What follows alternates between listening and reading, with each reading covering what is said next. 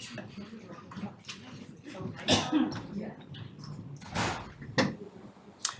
evening, folks. I'd like to call the Select Board meeting of May 9th, 2023 to order. Thank you for joining the group this evening.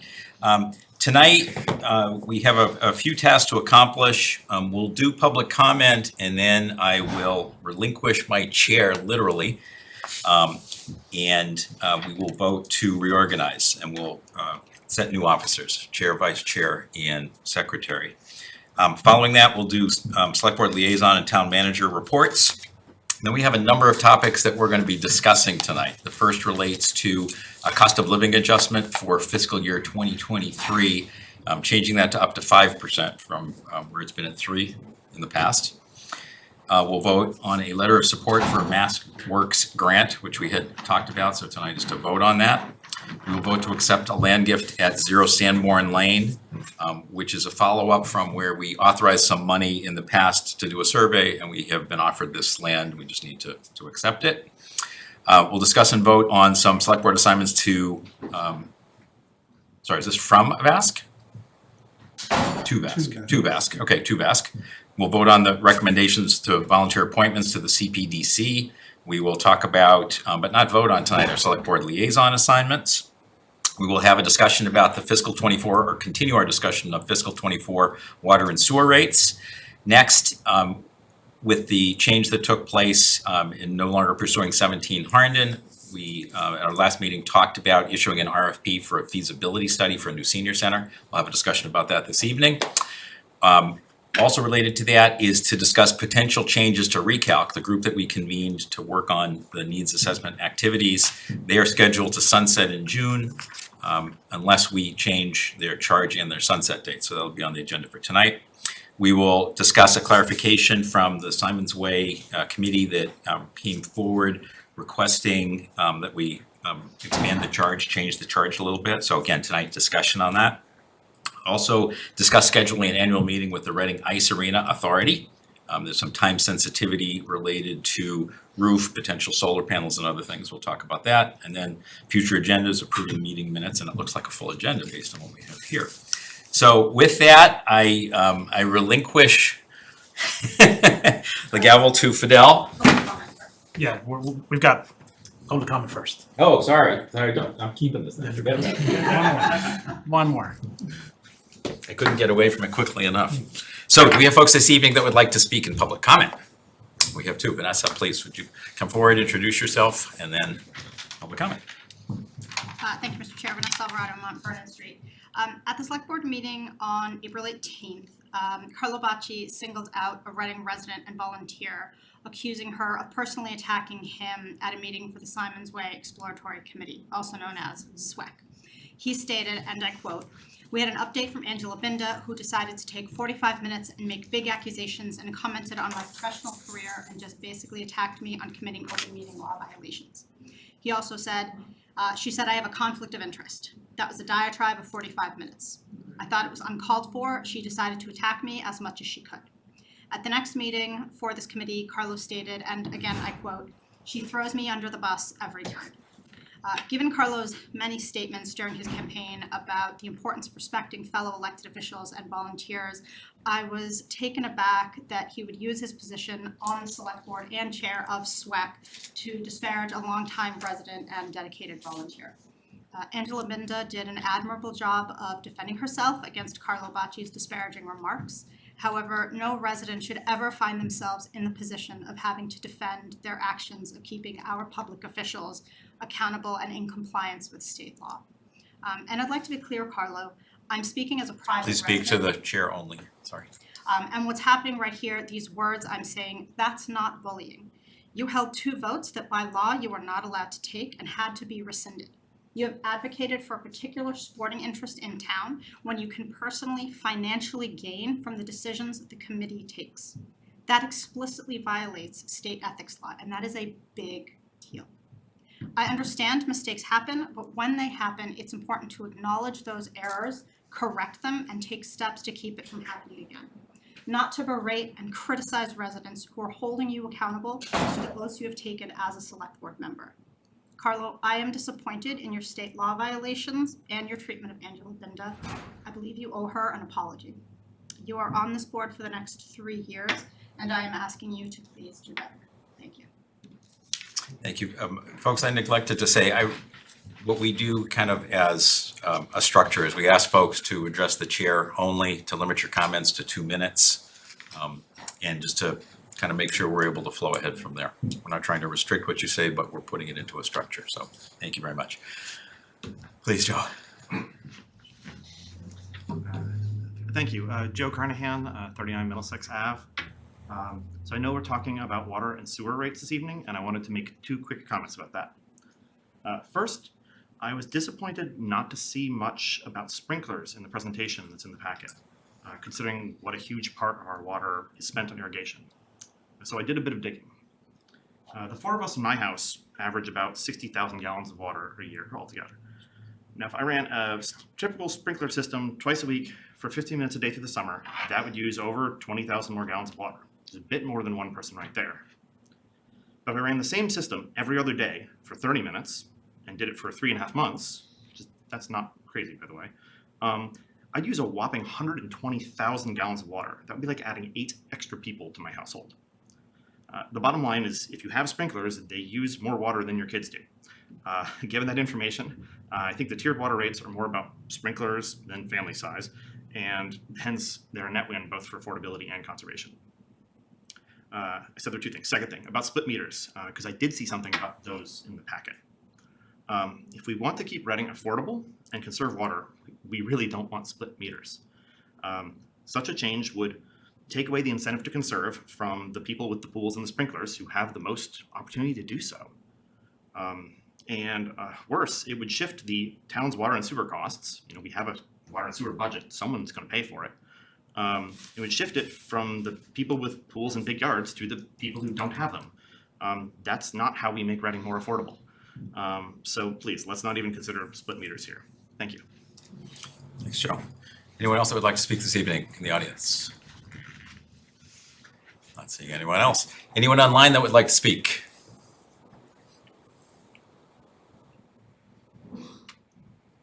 No one's raising their hand. Oh, Marilyn.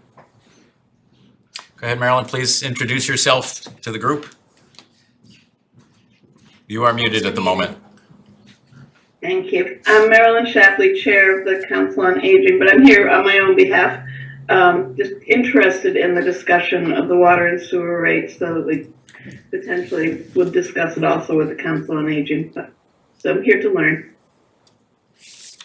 Great, thank you. Mm-hmm. Anyone else that would like to speak that's online right now? I see nobody. I don't think so. Okay, hang on, so let me turn all the timers off before they start beeping at me and embarrass me further.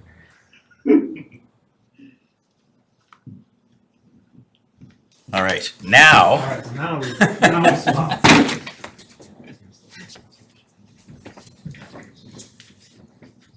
Thank you very much.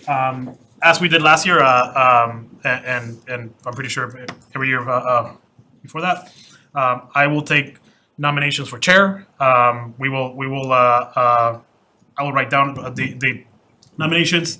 I will then allow discussion of said nominations, followed by a vote. The vote will be in alphabetical order of the candidates, and once the chair is selected, I will hand the gavel over to the new chair.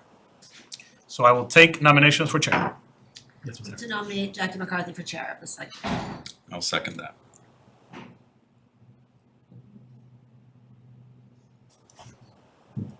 Okay. Any other nominations? Okay. So we should close nominations. I move to close nominations. Any discussions on said nominations? So, sure, yes, please. I think that as we move forward as a community, I think it's really important that we work together as a board, we work together, kind of setting a tone and an expectation that we're looking for. I feel very confident that Jackie can do exactly that. And Karen got ahead of me in terms of nominating her, because that was my intention, so, but I But feel. we couldn't talk really about it good. because it'd be open meeting law, so. Right, Couldn't right, let you know. I feel very good and obviously very supportive, and I think Jackie will do a tremendous job, and look forward to having her as chair. Yep, I would second everything Mark said and said, I've admired the work you've done your first year, and I appreciate the time you've spent getting involved with the Mass Municipal Association, and thank you, and I look forward to working with you. Yes, sir. Thanks for that. Yeah, I agree with Karen and Mark. I think Jackie is in the position to move Reading forward in the right direction, and I'm happy to support that. Yeah, I look forward to working with Jackie as chair. Okay, with that said, we'll go for a vote. We'll do this as a roll call, just so that it's all clear. We'll start with Jackie McCarthy, Yes. Yes. Karen Herrick, Yes. Seeley, Yes. and Carlovacci. Yes. Perfect, thank you. We have a new chair. Congratulations.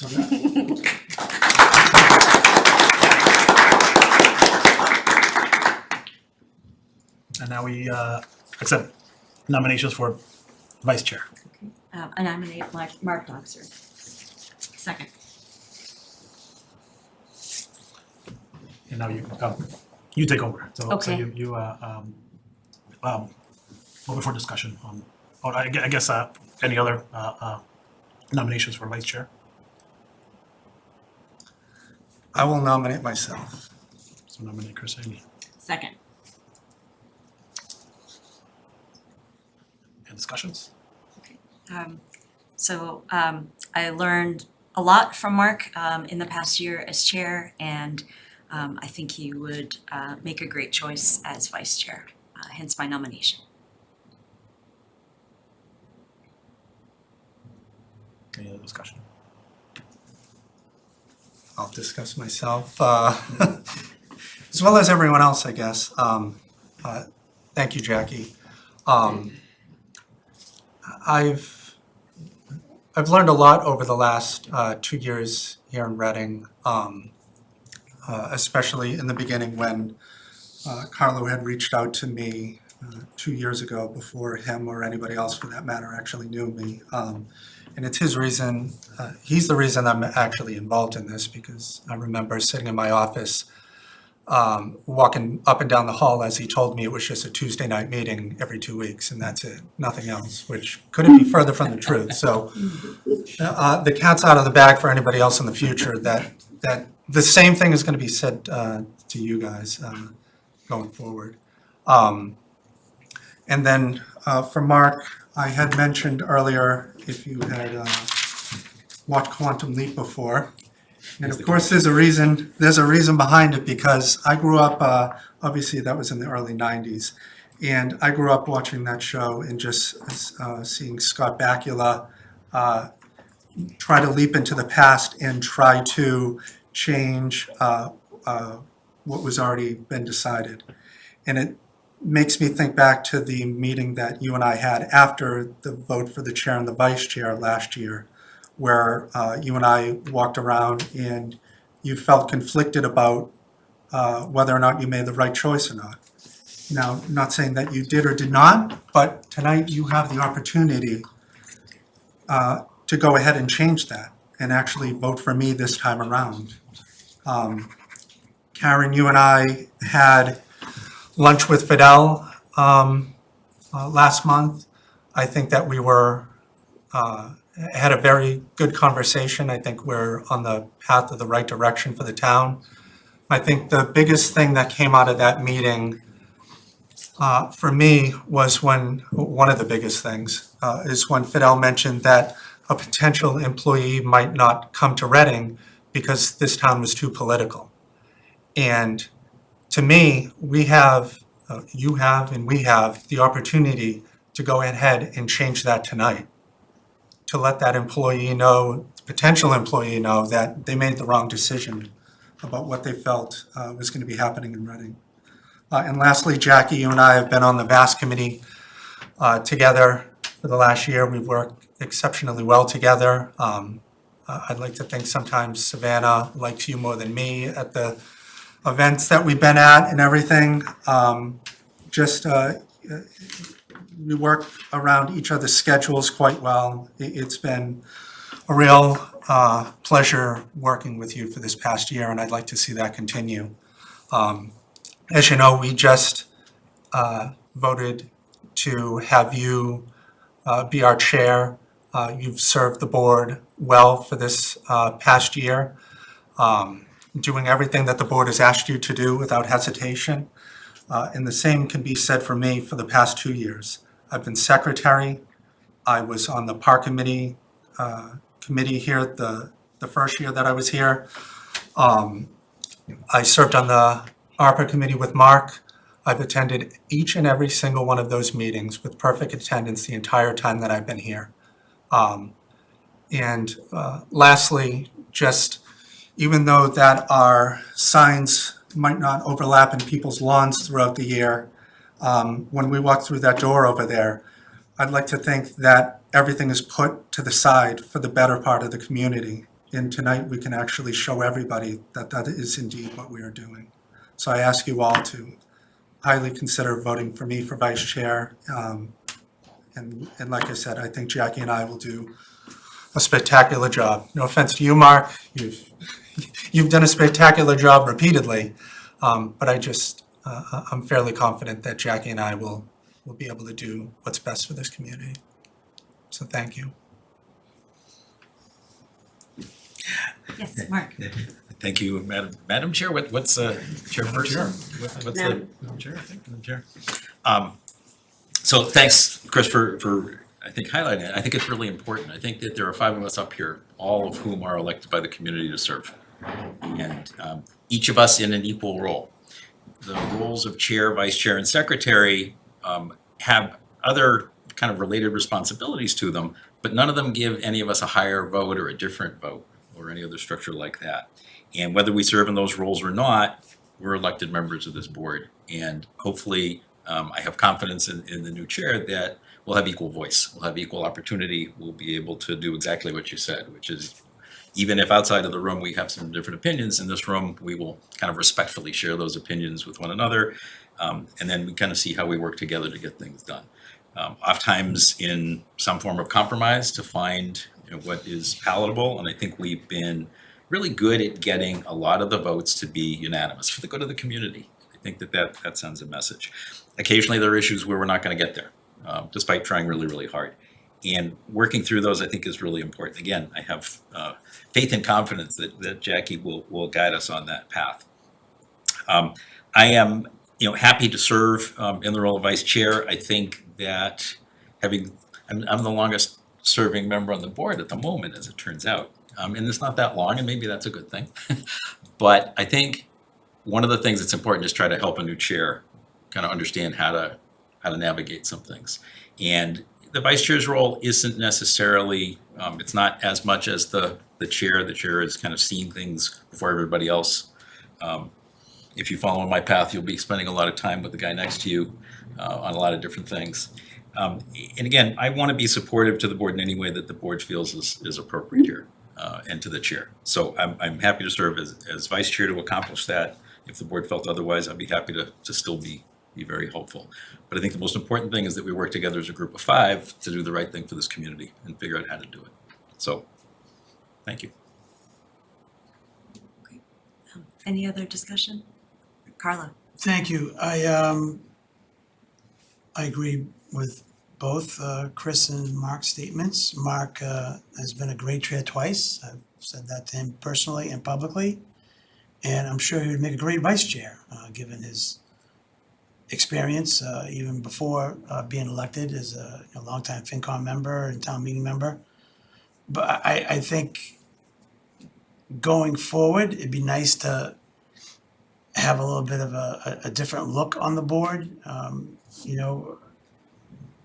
More often than not, Chris and I have different votes sometimes on the board, and Doesn't mean that's good or bad, but I think it's good to have balance on the board, and I think Chris has enough experience, and I agree a vice chair can provide some guidance, but I think it's all of our jobs is to provide that guidance as well, and look out for each other and not make missteps, but we're all gonna make mistakes. We've done them in the past, and we're probably gonna do them in the future. But we need to try to avoid them at all costs, apologize and move on, like I have done in my tenure here. So as much as I don't disagree with Mark, I would support and ask for people to vote for Chris as well. Thank you. Thank you. Any other comments? Okay, so we will do a roll call vote alphabetically based on vice chair candidate. First, we'll vote for Mark Doxer as vice chair, so roll call, Jackie, yes. Yes. Karen? Mark, yes. No. Okay, thank you. And then Haley, Chris Haley as vice chair, Jackie votes no. I don't think you have to go Oh. any further, Okay, right? It's 3-2, so Two. you're I vice was chair. thinking of that. Could, If you wanna take it anyway, it goes. yeah, it could, I suppose you could get a Another 3-2? 4-1 or a 5-0. I don't Oh, want someone my to bad. protest if we don't do it. I mean, 5-0. we're in the same pot. 5-0 for Chris. Yeah. Unfortunately, I agree. I don't think it's needed. okay. So we've, by a 3-2 vote, Mark Doxer as vice chair. Madam Chair, where would you like to sit? Would you like to take this seat? Sure, that's okay, and while we're doing that, are we opening now nominations for secretary? I move to nominate Carlo as secretary. Second.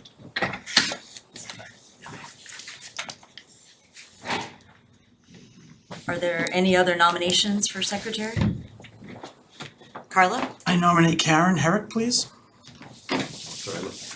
any Oh, second you're going there? for Karen? You're the chair, you're the vice chair, dude? You should sit here. Excuse me.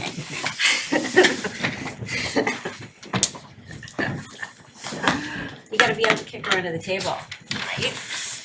It's necessary. So are there any seconds for Karen Herrick as vice chair? Second. Secretary. Or, I'm sorry, secretary. Secretary, second. Thank you, Chris. Any other nominations?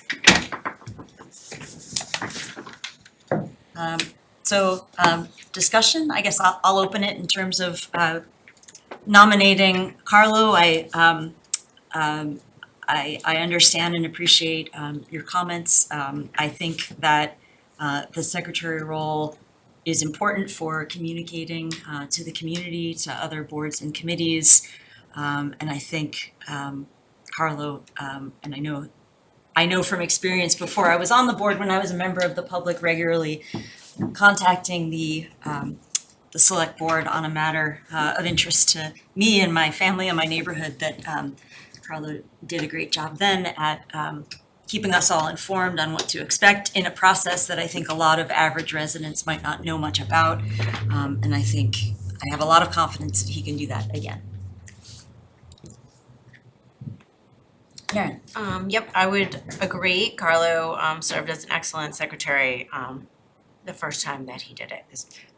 So, and thank you for that nomination, and yeah, I'd be happy to do it, and I'm also happy to vote for Carlo, whatever.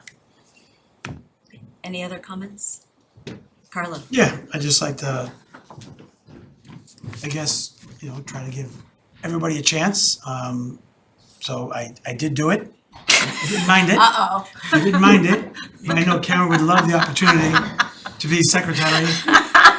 Get some like vibes here.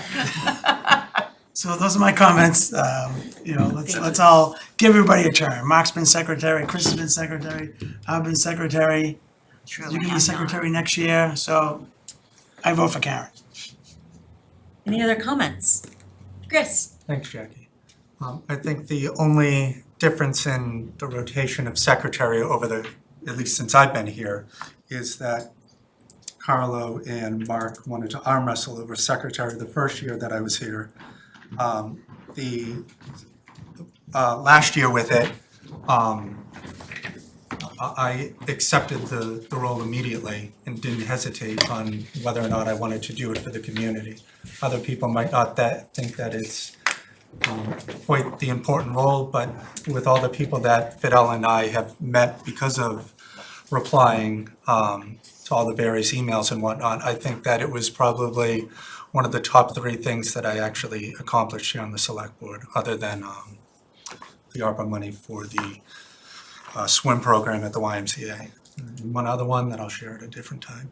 So, like I said, it's easy to laugh and joke about the secretary, but I think that, I took it seriously, and I would have done it again this year as well. So. Thank you. Any other comments? Okay, so we'll vote alphabetically again by candidate. And so first up is Carlo Bacci for secretary. Roll call vote, Karen? Can I go last? I think you should roll call vote by. Okay, Mark? Yes. Jackie, yes. No. No. Okay. Karen? Okay, I'm sensing something, so I'm gonna say no. Okay, so then we move on to Karen. Roll call for Karen. Yes. Okay, yes. Yes. Yes. Yes. Okay, thank you all. Thank you, Karen. Karen is secretary. And if I could just, Very worried. if I could just say a couple of words before we move on to the agenda. First, thank you to my fellow board members for trusting me with this responsibility. I know I have big shoes to fill, not only with the immediate past chair, but with other past chairs. I know I'll make mistakes, and so I appreciate your patience in advance. And I also will do my absolute best to make sure that the select board is a place that's efficient and well-run, but most importantly, is transparent and makes our community and all of our volunteers proud. When I moved here and got involved in an issue in my neighborhood, I quickly learned some of the unique things about our form of government here in the state and our small d democratic processes. And, I see and I experience that not only do the 5 of us have a big role to play and an equally big role to play, but those who volunteer on our boards and committees, those who volunteer at town meeting, and even our voters really have a direct say when we do anything big, when we raise taxes, when we have a big project. Coming from other parts of the country where there's not the case, I have an appreciation for how special that is, and also for how that doesn't just work on its own. And that requires people who care enough about the town and about their neighbors to give their time, to grind through issues, to sometimes have disagreements that are really difficult to work through. And so I'm encouraged to see we had increased turnout with our voting in our local elections this year compared to last year. I agree with Chris, we've had some really good, amazingly talented volunteers sign up across our boards and committees. We need more of that. And I think how the 5 of us show up to not only our select board meetings, but across town, and how we treat each other really sets the model for what we would want to see among our boards and committees and among our town. And again, I want to thank you all for your vote of confidence in me, and I'll do my best to honor that in the next year. So, and thank you also to my family and my friends for your support. So, thank you. Okay, and with that, we'll go to select board liaison reports. And so Karen, let's start with you. Okay, all right. Let's see quickly. It is May, right? Yes, sorry. Okay, so one of the things that a number of us did is we were able to join Fidel and presenting the OIMCA with their ARPA check. That was terrific, and what it also coincided with senior coffee hour at the YMCA. So it was really nice to have the director over there, bringing all those seniors in and getting them to socialize with each other, which gave us all a chance to socialize with them. So that was terrific. Just checking that we had town meeting. Okay, so I had the opportunity on the 25th to walk about the downtown with our economic development director. That was a terrific opportunity. We hit Haven and Maine, and we spoke to a lot of small businesses.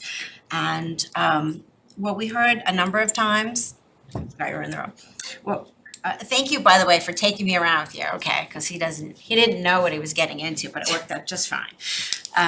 So what we did hear a number of times is concern from businesses. First of all, surprised we were there and thankful that we were there. And then just some ask for some additional parking enforcement. So after our walkabout, Ben and Fidel followed up, and so I think we have an update that we have a new parking enforcement officer on hire because we lost one. And also, if I remember correctly, Fidel was able to convince Chief Clark to also provide some supplementary traffic enforcement. So hopefully the small businesses are seeing a difference already, and thank you. Glad we have you on board, and again, we want to be very responsive in town government. So let's see, the 26th was the other highlight, going to RMHS for school visit. Thank you, Dr. Milichewski and the school committee for inviting us to go in. That was just fabulous. I did AP Chemistry, AP English. I read a modest proposal, which I'd never read before. And then we finished up in health with Cooper and Rusty and the coalition members, and we learned about the scary opioid epidemic and ongoing concerns for anyone around that area. So that was pretty terrific. And then was it just yesterday? Excuse me, I apologize. Okay, so then just last night, I was happy to attend the Cultural Council reception. It's great to have that back in person, and there's a lot of terrific events, everything from Porch Fest to I think the Reading Community Band has a fantastic program planned. We have Reading Art Walk coming up, all kinds of great things. Thank you to the Cultural Council. And after that, as liaison to the Library Board of Trustees, I attended that meeting. The major item on the agenda was a petition to have a book removed from circulation, in effect banned. The council heard from a lot of residents, both for and pro this action, but ultimately decided that the petition didn't have merit and voted not to remove the book in question from circulation. And I think that's it. Thanks. Thanks, Darren. Mark? Thank you, Madam Chair. So the main update, I think, is from the Council on Aging. I think that they were a little surprised and disappointed in the news about 17 Harnden, but feel it's very, very important to maintain the momentum. We've done a really good study. We've talked about some different needs, and now we're just to maintain the momentum is really important. The council produced a video, which is now available through YouTube and in different places, and maybe we can post it to the homepage of the town website at some point also. That is an interview that walks through the Pleasant Street Center and highlights some of the issues going on in the Pleasant Street Center. And I think it's really important that the community understand how we're not able to meet the needs of the senior community right now, programming-wise and space-wise, and that we're working in the right direction to get things done. And the council really wants to share this message with the community. I think the video is a great way to do that. Another thing that came up was talking about how to change the town website and kind of how the council appears there and how we post different things. And this was really interesting to me because I've always heard, or maybe I assumed, that many seniors aren't using the website. But in reality, more and more are as time goes on. It's not enough, but it's better.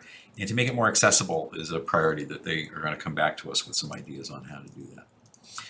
The other part was that they want to be involved in thinking about the feasibility study, suggesting some ideas. They know that we as a board are talking about it tonight and voting on it in 2 weeks. and they know that timeline and want to get us some more information. I think Marilyn was on. in the Yeah, I background. was looking to see if she was still on, okay. Yep. So that's Council on Aging. The Trust Fund Commissioners, so I see that Sharon is on. So Diane Morbido, the town treasurer, I think is doing a really good job of kind of picking this up and trying to streamline some of the reporting and activities that are going on to find out what's most important, make sure that we're delivering that. And I think that that'll help the commissioners work better.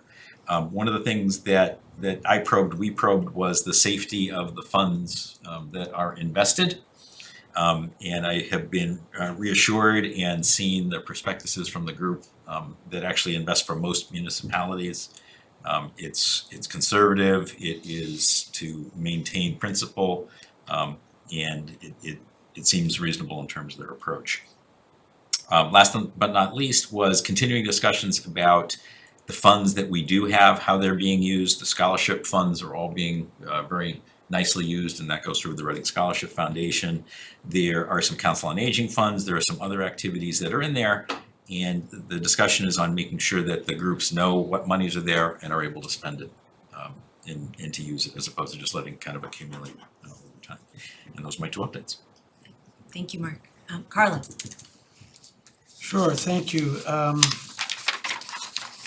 So Simon's Way Exploratory Committee met last week.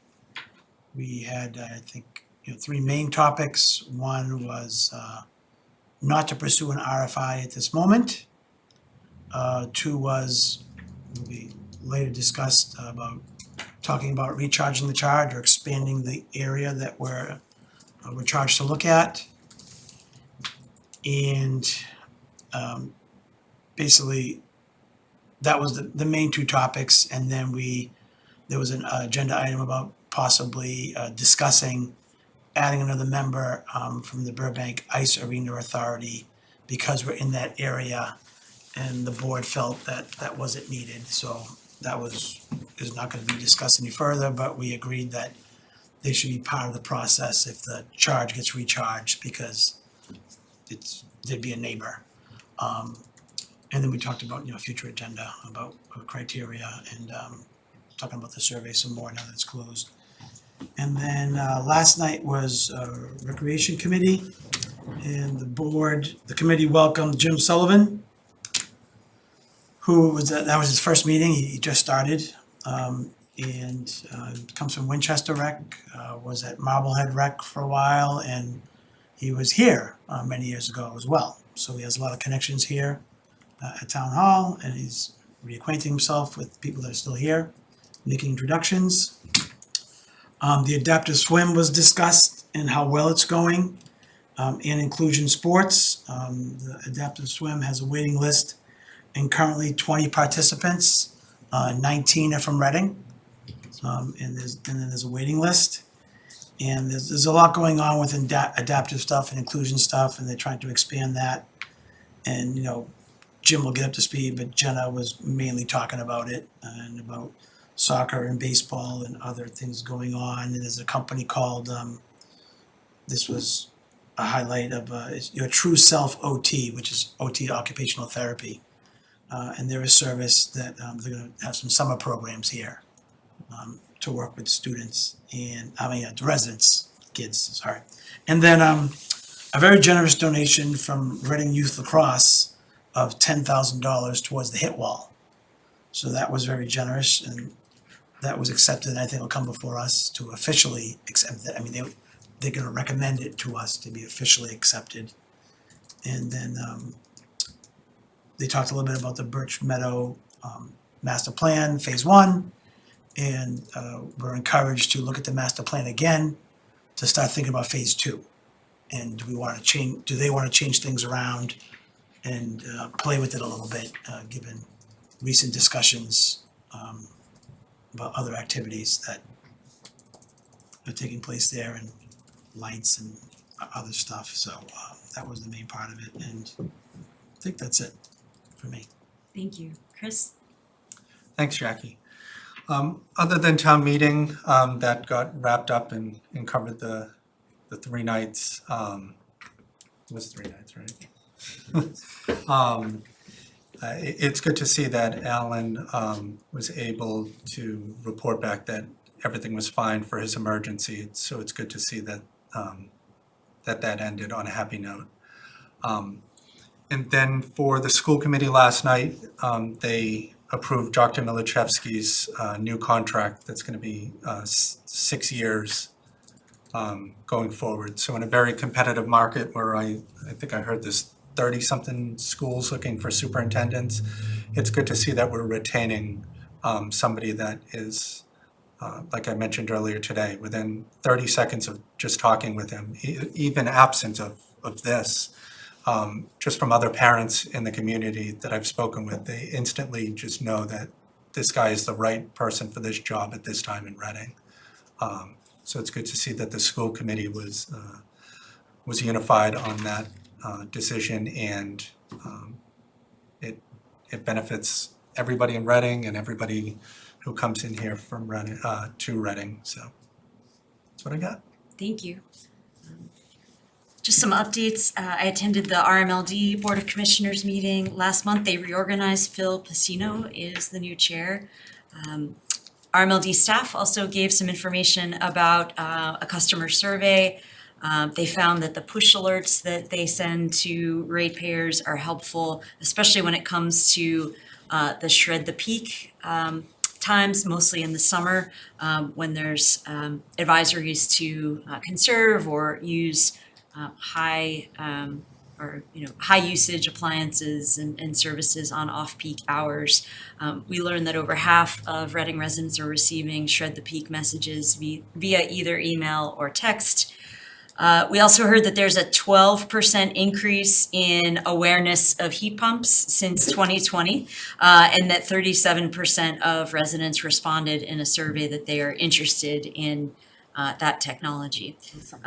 Also, 2 weeks ago, I held office hours at the senior center, and similar to what Mark reported on Recalc, I heard some disappointment about the kind of the end of the road for now on the former Walgreens site, and certainly interest in where we go from here, and a desire for us collectively as a town not to lose momentum on the efforts that we've been well underway with for a couple of years now.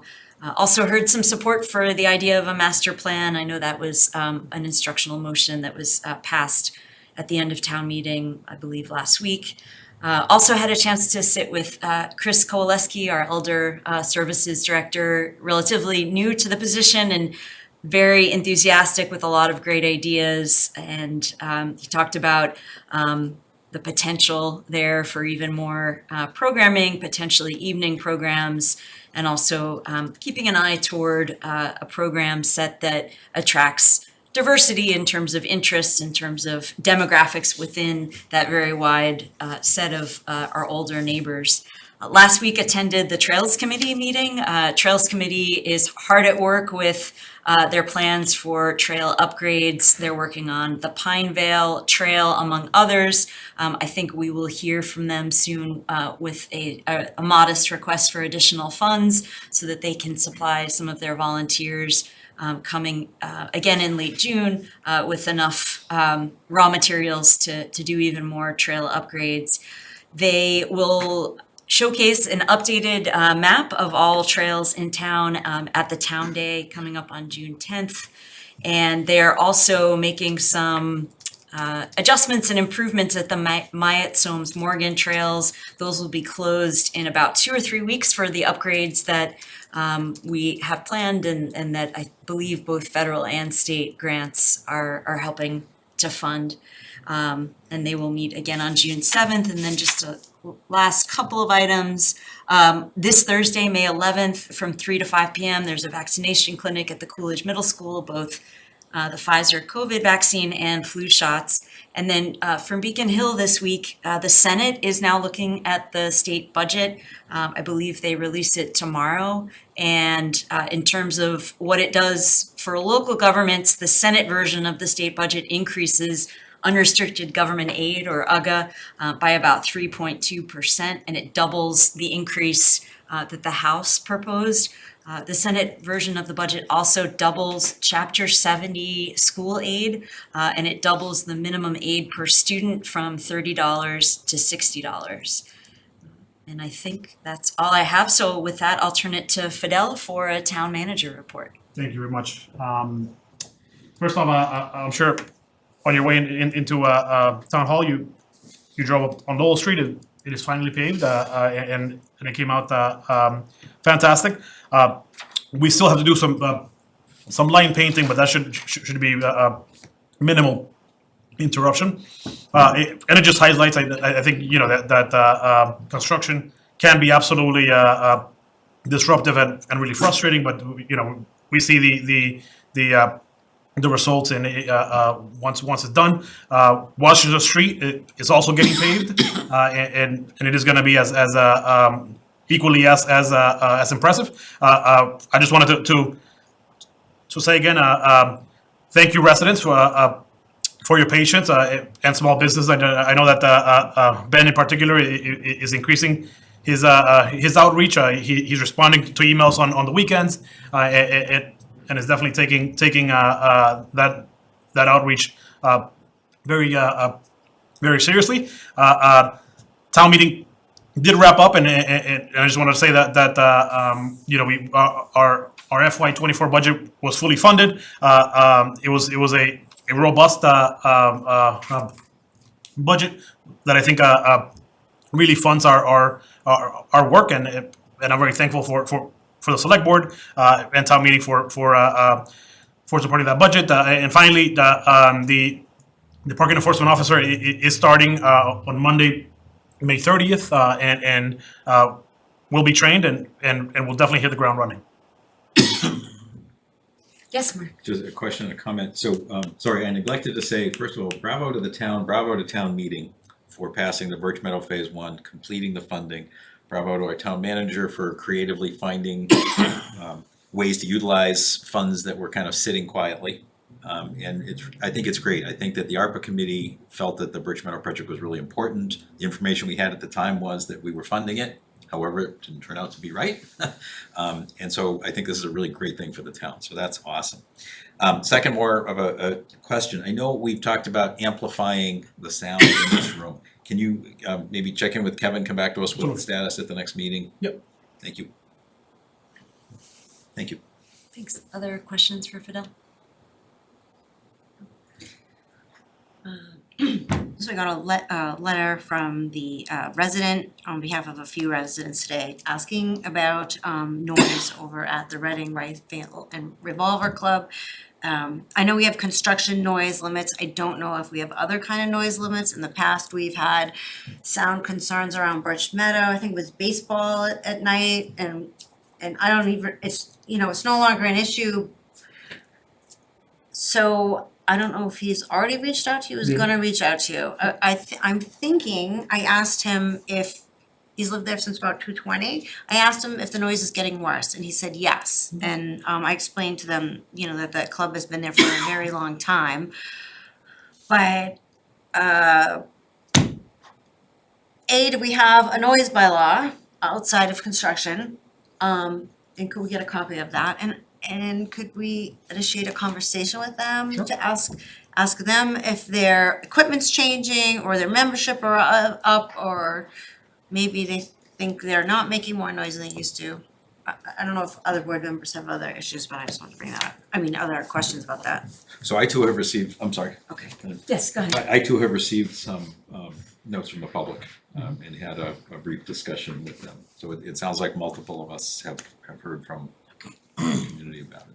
So maybe this is a starting point, maybe at some point it's a future agenda item. Chris. Thanks, Jackie.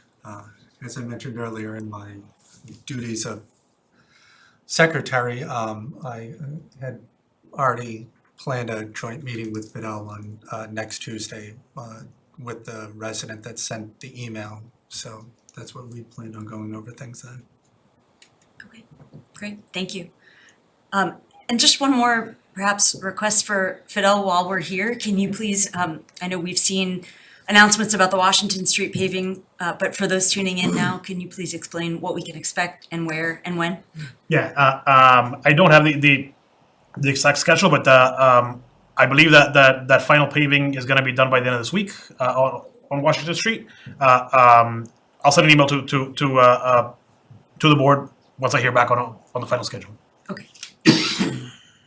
Okay, next item on the agenda, discuss local option to increase cost of living adjustment, otherwise known as COLA, for fiscal year 2023 for up to 5% on the base amount specified pursuant to General Law, Chapter 32, Section 103 for retirees. And so at this point, we'll turn it over to Sharon.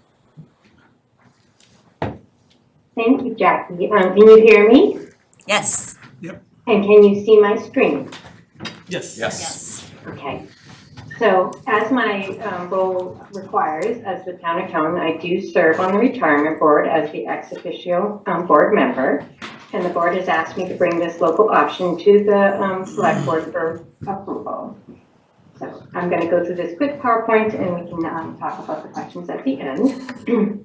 So on November 16th, the governor signed into law an option that allows the retirement boards to increase their COLA for fiscal 23 to 5% of the base amount.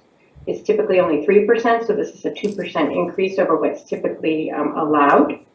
And if this is approved anytime during fiscal 23, it would go retroactive back to the beginning of the fiscal year, which is July 1st, 2022. This local option is different from typical COLA-based increases, which normally are approved by town meeting. This actual option can be approved by the chief executive officer, which in a town is the select board, so it would require a vote of the select board and approval from the select board to move forward. Approval of this option would provide retirees with a 2% increase for an additional $280 for the year, because our base is $14,000. As I mentioned, retirees typically get up to 3%. We typically give the whole 3% of the first $14,000 of their pension. So they do not receive 3% of their whole pension. If it's higher than $14,000, they're only getting 3% of the first $14,000. So just to make that clear, and that's usually max $420 a year. This chart gives you an idea of where our 402 retirees sit. There are 77 people that only have pensions that are under $14,000, so they won't even quite get the full $280. They would just get another 2% of whatever their pension amount is. We also have 107 retirees that have pensions that are between $14,000 and $29,999. They would receive obviously the full $280. We have 111 that have 30 to 49.9, so just under 50,000. And then we have 107 that are over 50,000. So basically 73.4% of our retirees have pensions that are smaller than $50,000, and 26.6% are over. So the average pension in Reading is $36,670. So they're pretty modest amounts. And my assumption is that this was done to provide just a teeny bit of relief in this very inflated year that we have. All the costs are up, and that this would be somehow a little bit helpful. I know it's only $280, but instead I think is what prompted this change. So in the end, if you chose to do this, it would increase the pension liability by $842,400, and our assessment would go up $147,300 in fiscal 25. And we're scheduled to be fully funded by 2031, so this $842 is being spread out over the remaining years. So that's why the bump looks so high. And so the retirement board has approved this extra 2%, but it requires an approval by the select board to move forward. Any questions? Yes, Karen. Thank you. Sharon, can I ask what might be an obvious question? What Yes. happens when the pension is fully funded? What do we still keep continuing at that last amount? Does our contribution then drop after that? It would actually drop. So Due to pension reform, what we're doing, we're paying a liability that's been existing for a long, long time. And so now your current employees, they contribute 9 plus 2% of anything over 30,000. So the majority of your employees are fully funding their own retirement. But there will be something required of Reading in terms of an assessment even after we're fully funded, because the groups that retire earlier who are in retirement longer, such as police, fire, RMLD line workers, they have to retire earlier in retirement longer, and they're more likely to not have fully funded theirs. They're going to fund most of it, but not potentially all of it. And so there's always that exposure that's out there for Reading. And then there's also disabilities. So if somebody leaves work because of a disability that they incurred at work or for whatever reason, there may be a chance that they collect for longer and maybe won't have fully funded. But in most circumstances, the way it's designed now, most of the money that people have taken out of their checks will fully fund their own retirement. So when we get to 2031, you'll see that number drastically decrease. And as we've mentioned in the past, the hope is that some of that extra money could go towards funding OPEB, because we haven't been able to kind of reach the mark there to fully fund our annual required contribution to actually make a real dent in that liability. Yep, I remember that. Thank you. You're welcome. Yes, Mark? Thank you, Madam Chair. Sharon, so this is being proposed, this would be a one-time increase, correct? Just for fiscal '23? Yes, it's just being offered for fiscal '23. I have no, I don't expect that we'll come back in '24. It's a one-time thing. I think it was just because of, the inflation this year, they opted to do something, because the vulnerable population with the, the people who are retired that have like a fixed income are probably more greatly affected when you have such an inflated market.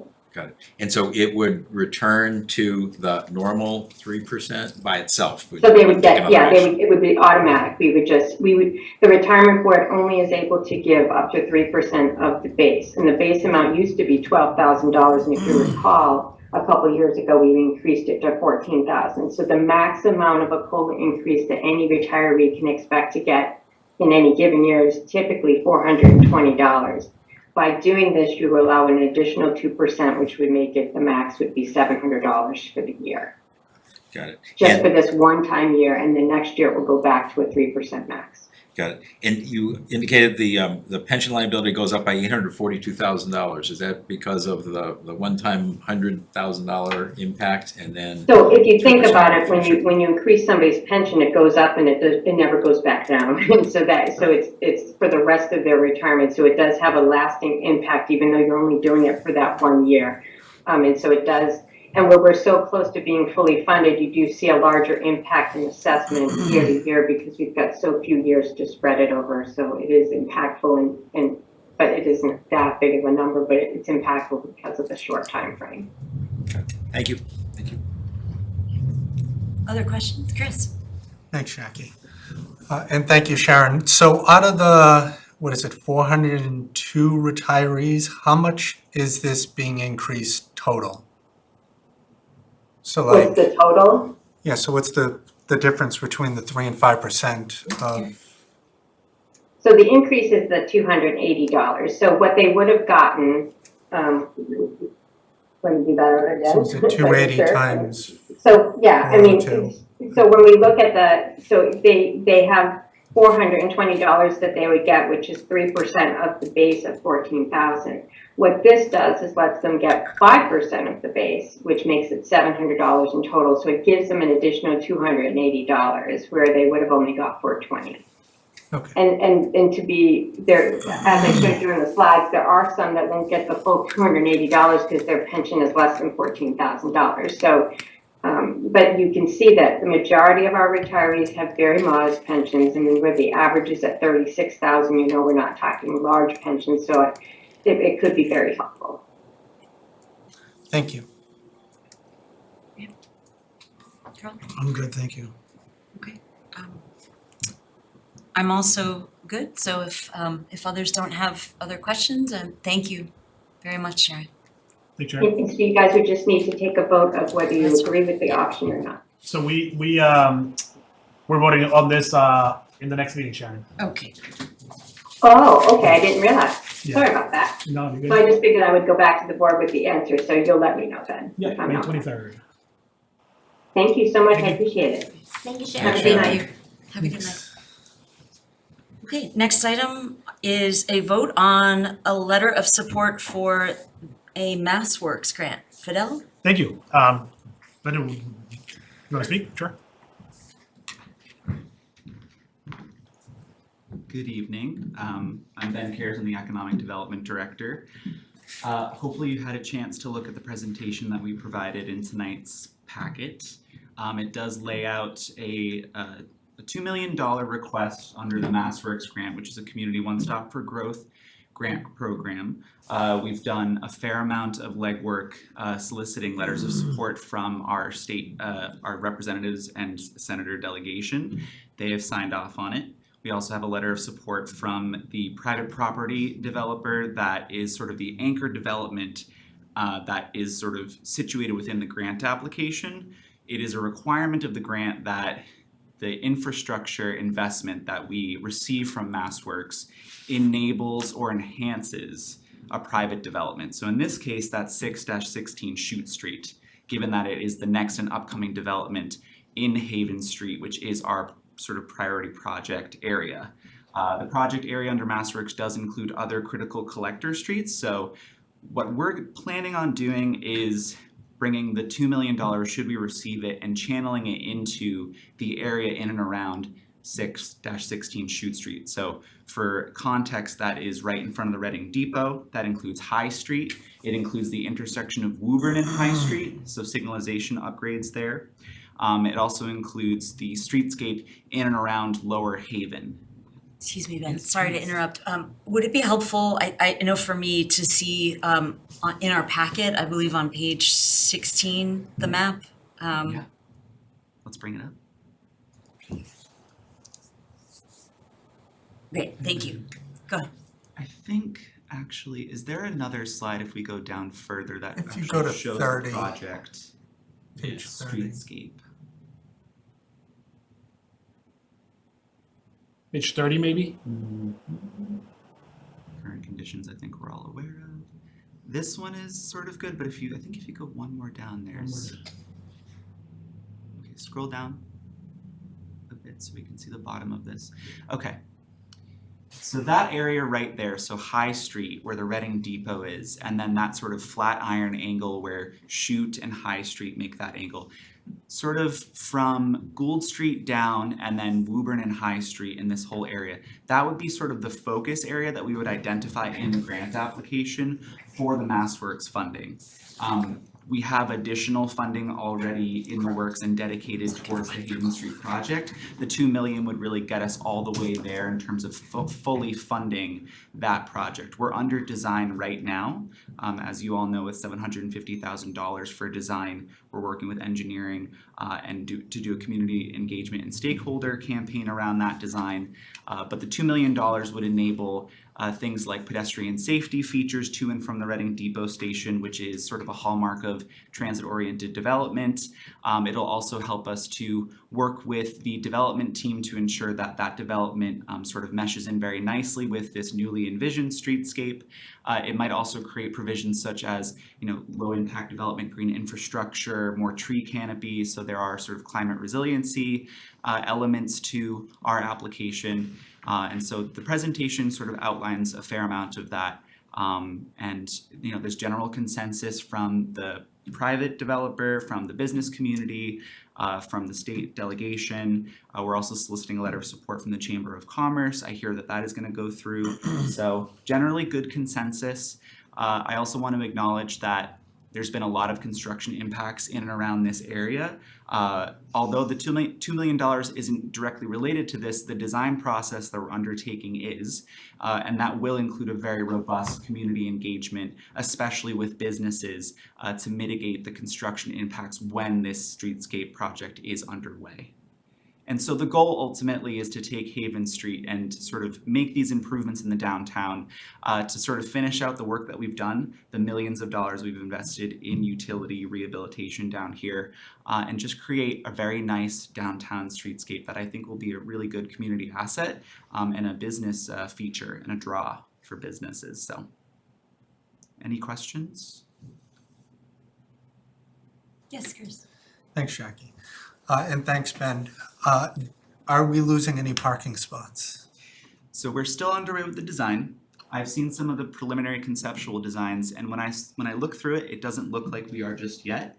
It depends what people might prefer for streetscape treatment. So if there's trees that are going in that displace parking spots, that could occur, but this will all be a part of the design process.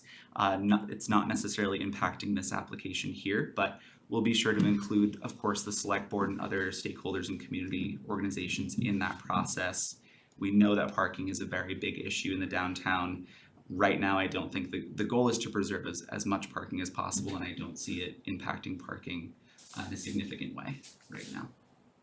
Hopefully that ends up being the case. If you can go to page 27, Caitlin, real quick. I just had a question on this picture. So if you can scroll down a tad bit, I think it's a little bit more-ish. So what's highlighted there is the back of the Brandy Court parking lot that you can go out in that one direction. But on the map of what's going to be redone, that is not included. Yep. So the project area, because we've received a fair amount of the design money and the prospect of $2 million additional dollars, we are considering with engineering expanding the project area. So both Brandy Court entrances and exits may be considered. I've heard good traction with incorporating the CVS lot as well. So these were just to sort of highlight the existing conditions and the potential project area that could be added as a part of this grant. The renderings that I provided in the presentation in this packet are from previous design efforts, which had a smaller project area, an area of interest, given the limitations in what they thought funding would be available for. So it's all a work in progress. None of this is static, it's all dynamic, and so it's subject to change, but the project area is primarily Lower Haven and any of the critical collector streets, as well as potentially municipal lots. Perfect, yeah, because I know that area back there is destroyed over there, so it's good to see that it might be included at least in this. But yeah, just seeing the rest with the Haven Depot and all that, I mean, I don't know if you know or if you can find out, but the depot train station itself, like the thing looks destroyed. Like I don't even know how the building is still standing, so I don't know if they have any plans to redo that on their agenda as well, but it would be a shame if we went ahead and improved all of Haven and everything down there, and then that is still there with the roof that is somehow actually still on that building. Yeah, well, we will be certainly coordinating with the MBTA, and so they'll certainly let us know if they have a capital improvement project in the pipeline for renovations or updates to that area. I know they've got a long list of things that they need to take care of, so we will see. Thank you. Madam Chair. Yes, may I speak? Yep, ask questions. Okay, thank you. Okay, so it's great that the Shute Street development is a part of this, making it more attractive in hopes that we win it. My question is, economy is a little wonky right now with rates changing, and so if for some reason that development doesn't go forward, do we still get to keep the money that we won?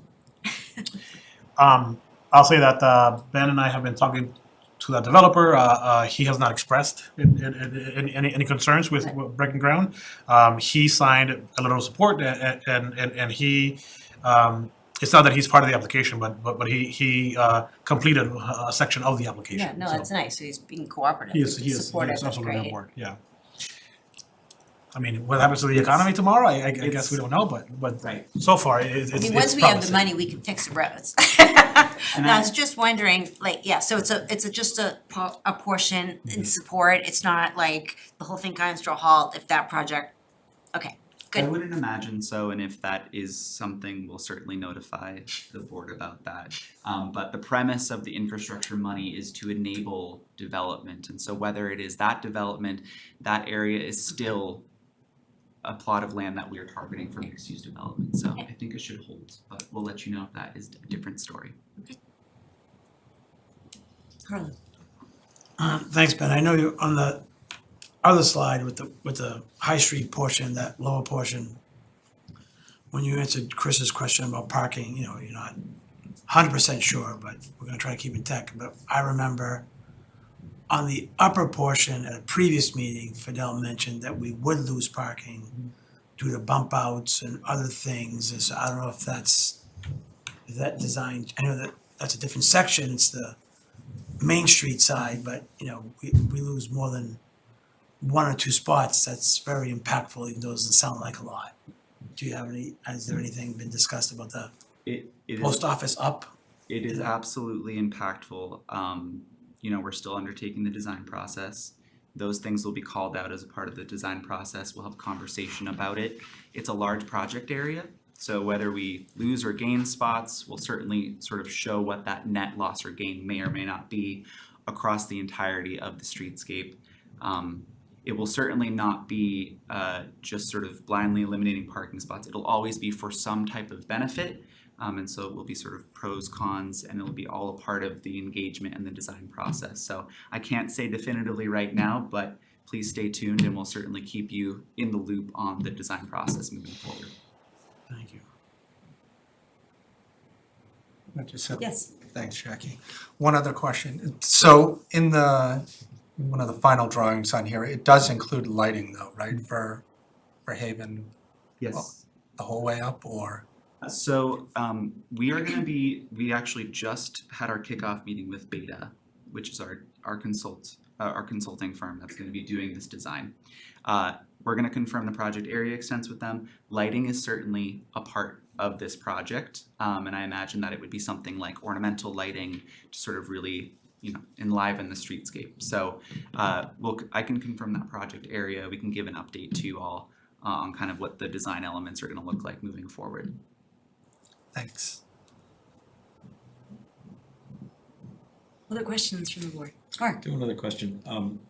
Since we don't know what's gonna happen to the former Brooks Pharmacy, Brooks. The writing? Rite Aid, sorry, thank you. Main Street.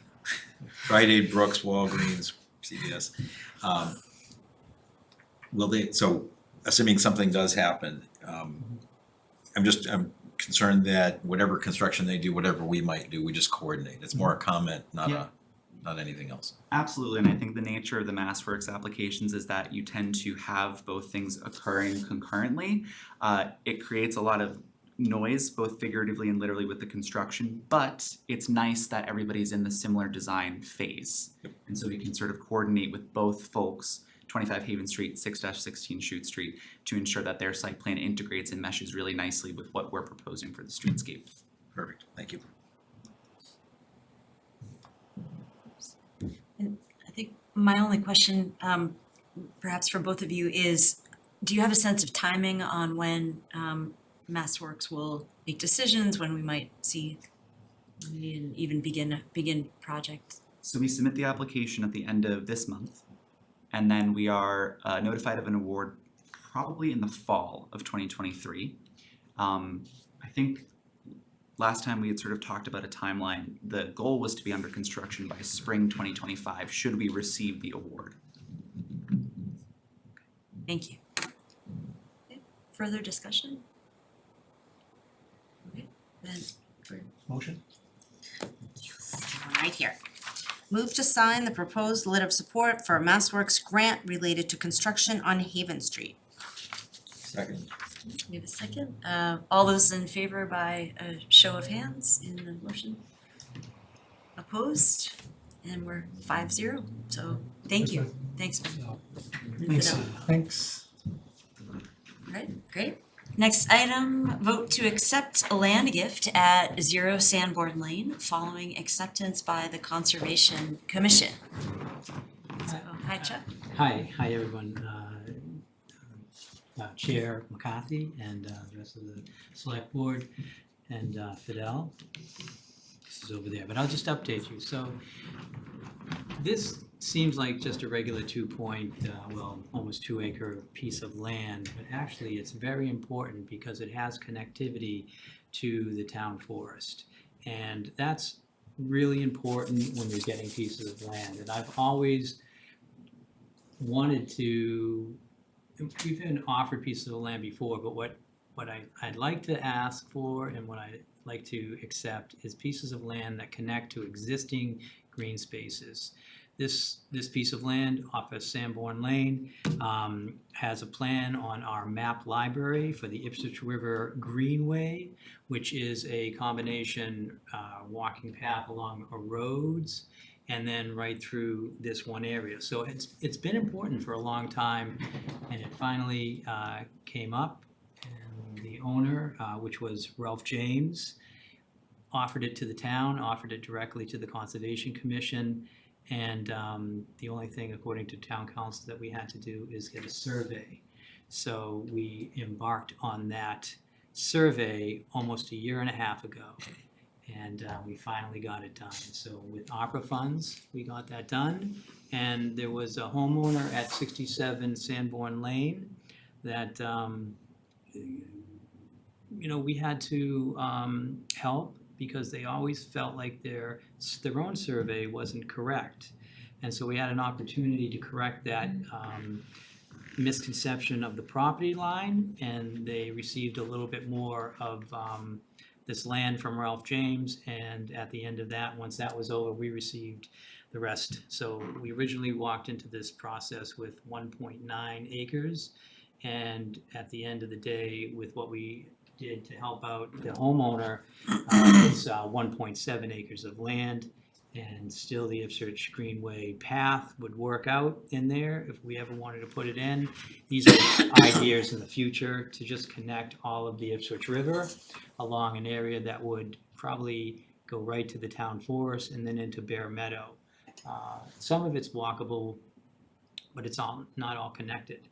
So that's really the story. I don't know if anyone has any questions.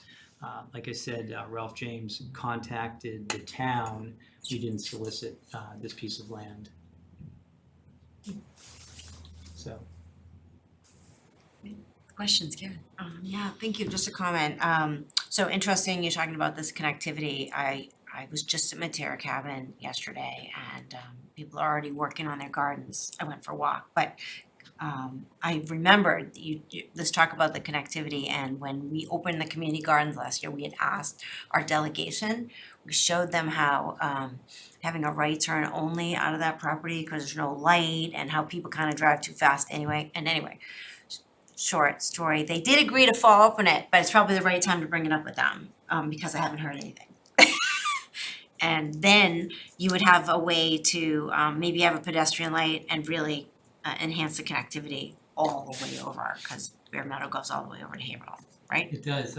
So pedestrian bridge would be a nice idea. If you could Okay, get a I'll ask light. for one. How about an inflatable slide? I don't know what's possible, but there's something like 200 plus houses across the street in that neighborhood, and they're all cut out. He was from totally what serious. We're putting a lot of money into in our community garden, and I wouldn't let my kids walk across the street there. Yep, it's a challenge. But as we make Bear Meadow and the Matera Cabin, the community garden, we make that place more exciting and people want to go there. There is going to be almost like like a fly to a light. People are going to want to go across, and you're going to have to be more careful. So it's good that you're bringing that up. We've failed many a time to get MassDOT to listen to us and to even consider it. I think they just understand the area because of the hill, because of other things, that they just automatically say no. And I want to get past those people that say no right there at our meetings that are coming here at Town Hall, and get to their supervisors, because someone really has to look at that. It's a big issue. Well, they helped us, last time they helped us was with the turn signals at the intersection of Franklin and Main, and that was also State Road, and Senator Lewis remembers that project, so I just, I'll, if the board is okay with it, I'll take it up to remind them that they said they would do this for us, so, Sure. best get that started early, I guess. I don't know if there's any more questions, put the Okay. deeds right there, all we need to do is sign it, send it to town council, and Motion first. this is all set. Any other questions for Chuck? Yes, Chris? Thanks, Jackie. So this was one of the two ARPA money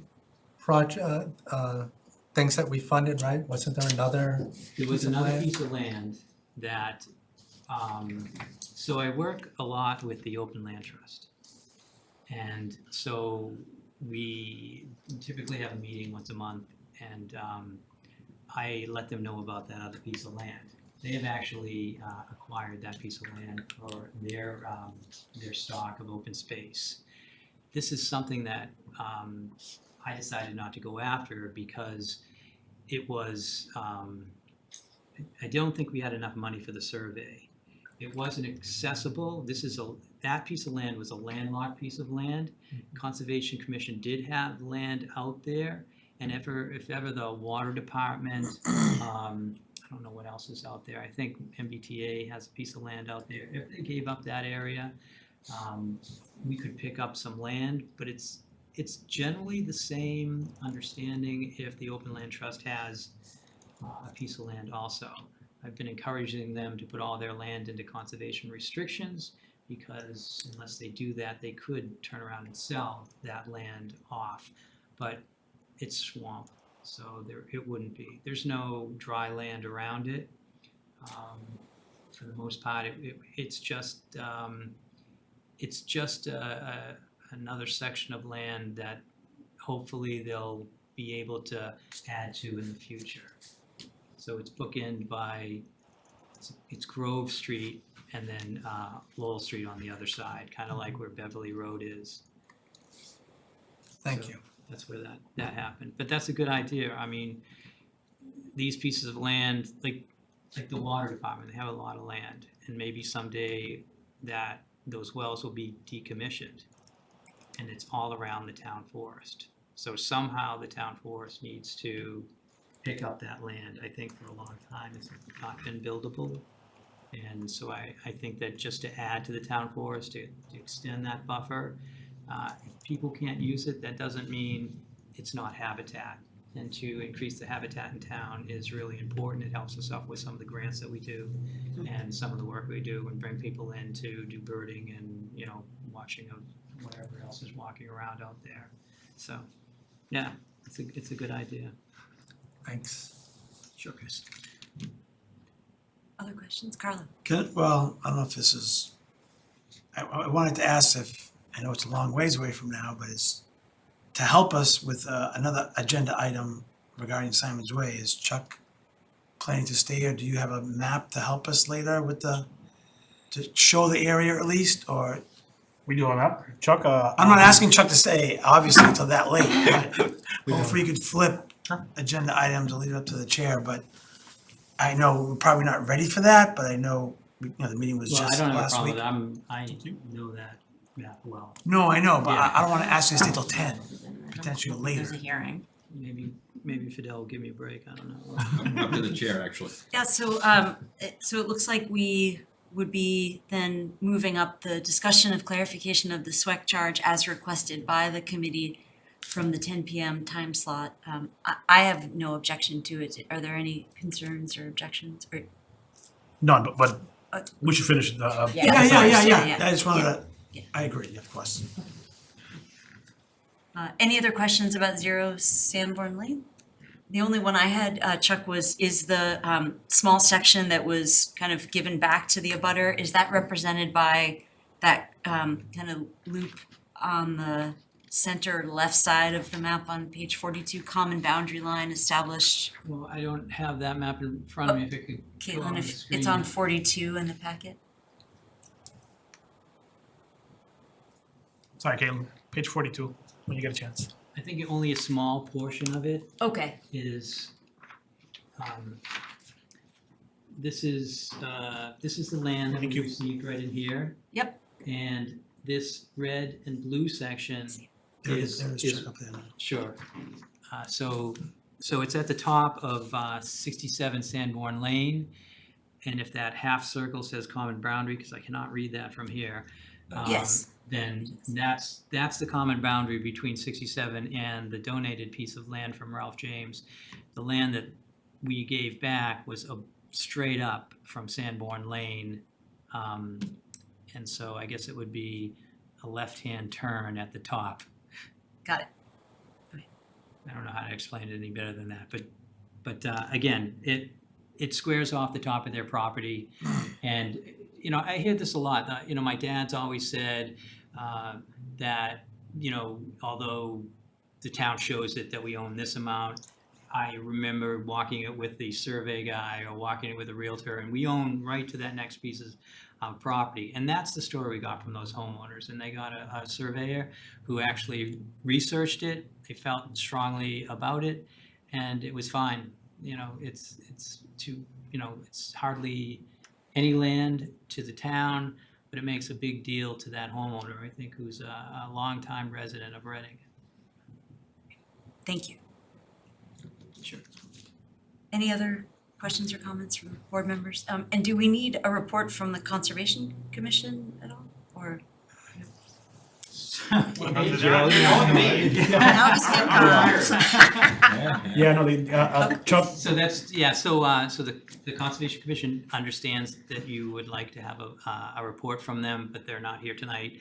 And we didn't plan it for tonight, but it will be a future agenda item. Okay, great. but it was voted on by the Conservation Commission, and the deed that's before you has their signatures on it as well. Okay, Oh, sorry, Jackie, it's okay. I misunderstood you. I thought you were talking about, are they gonna come in here and give a report about what they do throughout town? But yes, we've already voted on this at the conservation meeting a couple weeks back. Very happy to receive this land and add it to the inventory. Thank you. Okay, well, do we have a motion? Yes. Move that we, Select Board of the Town of Reading, in accordance with MGL, Section C40, A8C, vote to approve the acceptance by the Town of Reading Conservation Commission of a gift of land located at 0 Sanborn Lane from William A. Quigley Jr., trustee of the Butcher Family Realty Trust, from Stephen and Irene Butcher as described in the deed to the town of said land. In a second? Second. All those in favor? Or should we have discussion first? Oh, sorry, discussion. Okay, all those in favor? Yes. Opposed? Okay, it passes 5-0. Thank you to the donors and thank you, Chuck. All right, thank you. Thanks. Thanks, Chuck. So we'll jump to the second item. Yeah, so, Hold on, Chuck. Oh, we're doing that now? Chuck, while you're warmed up, so we'll take the 10 PM item out of order. By consensus of the board, we'll discuss the clarification of the Simon's Way Exploratory Committee charge as requested by the committee. So, Great, should we yes. I will pull up the map here in a second, but I guess I'll just give a quick review. The select board voted on a charge, I wanna say last December maybe, or last, maybe even October that, because we started working in December. And the committee felt that in the spirit of that vote was that it was the plot of land that was purchased in 2019, commonly known as the Zani property. The actual charge doesn't necessarily make that specific, but the board felt that that was the intent. So the request for discussion tonight, we did separate discussion and vote, so vote is on the 23rd. But the request is to basically expand the view of the property to include basically a larger view of land. Chuck is very familiar with this property. I'll just give just kind of a quick rundown of maps, if that's okay. Essentially, sorry. Let me try to slow down here. Let's see if that works now. So what is before you on the screen is a view of the property with all layers turned off. The property in question was this 15-acre property that was bought in 2019. As we came, as we shared with SWEC and with the select board, this property has wetlands and dry land, and I will show that in a second. But as you can see, that there's property on the other side of the ice rink that is town-owned land, and there is town-owned land that kind of goes up north and eventually ends up in Cedar Swamp area. Yeah, North Cedar Swamp. So what Chuck did essentially is he took a view of if I can get there. He took a view of that property, and he identified it essentially in this map. So what you see in yellow is Chapter 97 land, basically controlled by CONSCOM, the Conservation Commission. But there are little pockets of dry land that are kind of shown in this gray and dark gray area. Some of it is owned by the town, some of it is not. Chuck has been doing some research on what's buildable, what's not buildable. And I'll share just another map. Chuck, this is basically an aerial view, right? So as you can see, right in the area of right on the other side of the ice arena, there is a baseball field. There appears to be some kind of some wetland in that property, but we think that there are going to be some pockets of dry land kind of in this area. Chuck has an interesting idea on this little area that I'll let you share in a second. So basically the request is just to take a wider view and allow Chuck to come to SWEC and basically talk about this in more detail. Chuck? Sure. So when I originally heard that the SWEC committee wanted to look at additional land, I focused on the second piece of land we got from the Zanis, which was above or in back of the baseball diamond. And there's a piece of land back there, and I think there's a certain amount of acres, but I think it ends up being about 3+ acres if you kind of put the conservation's regulations or the Reading Wetlands regulations in those. And so there's 3 acres back there that's dry and usable. But to get there, there's a 200 feet crossing of a wetland in front of you.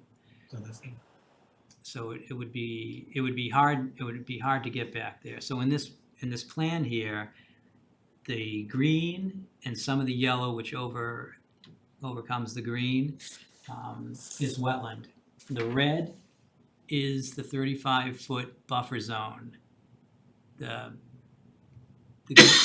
guess I'm going to say it's the tan, and then the brown are buildable areas. And I have a number up there, but I can't see it, and I'm going to say my memory says it's around 3 acres of land that's buildable. But the problem is you have to get there, and that's the whole problem. And it seems like a 200-foot bridge would be hard to build, hard to afford, and a walking path wouldn't be something that could happen because of the safety equipment needed for a ball field back up in this area. And so it's pretty landlocked from just about everyone, environmentalists, residents of the town, anybody who wants to build a sports field back here.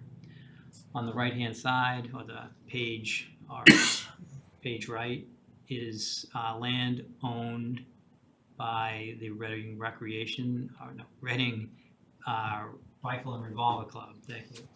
And so, and that's either the skeet field or the trap field. And so it's not a good idea to get out in that area. So you really limit the options. That black line there that comes off the parking lot is where I proposed having the two entrances. The black line goes around the baseball diamond. It stays outside of the jurisdictional area, as you can see, and at that point, it hits Article 97 land in the 50-foot crossing. But it can, for the rest of the way, get into the dry, buildable, whatever you want to do with it, land. If you go back down that road, and that's a full-size road, if you want to go back down that road, there's a gray piece that cuts straight up. That's the 200-foot right there. That's the 200-foot crossing that's needed. That seems a little implausible that something like that could happen. Is that access road there now? No, these are the okay. proposed pathways Didn't to know some old access the thing. property. Okay, just checking. And it's conceptual, of course. Because that way is even further than 200 feet then, right? So the 50-foot is the one Fidel traced out in the first place. That's about 50 feet. We don't know plus or minus if it's 50 feet. Sometimes these maps are completely wrong. Mm-hmm. You have to go out there. But the major barrier here is the Article 97. They just passed legislation about that. It would take a vote from the Conservation Commission, although that's not, no longer does that have the power of law. But it's a vote from the Conservation Commission. Town meeting would have to vote, and the legislature would have to vote in order to open up that piece of property. And then there's requirements about, now that you've opened it up and put in a road, there's requirements to replace the land in kind, and habitat value or monetary value. And so that's all has to be worked out with our legislators. And they would have to bring this through, and the EEOA would have final word on this. So it's not an impossible path, but we don't know what's gonna happen at any point once it leaves the town. But it's even, so it's a 50-foot crossing, but you still have to build a road, like, let's say at least 400, right? I mean, if you're gonna Right, build I anything, you mean, need a road. So the road doesn't have to be a paved road. What's the bare minimum, the least amount of money we want to spend on this road? I need a bridge and I need an access route for safety equipment to get there. Kind of like the town forest. Everyone else could walk, but you could pave it. It could be a real road, and it could have lights. It could be anything you want, but the minimum would be like a town forest type road. Okay. Fire road that gets us out to this dry land. Okay, and I was like, okay, that doesn't work with like a massive senior center, but I was like, oh, it could work with recreation, like more ball fields, pickleball courts, whatever. I Yeah, so guess. this is pretty isolated for a senior center, for sure. I'm just like, Yeah, so. I'm like a building, I'm just thinking about putting a building out there, like what's it gonna cost, what kind of infrastructure you have to build. But something less, not a Yeah. building, like something else. A dog You park. could, a what? Dog park. A dog park, but then you could have a road or a path, and that's, that seems more doable, but I know. Infrastructure is gonna be really tough out Yeah, there. Dog okay. park would be fine, fencing, all that kind of stuff. But to run utilities, sewage, water, things Yeah, like that. right. You have some big obstacles in front of you. I think what you're thinking about, a park, a field, a dog park, open space, I don't know, others can think about what can go there. But it doesn't, usually you wanna build next to a road that has utilities and, so all that's done for you, so you only have to think about whatever it's gonna cost for your building. That's a sizable area, it's bigger than what you got for the SWEC committee to review. But it doesn't have the possibility of a building, in my opinion, because of where it sits. I don't know what else you could put out there. Yeah, I mean, I'll share that what I heard from the committee is that the survey that the SWAT committee put out showed a lot of interest in that, in dog park, in open space, in Satellite compost center. We'd have to build a road to get there. there's a big wish list. The Food waste composting, I mean, not like, never mind. Yeah. Yep, go ahead, No, sorry. I think those are all good ideas, the dog park. I would, you know, I'm kind of getting out of my lane here, but I would say, why would I walk out there? And I almost think if I walk my dog out there, he'd be done. My dog would be done. So So before, park sounds best. yeah, so I'd like to hear, not to put you on the spot, Carlo, but can you explain a little bit for the benefit of all of us? Yeah. You know, the origin of this request, I think the that- discussion, yeah. And then we have, is it okay if I stand up at the map? Because that would help Sure. me. That would help me. So, right now, can you scroll up? Please. You want to put this up? I want to show them. Yeah. So right now, the charge is for this. Right, guys, we all, right? In blue. In blue, sorry, in blue, right, this is the charge here. So, this is the parking that's paved, rank, not paved. Rifle club, there seems to be some dry land here. We know there's some vernal pools here. Doesn't mean we can't do things over there, but we can only encroach. So, with Chuck's guidance, this is me speaking for myself, is that I think we need, that area, honestly, until Chuck presented it, and then when he made the case of how inaccessible it is, that's not the area that I was intending to broaden the scope. It was kind of this area. And I think, we have a lot here, obviously, as a town, but, how do we get to it? What can we actually do there, right? Buildings, parks. So there's a pocket here that, again, I'm not a surveyor, I'm not an engineer, that could potentially be dry. 2 vernal pools here that Chuck confirmed. But again, there's some dry area there. To what extent, I don't know. And then we have the field over here, and then Chuck was gonna explain what could possibly be done here. I forget what this is called. It's a stormwater detention basin, so it's a open, like, tub.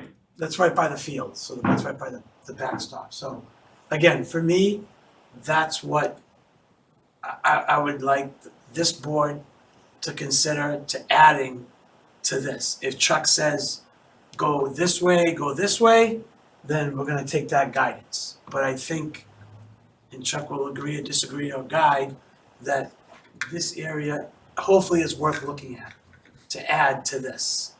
But again, it's not up to me, but that's what I've been thinking since I've seen these GIS maps.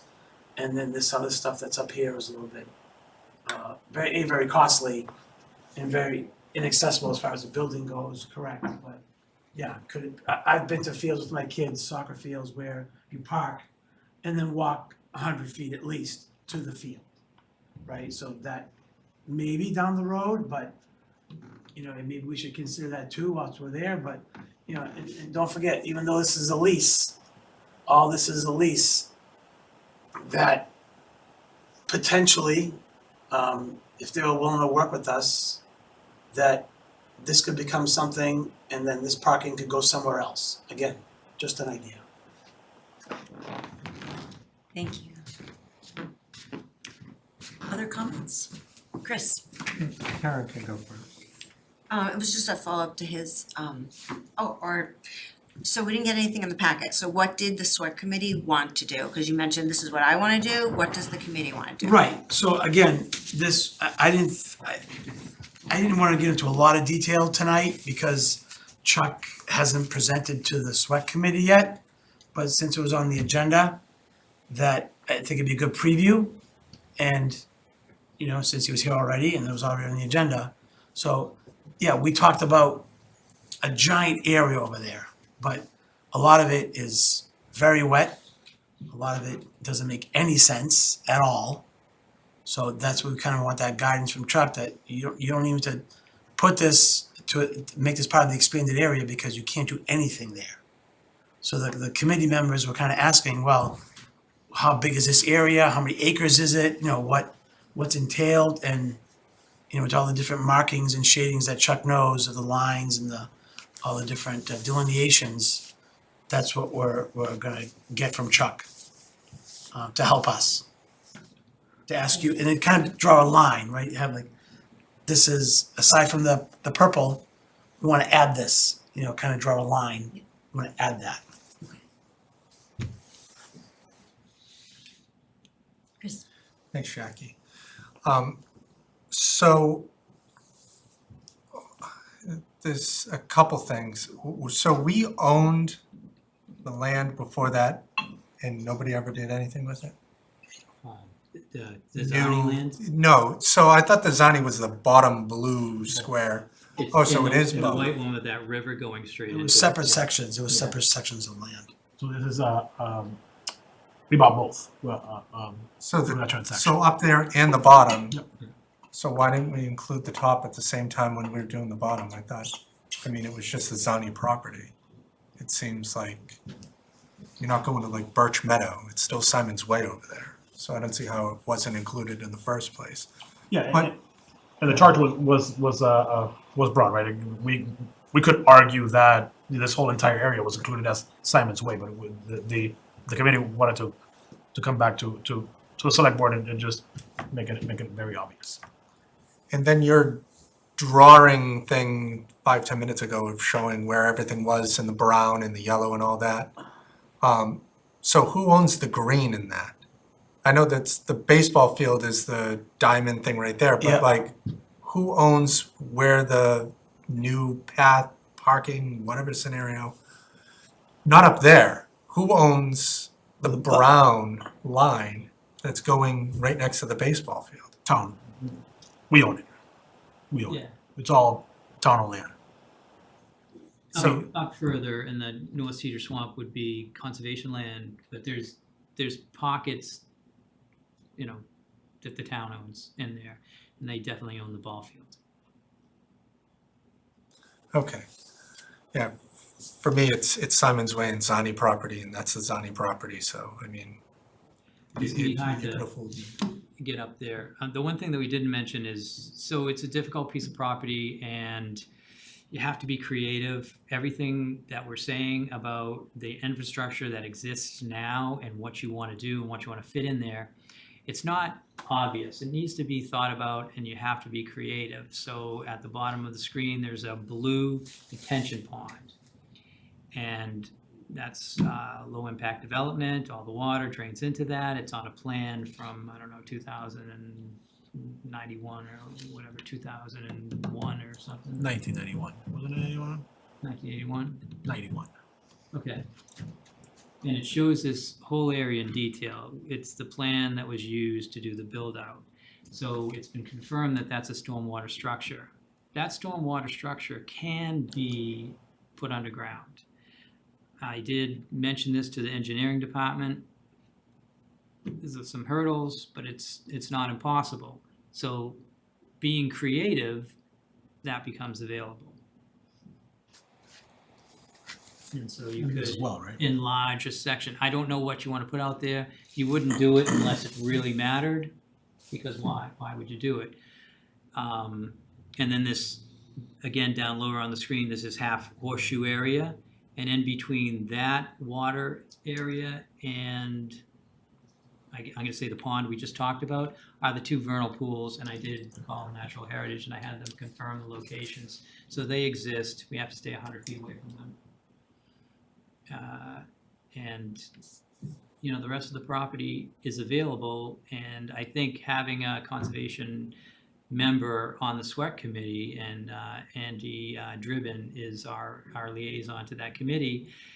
He can guide the committee and tell them all different ways to have these things happen. I mean, the commission also has a request for a variance. You can get variance for some of our regulations, and this would qualify because the test, it's a 3-part test, but the biggest piece is the overwhelming community benefit. And that's what we're talking about here. That's, this whole area wants to be used for an overwhelming community benefit. So I would say that's a bet I would take that you would probably get that. Yes, Mark. Thanks, Jackie. So just thinking really big here just for a second. Conceivably, could we consider, I'm not saying would we, could we consider, let's call it moving the ball field to open up kind of this, much more of that area. So not just finding a path around it, but let's say you ended up putting it in the lower Zani section, just to move it. So suddenly this upper section is wide open. And you talked about taking the drainage system and putting it underground. Does that suddenly make this a bigger buildable piece of property? And when I say buildable, who knows what, but a larger open space to deal with of contiguous stuff. And all, I'm not asking people to design this right now. I'm just trying to figure out, what are we saying is possible here? What are the things? So I saw the fingers. I'm gonna call them the fingers, the broken appendages that are all over the place. Those don't look so intriguing. But down here might. And what happens, you know, is there a big enough piece of something to do something with it? Parking lot maybe is an aspect of that. If you could, I'm certainly not advocating removing a ball field, but if you could move it, does that help? Could that help? Not does it help, could it? Does that open up a big space suddenly? Maybe. Yeah, so what I've heard about that ball field, it's not regulation size anyways.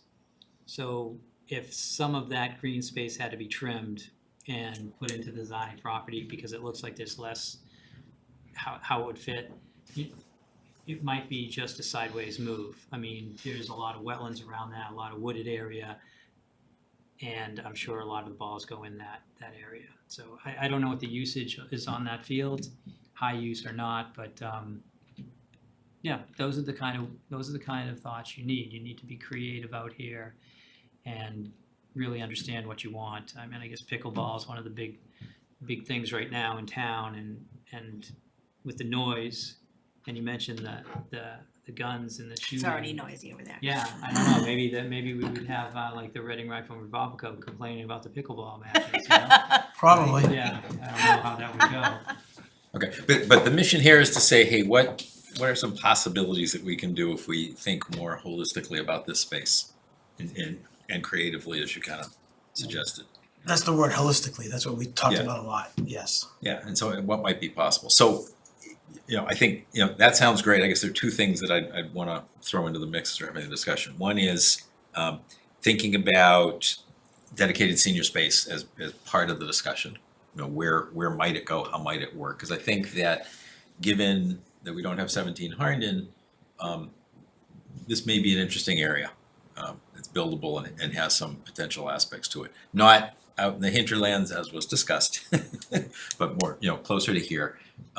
The notion of utilizing the space that's close in here is great. It is right by the rifle club, and so quiet activities aren't probably a good idea to put in this location, right? And just, you know, how do we get folks to look at it? That's the SWEC. I think that might be the SWEC charge, or is the SWEC charge, but to say, okay, let's see what's possible in these different things. That is a request before you. Yeah. What I want to make sure of is that as part of the recommendation that comes back, is they're not they wouldn't take away a ball field, for example. So relocating is a better option, but removing is not. Not for me. Yeah, okay. And thinking about the potential of more community center kinds of activities and figuring out what the possibles are. I view this as we're gonna go holistic, we kind of go bigger here. So this would probably open the mission up quite a bit to look at different, you know, potential ideas. There was a discussion at one point about North Reading having some interest in jointly doing some things. Don't know if that meets this criteria or not, but I think that's what holistic means here, is to kind of really open it up and say, wow, what could we do? The funding is, two questions on funding. One is funding to do the work, to explore, and the other would be, okay, once you've explored, you know, what are the funding requirements there? Even if we had a partnership kind of thing, figuring out access, figuring out other pieces.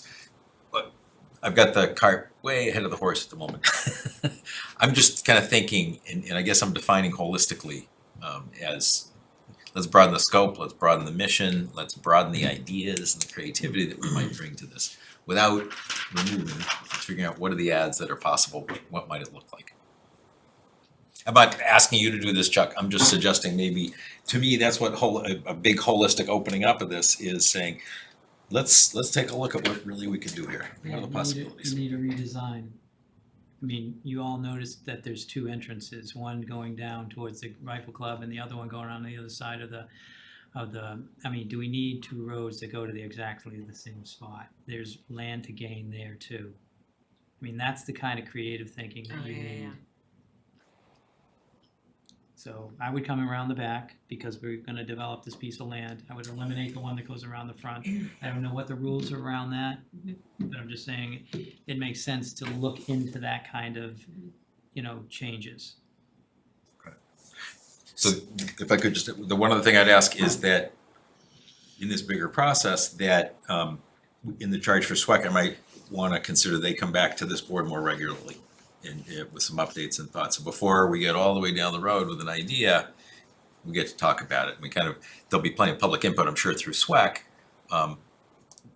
We may get a different audience or a bigger audience or whatever. I just think that the board ought to kind of see progress ideas and weigh in as you're kind of going down that path. Same as recalc, yeah. Yeah, I think that's right. I think that's a good process. Yes, Bruce. Thanks, Jackie. I guess my only comment on this to potentially save people time in the future is if we have complaints about people that don't live here hearing gunfire from the range, and now all of a sudden we're thinking about putting a community or senior program up here, I don't think that's gonna fly with people if they knew that was actually going on over there. That's just my opinion. I wouldn't want to be hearing gunfire, I wasn't aware that it's so prevalent elsewhere, and now you're putting something directly next to it. I mean, it just doesn't make sense to me, but that's just my opinion. So for purposes of our next meeting, which will be the vote, presumably on this charge expansion, it sounds like we'll get a more detailed map with, to Carlos' point, the specific expansion area delineated. I mean, we talked about it and Chuck pointed it out, so I think we all have hopefully a good sense of it, but That's the goal. yes, That's the goal. that's the goal. And when does SWEC meet again? May 30th. The idea was May 30th, we wanted it to be a working session. And we would like to look at the bigger area at that meeting. So the idea was to come to a select board with again, it's not saying, that it's opening up the scope to allow more discussions, more holistic discussions. And one last question, Chuck, or for me at least, you had mentioned some of the Chapter 97 requirements and restrictions, and I assume that's if we were to develop or try to use some of that Access, okay, the access road. okay, I mean, you can walk over there, that's Yeah. fine, but to develop anything through that area, unless you went to 200-foot crossing, okay, you would have to go through the legislature. got it, okay. And another acronym question, what does EEOA stand for? You had mentioned that in your. Oh, thank you. Environmental and Energy Affairs. It's the Okay. yeah. State agency, With the okay, agency Yeah. numbers, yes. got it. So they look at this stuff. I just had one question. So you want a map of what we're looking at here and forget about the area above? No, I think we want a map of like half of Reading, basically. I'm just kidding. We'll talk offline. I got plenty of ideas. We'll talk offline, Chuck. Weren't you getting We'll say a drone or north of something Town like Hall. that? Not us, but I think someone has a drone in town. I think Joe Huggins has a license. I think someone else has a I drone. know someone else. Someone else did, yeah. I think someone will be a lot quicker than somebody else, though. No, but seriously, the whole area, or are you satisfied that it's like limited? We'll take it offline. Okay, Yeah. great. Thank you. Thank you. Okay. Any other questions for Chuck? No, thank you very much. This is very educational. Thank you. Thanks, Chuck. Thank you. Thank you, Chuck. We'll go back in order. Discuss. Can I make a comment on, so to your question, what I'm looking for from the SWAC committee is like specific things that, would it be possible for the SWAC committee to take a look at the charge and make proposed amendments and get it to us ahead of time so that we could look at it? We're not meeting before our next meeting, so So, and then because the other thing, it was in the charge, is that it was going to be, shall submit multiple options for development recommendations using an evaluation scheme, not in a bad way, to be determined by the committee, to come before the select board no later than August 31st, 2023. So I would, Mark talked about you guys coming back to us regularly. I've heard, and I've attended a couple select meetings, you guys don't have an evaluation schedule or plan yet. It would be great to see something like that.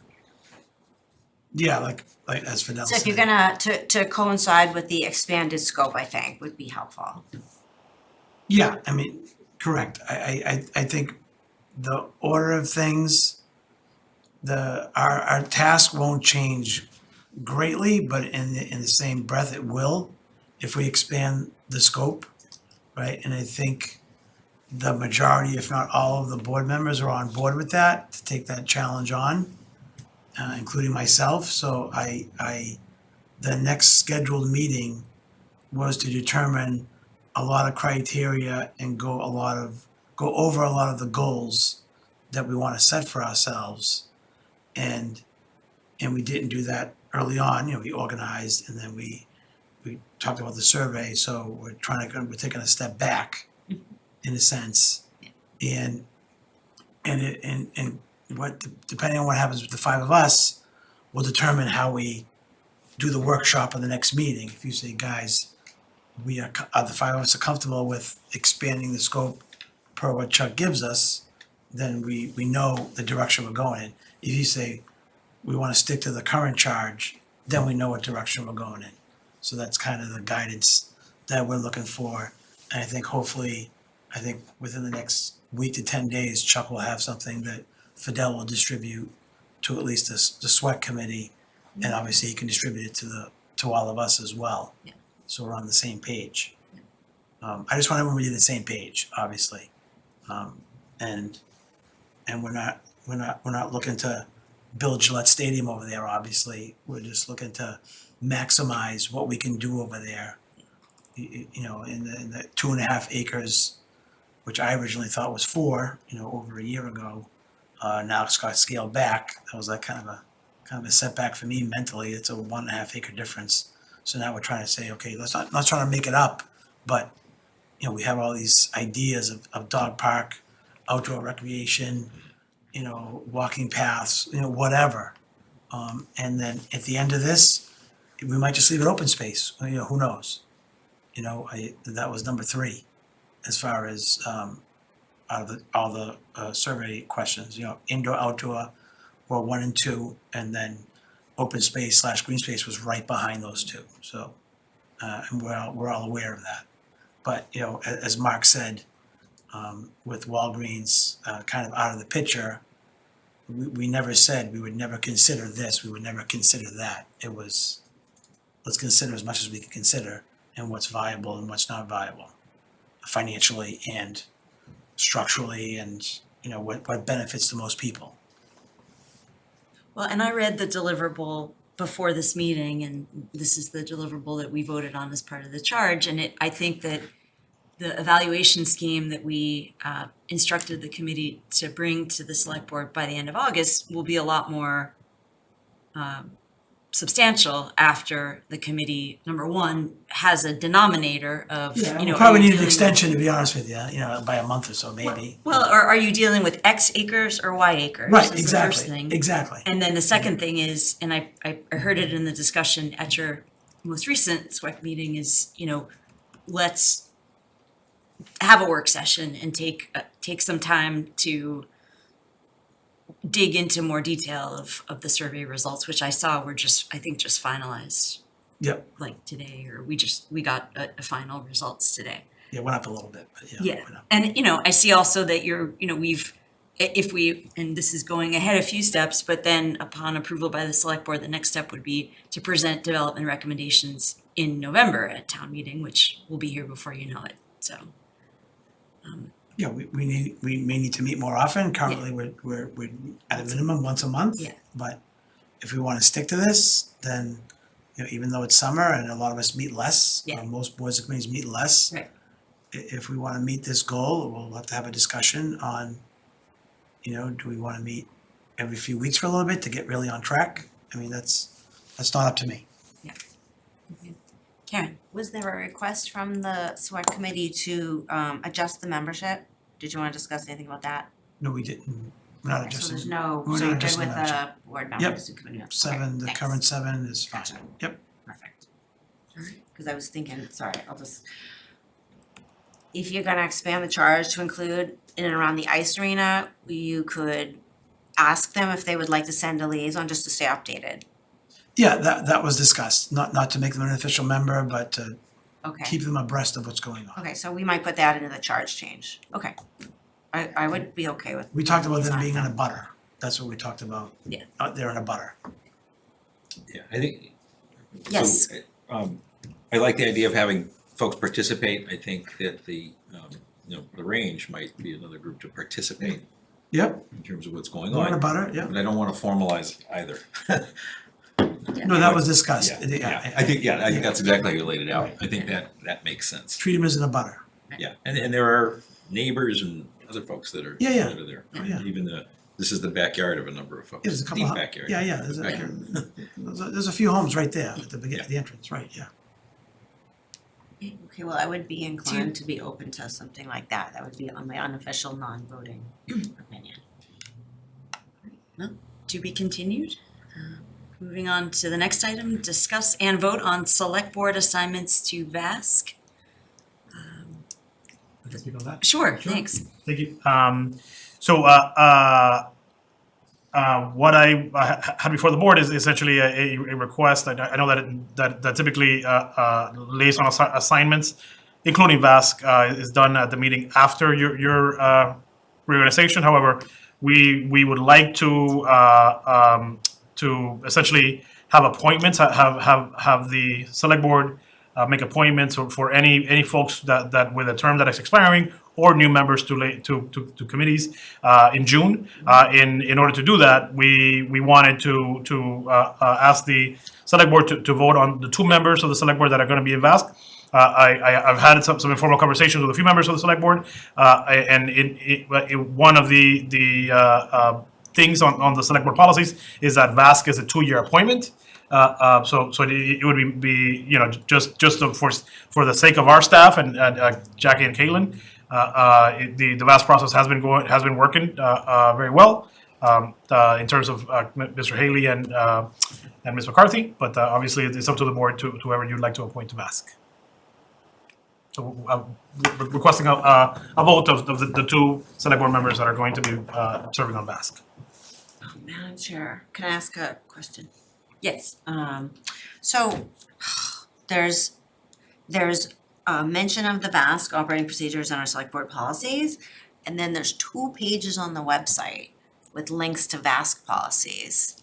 And you actually have to read both of those documents to know what's going on, because I can't speak to the part of your first term, but I can speak to this term, and the instructions I was given is that VASC members rotate annually. And then at one point while I was chair, some resident brought to my attention that, oh, we let Carlos serve 2 years in a row, so we actually broke our policy or broke a policy. It was both of us. Yeah, it was. It was me. Yeah, so, was it the 2 of you? I was pretty sure. Funny how that ends up Cause I was on working the out like VASC the that. first year, and then, Carlos. and then you were together, okay, so, but there is, like, if you look at the select board policy, it says, I think it says the 2 years there, but if you look at just the, like, if a resident just looks up at the VASC, or one of us looks at the VASC policy by itself, it just says alternating terms. So, anyway, there's been some confusion. So, we rotated because after I served, just because, and a previous select board member had said this to me, it's because we were only doing like 1 year, so that was like what, and then I apologized for making a mistake, which apparently we didn't even make.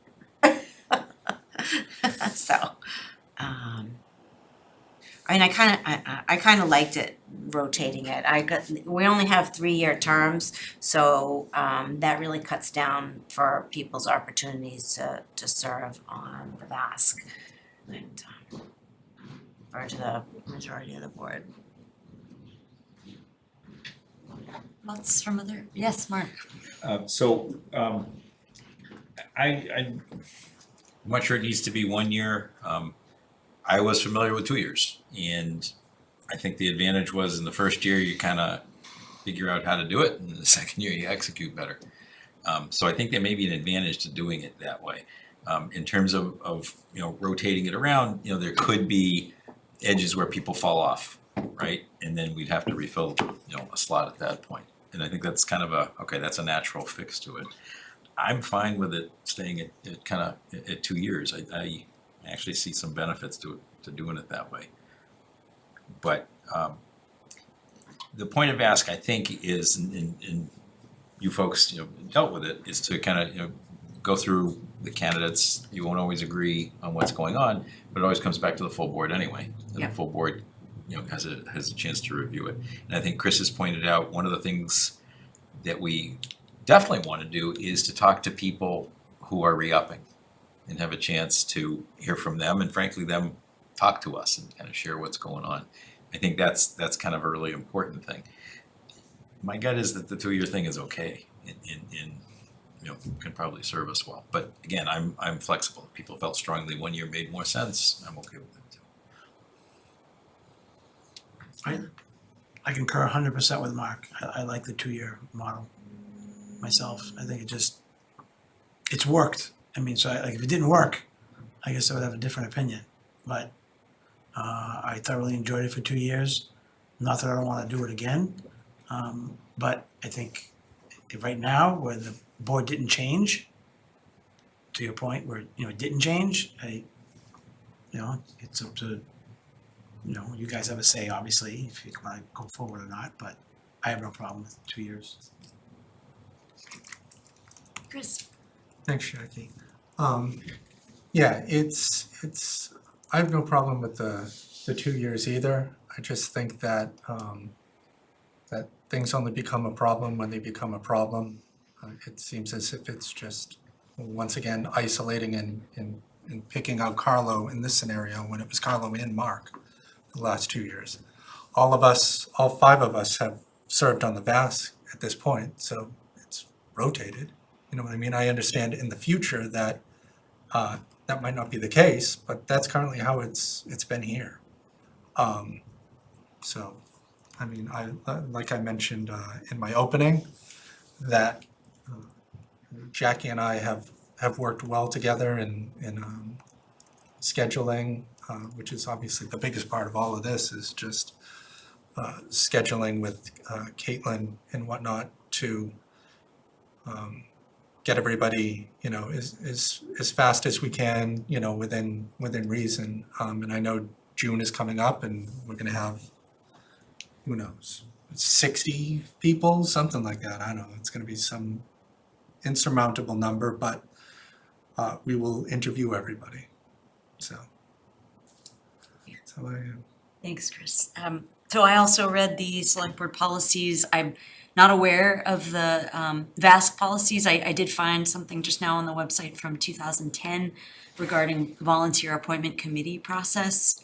And I see that there's that no member shall serve on the VASC for 2 consecutive terms, but I think that also requires referring back to the select board policies of VASC having a 2-year term.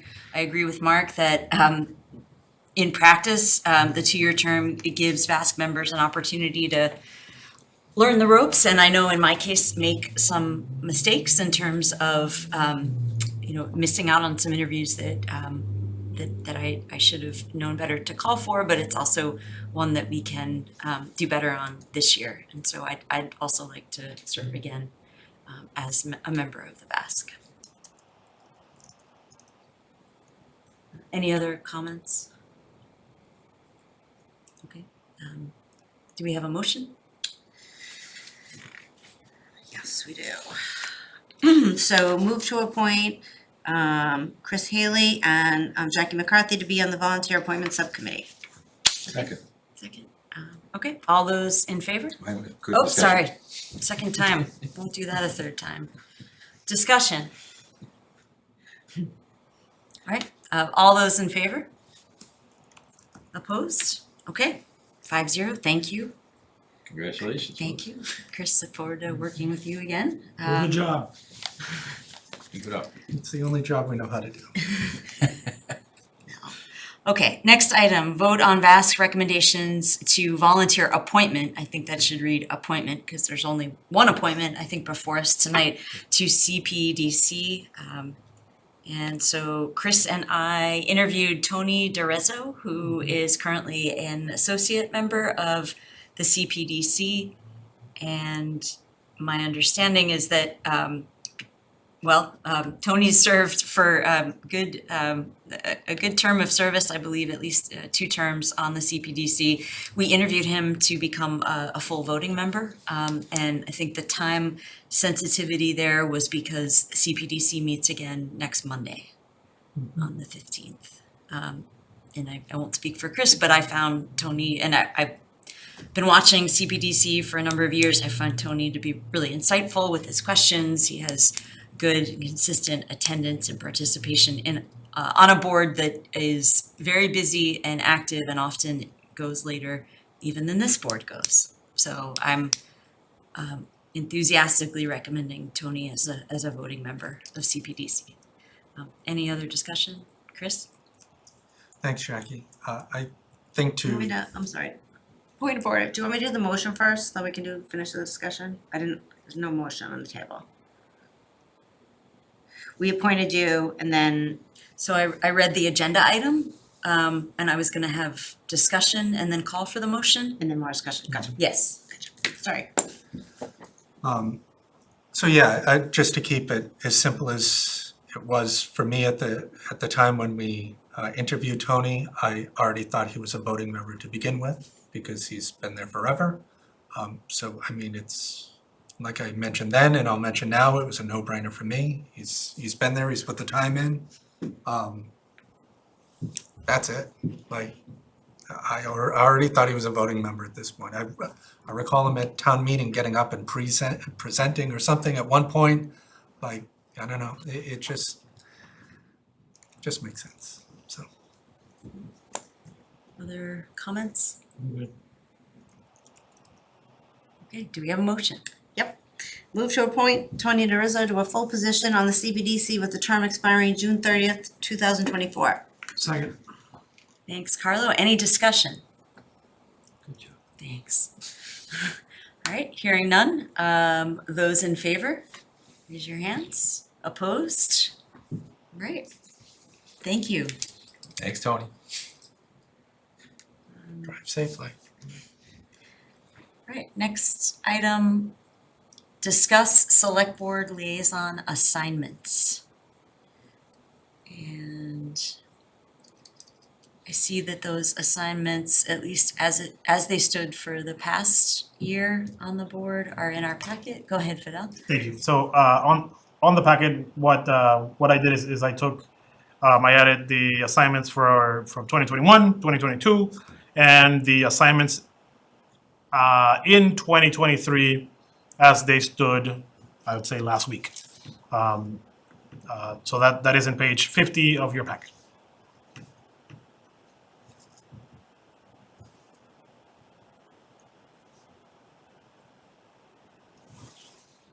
Caleb, would you be able to show page 50, please? Okay, let's discuss. Carlo? Thank you. I think we'll all speak for ourselves, but I am very happy with my current assignments. And I'm hoping everyone else is too, but I also understand that people want to switch it up. Again, the board didn't change from last year to this year. So I personally, I've been on some of these committees since I got elected.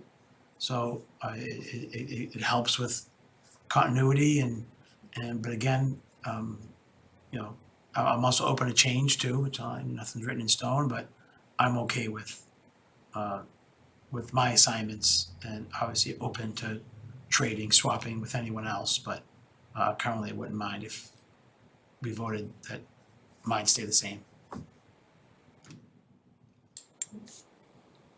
Chris? I agree with Carlo. I think that, you know, I'm happy with the ones that I have.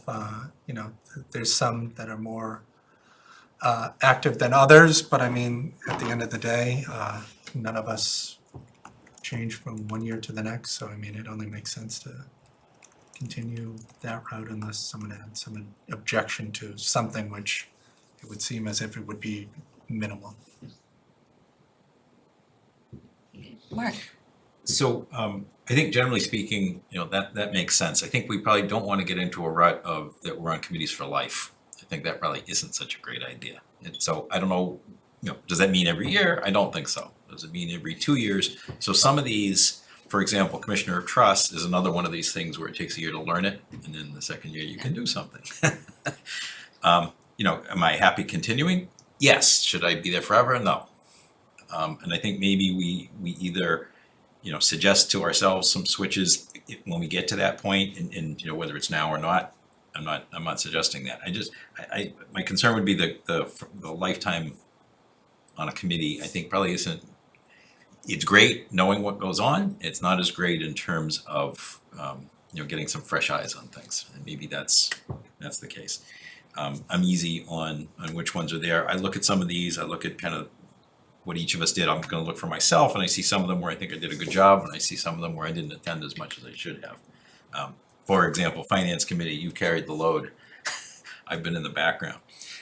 So, you know, let's figure out what those are. I think part of the way we did this last time, maybe 2 times ago, was splitting the committees that meet very regularly. So not having one person go to the really heavy, 5 heavy ones just doesn't make any sense. You can't get there. So we want to make sure we've done a pretty good job with that. We don't have park anymore. We don't have RAC anymore. So those can come right off the top. Those are easy ones. You know, recalc may or may not continue. We're going to talk about that soon. Killam School certainly does. And then we have more of the regular ones that are in here. And I think we should just make sure that we're able to do, you know, a reasonable job where we have 2 members. Hopefully that allows for when, you know, one person goes or the other. If they could both go, wonderful, but at least one goes or the other. And again, I look at I'm policing myself for a little bit and saying, I haven't done as good a job as I would have loved on some things. The other thing I would suggest related to this is we had talked about, and for a while did a pretty good job of having the committees come in to present to us. We had a rotating schedule. I think we kind of dropped that a little bit. We probably ought to bring that, in my opinion, back to life and have the different groups come in. I think meeting with the vast appointments when people are kind of talking about coming back up, that's great. But I think the chair should have a chance to come in and, you know, share what's going on. If they have any asks or problems or whatever, you know, they can come talk to us about it more formally, as opposed to us just the background, making sure everything's okay. Yes, Karen?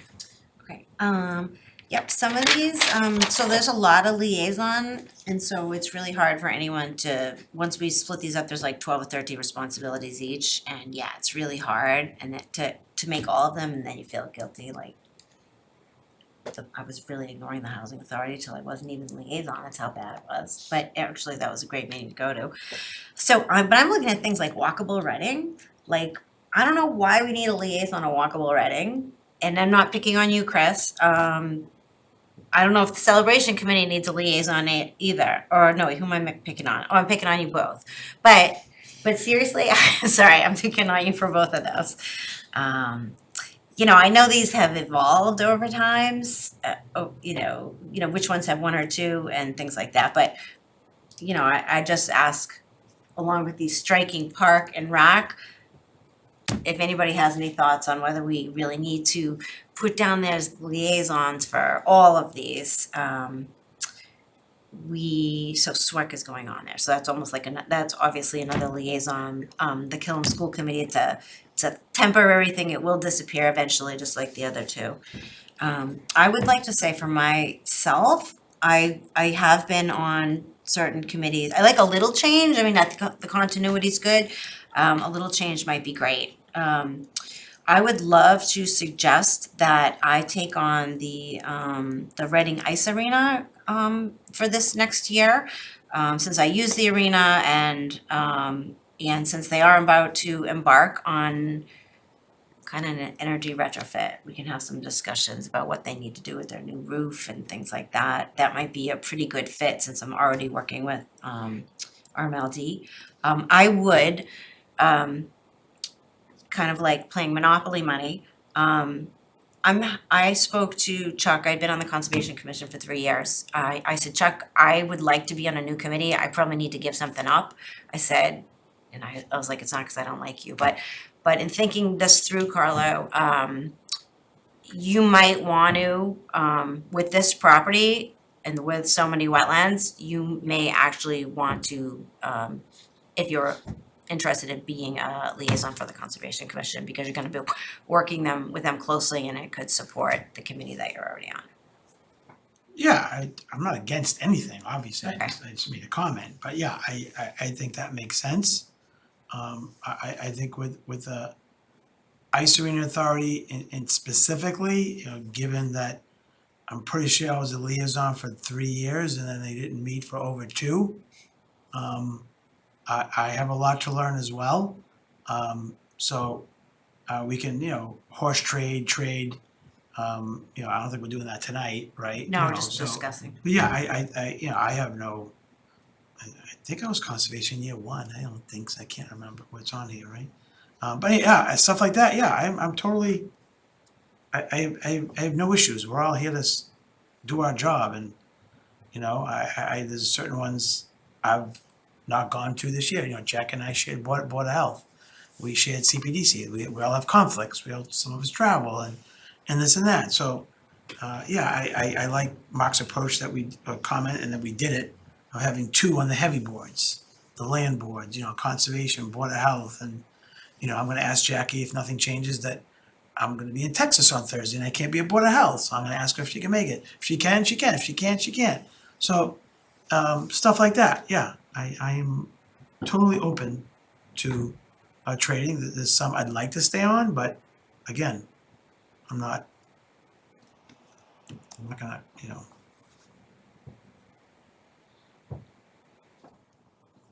So I think since we've all had at least a year and in some cases more experience with liaising with these committees, maybe as prep for our next discussion and vote on this, which presumably might be as soon as, May 23rd, perhaps we can all come with, if you have additional suggestions either for trades or, for ones to Mark's point that are significant time commitments. I see just in scanning, a handful, half a dozen to, 6 to 8 that have 2. And so I would recommend that we all, where we have another liaison counterpart, kind of take a minute to just reflect on, whether we want to continue with that or trade one of those.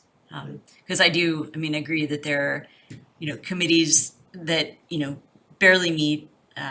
And there are some on here that, frankly, I tuned into some of them and some of them are a lot more, yes, we're liaisons, but they're focused on staff, and staff issues. For example, I tuned into the MWRA advisory board once after I first joined the select board, and it turns out that it was mostly town and, MWRA member communities, staff, DPW and So that's not like another candidate. I didn't even think of that one. well, not to say it's not useful to have a liaison from the select board, but it's, I think, a lot more useful for someone on, Fidel's team to be liaising Yes, with that advisory board. So, Meaning taking it off our list.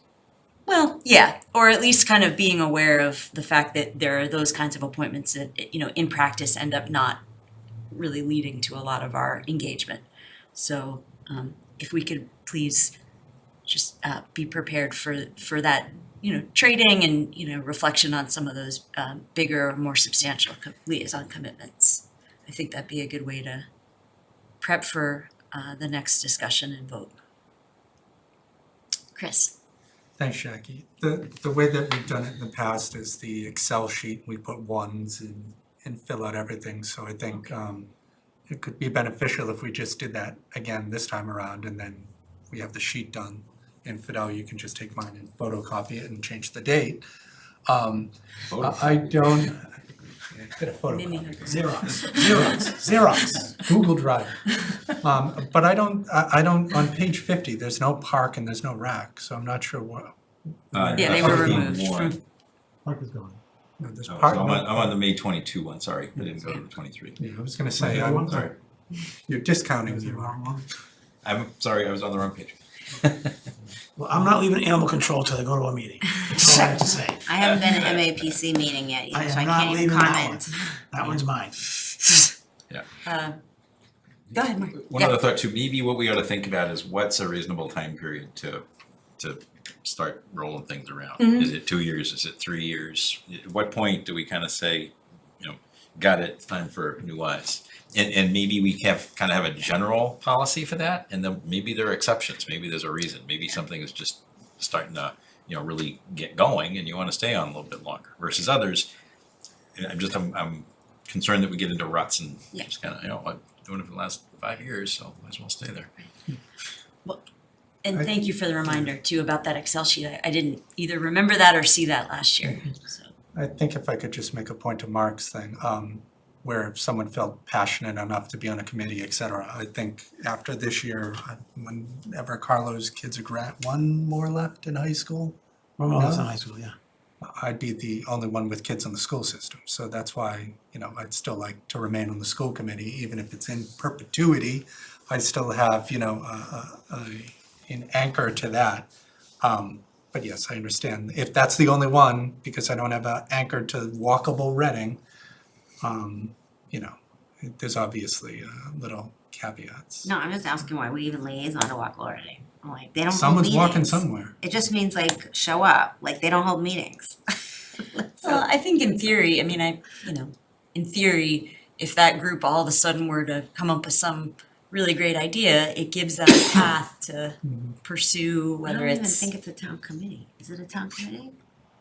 I don't know. It's not a town committee. That's the end of the thing. The celebration committees, walkable, yeah. I've It's not even had a town perfect committee. attendance at both of their meetings the whole Yeah, way. because they don't have any. Well, and some of these are, regional, like MAPC or MWRA, but, again, there's still, if things really. They're not, these are We're all about to entities though, I just realized that though, like culture, like, when they came up, somebody said, let's have a liaison, this is awesome, let's encourage it, but it's not even like a government entity. Yeah, and there are others that are sort of either a step removed from, town government or independent, so, yeah, so I How's think. the constables going? Yeah, so for homework assignments, for all of us, take a look at your assignments, fill out your spreadsheet, and also give a close, hard look to Mark's point at the ones that you've, been on for a long time as you define that. I think, okay? So next item are water and sewer rates, it's 9:33, it's always good to stretch it out and reset, so would board members agree to a 5-minute recess? Yes. Yes, So, please. okay, great, so we'll adjourn and we will reconvene it. Recess. Or recess, not adjourn. Yeah, not adjourn, recess at 9:39. Thanks.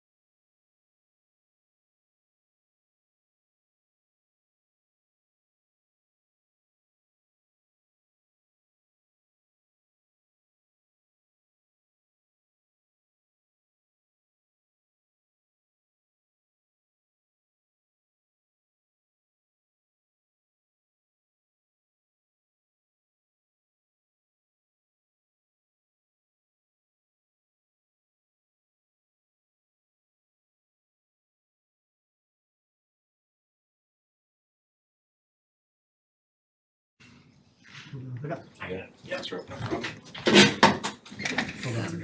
Caitlin,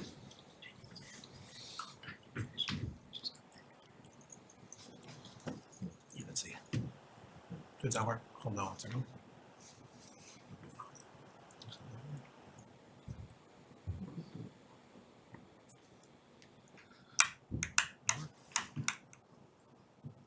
There we go. Okay, thank you. I call the select board back in, or back to order. Next item on our agenda is discuss fiscal year 24 water and sewer rates. Fidel. Great, thank you. Caitlin, if you can go to the presentation, that'd be great. So what, in the packet, you will see just a slight modification of the last presentation that we saw at the select board. I did make some slight adjustments because town meeting passed the budget, obviously. Next slide, please, Kate. So on this slide, you will see that as part of the budget that we submitted to town meeting, it included an $850,000 offset from reserves. And additionally, $145,000 from ARPA to cover the capital expense for FY24. So that is how our budget essentially will be made up. Next slide, please. For sewer, similar, except town meeting actually voted $650,000 from reserves, not $550. That was a typo on my end. Next slide, please. So for FY24, I shared with the select board that we have met our revenue projections with 2 months remaining in the year. This is we firmly believe that this is because last summer was very dry, and this is basically a lot of cities and towns are saying this too, that because last summer was very dry, essentially water usage, water consumption was higher than expected, and therefore more sales of water took place. Therefore, adjusting our revenue. It is quite different from last summer, if you recall. Sorry, not last summer. The summer before that, where it was very dry. I'm sorry, very wet. And at the end of the year, we almost hit revenue projections on the dollar amount. And I'm saying that just because revenues are great today, which is gonna result in additional regeneration, particularly water, which we have talked about the fact that water has taken a beating. But it's not a good way to budget going forward. Also in FY24, I reported to the board that we received very good news from the MWRA in terms of the assessment, the annual assessment that we will receive. This hasn't been voted on, so it's not finalized, but we feel pretty good about this number, and it is going to be a 0.3% decrease, essentially combined between water and sewer. And as you can see at the bottom, which I do recognize that it's pretty small, but that is the historic, basically, trends, and as you can see, the 12-year average is actually 3.9%. So this year is definitely an anomaly in terms of the MWR assessment. Next slide, please, Kate. So again, what we are discussing today is moving towards a tiered system, as opposed to a single rate system based on water usage. The tier system does encourage conservation, and higher usage is billed at a higher rate. There were several questions at our last meeting. The select board also asked us to hold a public forum. With town meeting, unfortunately, that we couldn't get that done. We have tentatively scheduled that for May 31st. If the select board would still like us to do that, but in order to do that, we would need to hold the public hearing on, or the vote, I guess, on June 6th, which is the meeting after. It does give us enough time to actually implement the rates. So it is a decision of the board. Currently, we had posted for a public hearing for May 23rd for your next meeting, but it could be that we hold the public hearing on the 23rd and postpone the vote if that is what the select board would like to do. Next slide.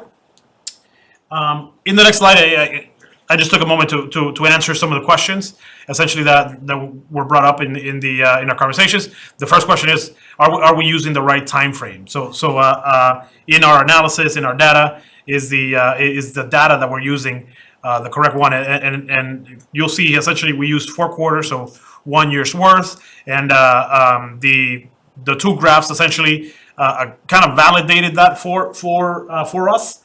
In terms of water usage, as you can see, water usage in the winter months, January, February, March, and on the other end, November, December, is relatively flat year over year. The big difference is in the summer months, and you'll see that calendar year 2021 is significantly lower than calendar year 2020 or calendar year 22. And we felt that going back before COVID, as in 2019 and before, it would be too dated. Essentially, a lot has happened in Reading in those 4 years, particularly with regards to development, that might make the data not as useful. Next slide, please. The question was asked about are we required to do this? And you know, I shared last time that there is a chapter in Mass General Law that is 165, Section 2B, that reads in the last bullet point.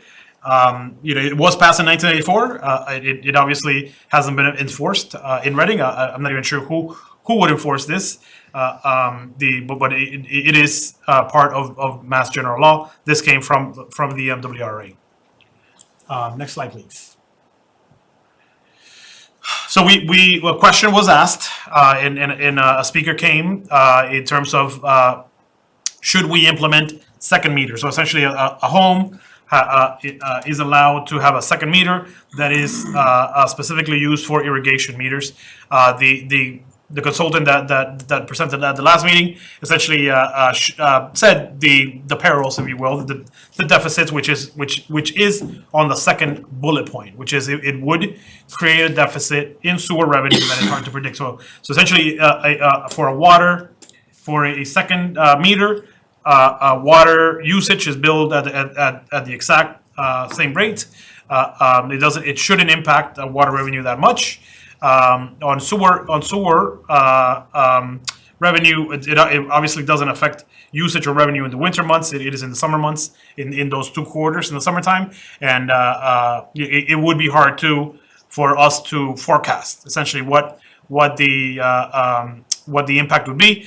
I will say that it's not like if you adopt this, the town will come and install you a second meter. The residents, the homeowner, must install, pay for all public expenses, permits, and actually purchase the second meter in order to take advantage of this. I can imagine that in some older homes in particular, the plumbing might be not conducive for this separation. That would be up to our plumbing inspector, and the homeowner would have to obviously bore all the cost of these upgrades. This is a policy decision of the select board. If the select board would like to pursue this option, my recommendation would be to do it slowly. One example would be to allow 50 residential properties and hold this number for at least 2 fiscal years to see what the change in revenue would be. And you know, obviously that the change in revenue would have to be spread out among the rest of the ratepayers. I strongly recommend that we don't allow irrigation meters to commercial properties or large buildings. So essentially, this would be allowed for residential properties. Next slide, please.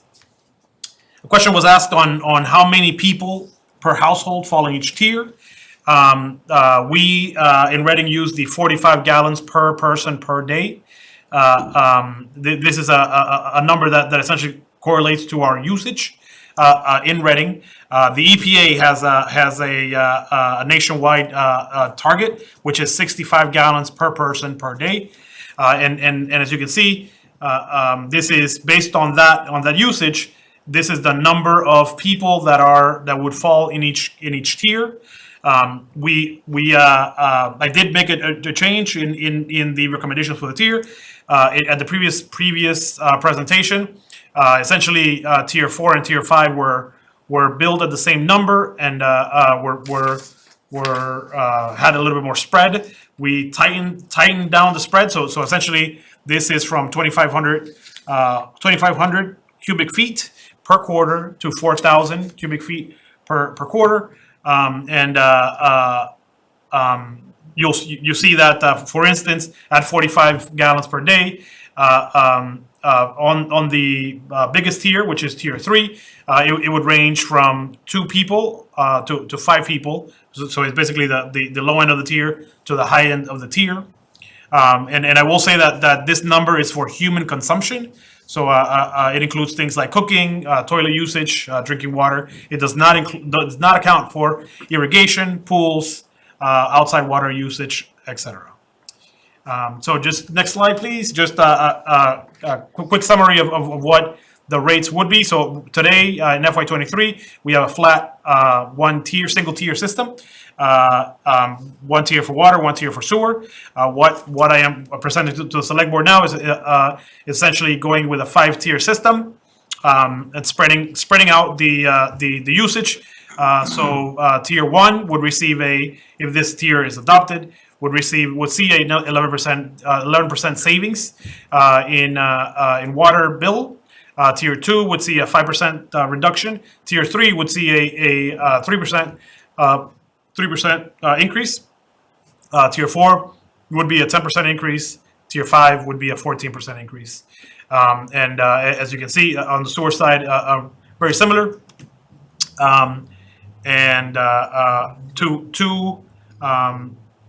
Two notes just on revenue projections. Next slide, please. I shared this slide in the last presentation, essentially who makes up, who falls in what tiers.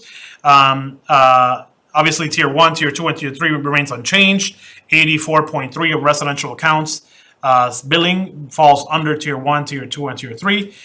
Because of this modification in tier 4, it means that 10% of the properties would fall on tier 4, and then 5% of residential properties would fall on tier 5.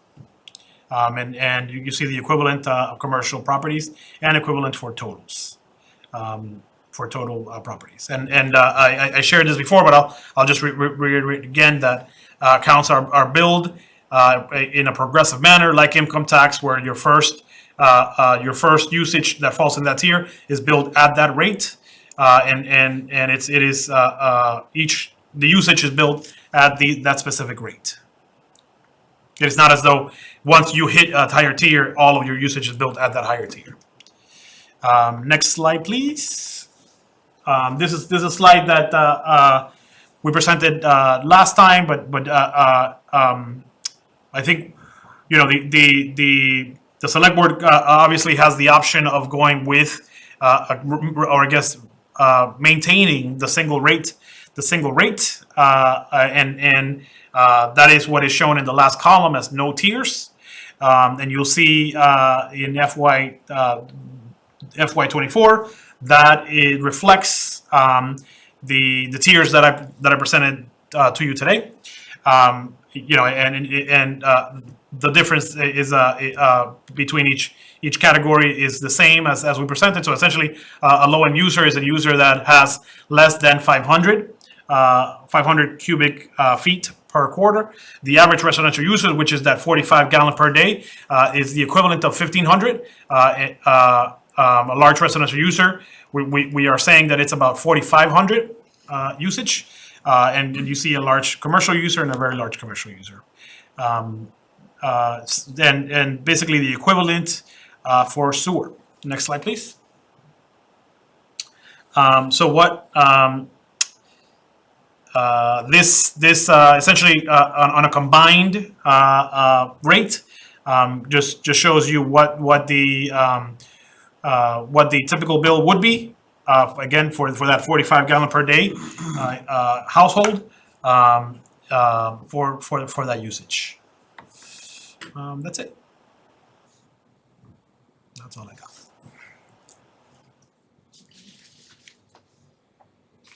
Thank you, Fidel.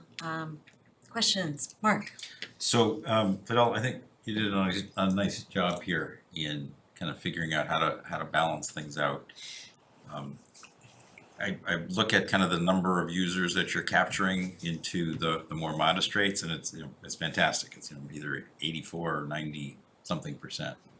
So that's capturing it nicely. Smaller commercial users aren't facing a big change. Larger ones are. So I think that's more or less what we would have had in mind. To me, this makes sense. To me, I think this would work really, really well. I think that small users have kind of borne the burden for larger users in the past. So this makes some corrections for that.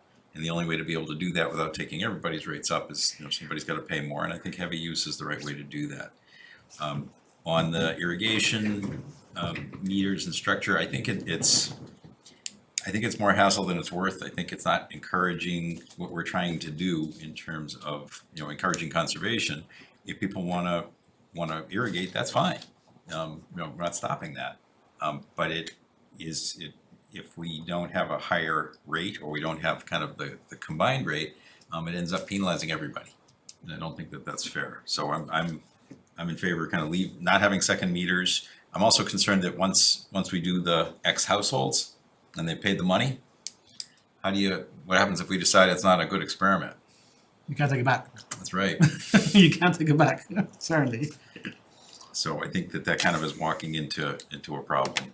But I appreciate what you've done here. I think this works really well. I think it's a good compromise. I think it is thinking about even larger families, and we're a 92% residential community. That's kind of where we are. So I like this. Thank you.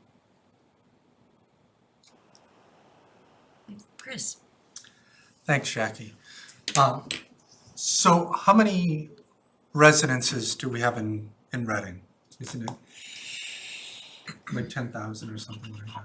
Residences, homes. How many homes are in Reading? It's about Dwellings, right? the trash presentation was probably the best one. The 9,000 about something. 9,000 something like that. 9,000 Yeah. something. I rounded up to 10, Price is Right rules for that scenario. And we are really arguing over allowing 50 residents to be a pilot in a secondary water meter program. 50 out of 10,000. We can't allow 50 people to do it? To me, that's just like on a completely different level of ridiculousness, to not allow just as simple, to me, that number is even massively low, and perhaps 50 people don't even sign up for it. Perhaps we have 500 that want to do it. But to not allow 50 out of 10,000 is just ludicrous to me. More importantly, that by us changing the water rates and giving the break to the people that are on the lower end of the tiered rates, all we're doing is changing the sewer rate for the irrigation customers that are bearing the brunt of the tier 4 and tier 5 rates. That's what it's coming down to. And if you're only doing 50 residential properties, offering a secondary meter, the percentage that's going to go up there, it's going to be like 3 cents or some ridiculous number that I'm going to have to pay because of allowing 50 people to have a secondary meter. That's what it's going to come down to, some minimalistic figure of 3 cents, 50 people that we are like legitimately not considering to do this. I mean, am I making these numbers up? Like, you do the math on 50 residents, 10,000 houses, like what percentage is that again? Like 99.9%? So for me to see us not even offer it at the same time, increasing the people that are doing that, doesn't make sense to me at all. I understand that we want to conserve and all that, but this is water in Massachusetts. We're not out in the middle of the desert somewhere. We've never had an issue with water. You're not trying to conserve electricity because of other climate and other related issues that go into that. This is water. It's very simple for us to offer this in the tiered rate like that. I don't know. You will never convince me otherwise to not allow it. And to be honest with you, I have a sprinkler system and I ran the numbers, and I'm not going to go ahead and install the second meter in my house. I'm fighting for all the other people that are gonna actually wanna do that. Because to me, it didn't make financial sense. To other people, perhaps it does, but at least we're offering it. So for us to not do that on a level of 50 is just beyond ridiculous. So that's what I got for that. As for the rates themselves, I would like to hear who's bearing the brunt on the 14% range, because I've heard that it might be senior and nursing homes and all that, and then you're gonna swing back around and hit the seniors in this rate, because then what's gonna happen is we ding Artis or whatever senior living center, and who ends up paying the money to cover what we just saddled them with? The seniors that are living there, or their family members or something like that. But perhaps that doesn't matter at all anyway. So, I don't know. I just think a lot more thought has to get put into this as well before we move forward. It's good to have the public meeting so we can go over all of these kind of things, but to me, it's a non-starter if irrigation meters aren't allowed. Karen? Sure. Okay, thank you for this update. Let's see. I like the fact that these tiers focus on affordability for a really large percentage of the homeowners in this community. And what I see now was that we should have been doing this all along, and I don't know why or how we didn't do it, but Mass General Law says that any communities, water districts within the jurisdiction of the Mass Water Resources Authority shall institute water charges and fees and incorporate a base rate. I have a question about that, but that the base rate shall be increasing at an increasing block rate to fairly reflect the resource demand and consumption of high volume users of waters. So that is what this does. The more water you use, the more you pay for it, and that is Mass General Law. The question I have, is that rate inclusive of a base rate? Is that how we do that? Yes, yeah, the proposal for tier rates would meet the spirit of that law. Okay, thank you. I would like this board to consider whether we should have a minimum rate. I'm concerned about homes being empty for a period of months, and we still have water and sewer projects to do. We still have to staff, we still have to send them bills. Should we institute a kind of a minimum billing charge? Unless they have a leak in their house, unless I'm misunderstanding, you could have a zero bill. You could be part of this water system? The minimum is 2 units, so it's. Oh, there it's is, 2 okay, units. There is all right, a- great, all right, so we got a minimum, thank you. I didn't see that in here, okay. Thank you. Second meter for irrigation, I can't vote for a policy that will force the rest of the community to subsidize other people's lifestyle. Their excessive sewer charges, it bears repeating for the community that every drop that comes in from the MWRA of water is accompanied by a sewer charge. So it has never been the philosophy of the town of Reading to allow these in many, many years, and for reasons of fairness, for reasons of cost, and for keeping things affordable. So I wouldn't be in favor of that. A pilot program, we would it just doesn't go anywhere. It's, for me, it sets an expectation that there's gonna be follow-on to a pilot. And again, for 50 lucky people with the golden tickets, they get, they get to save big time on their sewer charges. That doesn't compute for me. And if we went further with that, it could just get really onerous in terms of the burden that we're asking non-sprinkler users to undertake. So I'm not in favor of that. I'm not worried about the for-profit nursing homes either.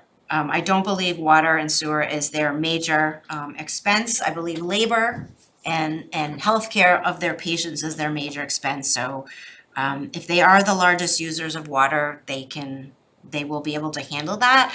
These are not if anybody knows anything about nursing homes, knows these are very expensive for profit, and they are highly profitable. Let's see, so I asked about the minimum thing. One thing I did wanna bring up, and so one town meeting member had asked about a particular scenario where he has a legal in-law apartment, at least I'm assuming it's legal. So it's been permitted, an accessory apartment, and that means that this person will have more people living in his household, and they may not be crazy users, and I don't know if he has a sprinkler system, if so, that's the problem. But it does potentially bump them into a tiered rate, and I would love this board to consider whether we actively encourage and permit accessory apartments all over town. Are we suggesting or having the discussion with them about installing a sub-meter? I think the terminology could potentially be a sub-meter, it's not a second meter, but it would somehow allow the homeowner potentially have mom and dad have billing for the water they use and like the rest of the family do theirs. And frankly, that would keep them all in lower tiers. I would put that out there as a potential consideration. Was that it? The only other question I have, I would love to have the public forum before we make a final decision on this.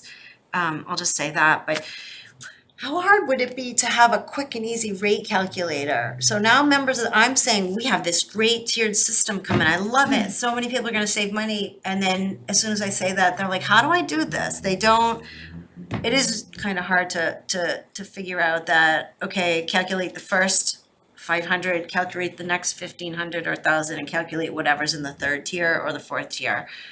I looked around, I didn't see anyone exactly like this. MWA has a water rate calculator, but that's like a single tier. So I don't know if there's any way we can make that easier for residents to calculate, because I'm not actually convinced that high water users are gonna see a huge increase, because you have to take into account that they're paying less for the first year, less for the second year, and then only starts hitting them in the third and the fourth. I don't know if you're clear, maybe you guys have run the numbers, so maybe you can Yeah, provide examples showing yes or no. We have a database that I can pull up anyone's theoretical water usage, assuming that usage is consistent with what we've shown in the past. Yeah, just Yeah, that's very possible to do. So if the five of you so you can do volunteer modeling. to do that for. Yeah. I'm kidding. Check my math.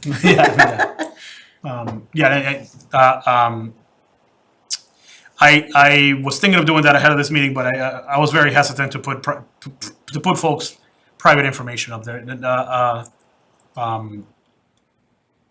So yeah. Yeah, I don't know if you have to do that, or you just say somebody at this rough water rate is gonna pay this if they stay the same. And, then lower users and medium and higher users could see reasonable examples, and maybe they can extrapolate. Yeah. And a suggestion to facilitate a public forum before I make a decision. Okay, that's it, thank you. Thank you. So back to the meters, when we talked about, I'm assuming up to 50, up to 50, which equals 50. And do it for 2 years to monitor it and measure it and quantify it. And then, to Mark's point, we decide 2 years later that after these homeowners spend thousands of dollars, that they can't use the second meter? I just wanna understand this correctly. No, I mean, once it's allowed, you can't take it back. They would, They wouldn't get it free anymore, though. I don't think we're doing that for the people that have it. I think they want, I'm trying to understand Mark's concern. yeah, no, so I will say that the only mechanism that we have to bill is a meter, right? It's a water meter. Right. So once a second meter is allowed and installed, it would be billed at that usage based on the tier system, if we decide to build it to the tier system. No, I just, but you could No, was reverse that what you're it, asking? right? Because, no, but because I think people now they used to have free water only, and now they're getting water and sewer, and they want it to go back. right, Jackie, I just wanna ask Mark for clarification, that's. So my concern is that basically whoever's in the pilot now has second meters forever. And then it gets cut off, you're saying we don't go past 50? Is that what you? Well, let's say the experiment is not, gotta come back, why are we doing the experiment, right? We haven't Right. agreed on that. Yeah, If we were to do an experiment, it's not really an experiment. We'd watch the data for 2 years, Yeah. but you paid a couple $1,000s or whatever it is to install solid. Your expectation is gonna be it continues forever, right? Because you spent the money up front, or, But that's on the Somebody has to homeowner, tell. that shouldn't be our decision. well, but the homeowner For is the- making a decision to spend the money up front with the expectation this is gonna last. Not that, hey, you spend the money now and in 2 years, you may lose it. That seems like a tough proposition to me. Yeah, that's a bad deal. But, Lose it meaning, Yeah. can somebody say to them, okay, now you're only gonna get charged for one side of it for 2 years. But yeah, understand, in 2 years, we might change that, and you get charged for both sides again in 2 years. And they say, well, why am I spending the money up front? right, well, I think with the more information that we have to present, I know what you're saying now, Yeah, so that's the concern, but Yeah, I think the bigger right. question is, why are we doing it in the first place? I think, why would we do a pilot unless there's a good reason to do a pilot? Or bigger than a pilot? Well, I'm not, I Yeah. may not see the same side of that one. Right, yeah, I just wanna understand that for, until we, again, we can do these numbers, Fidel can pull up our houses, anyone's house in town, and base this tiered rate system on that savings, paying more, paying less, right? Which I think is a good exercise, and that's what I did in my private meeting, many months ago.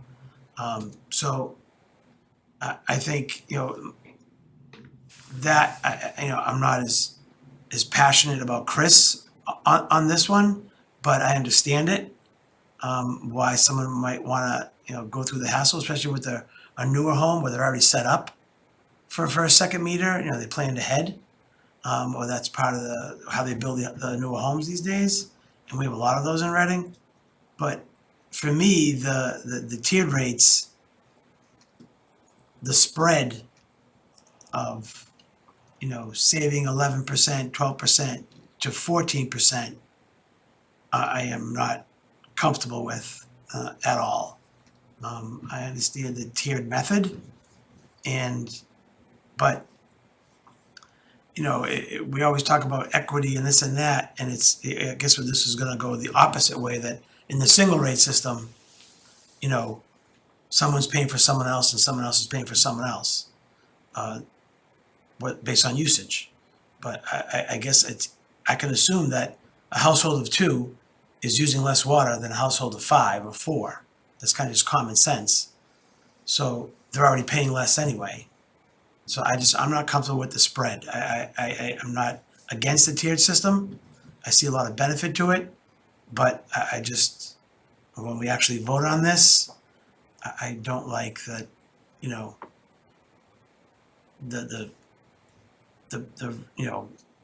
and again, it's not, one end is not saving thousands and the other end is spending thousands, but it's still, over a period of years, it really adds up.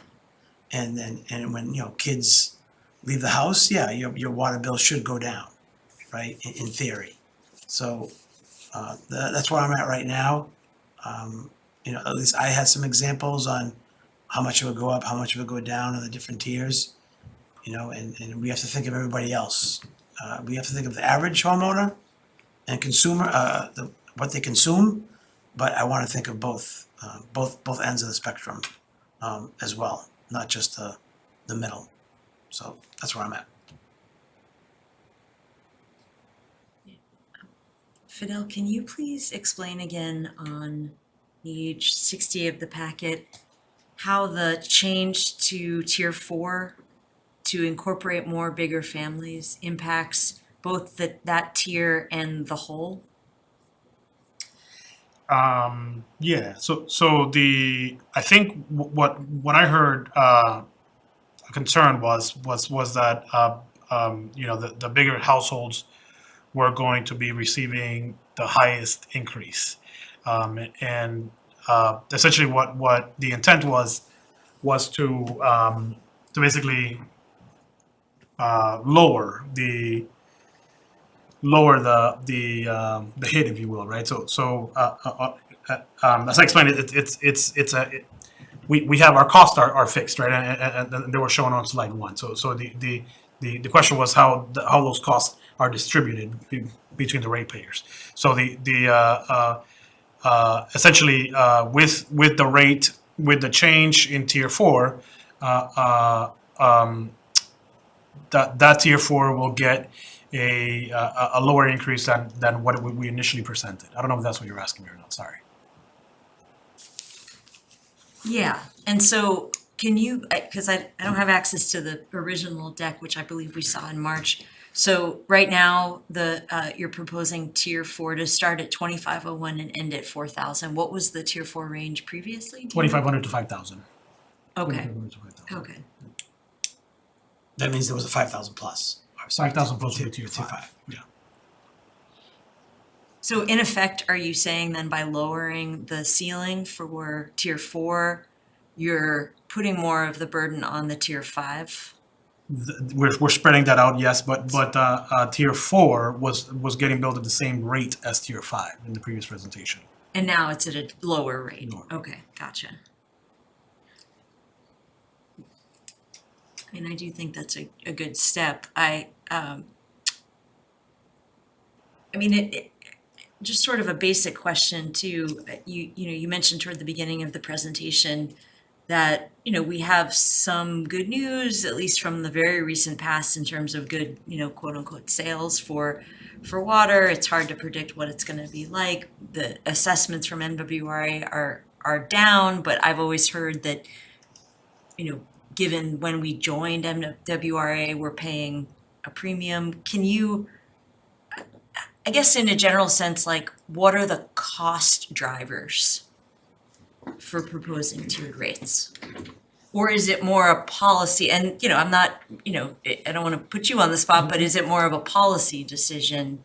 I mean, of course it's a policy decision, but are the tiered rates being proposed as more of a driver of conservation and helping smaller households and, more conservative water users? Or is there a cost driver or like a future cost driver that you're trying to plan for with this? I think it's the earlier statement that the tier rates definitely have a financial benefit to those folks that fall in tier 1, tier 2, very much so, and then tier 3 certainly will basically not see a drastic increase as they would have otherwise. Yeah, and we see on if you can go back to the previous slide, Kaylin, page 61, that on tier 1, 8.7% of the households in Reading are on tier 1, right? 20.3% are on tier 2. Yeah. So yeah, this is not going to save us money. This is just how we spread our costs.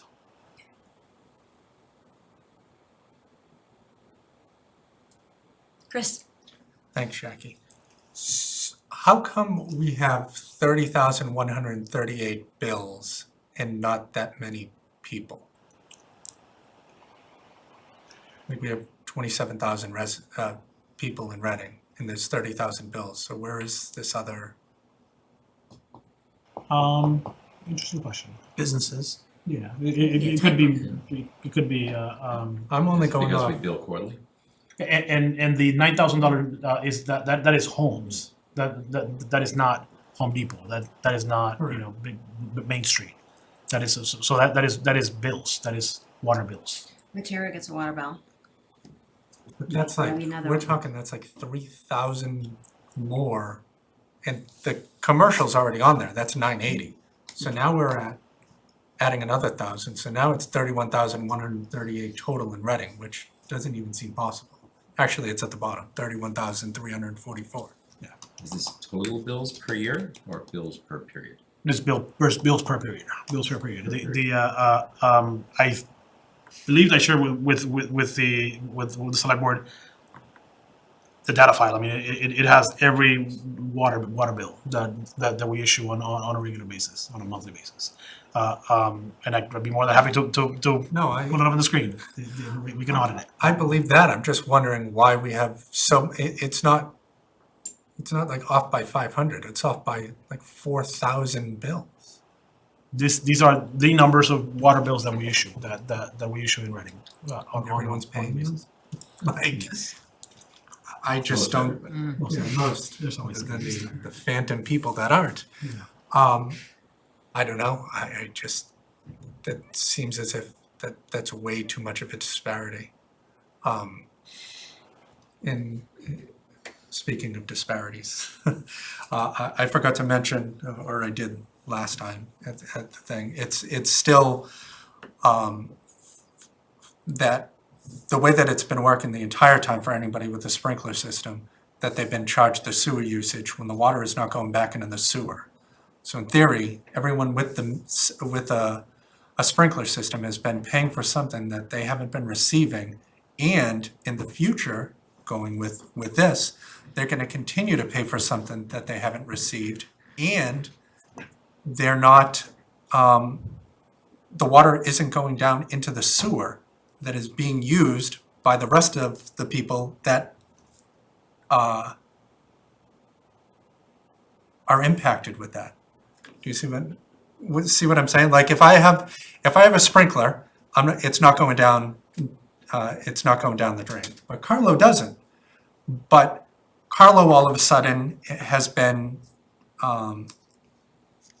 using the portion of the sewer, whatever upkeep cost and all that other things that are attributed to it, that my sprinkler hasn't contributed to that at all.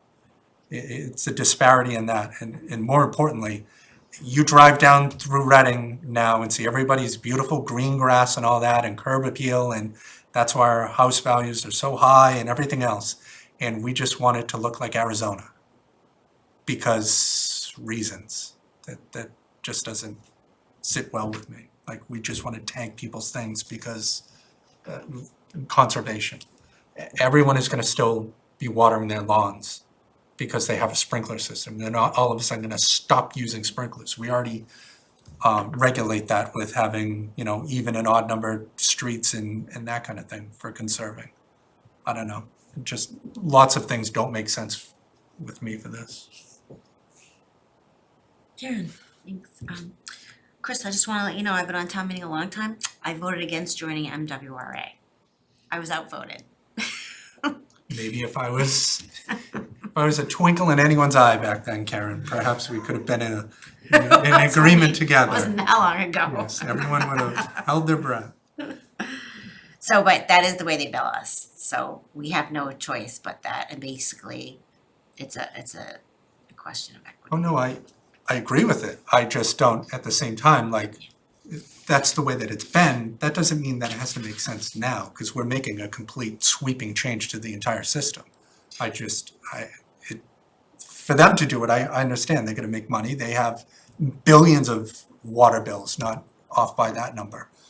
So, But, we were out of compliance with Mass General Law too, which is like, Fidel, just like, I don't know why no one was enforcing it, but we're basically out of compliance, and this legalese says, unless I'm reading it wrong, we have to implement a tier like this. You shall implement tiers, you shall make them progressive, this was coming from the state. So I mean, again, I didn't vote to join the district, but this is the package that we have to deal with now. oh, I agree. I'm fine with swapping to the tier system. It's more of that, the sprinkler thing can be carved out in there, and you're talking about pennies, not pennies per unit, pennies total on the bill, I'd be paying 3 cents for someone without a sprinkler.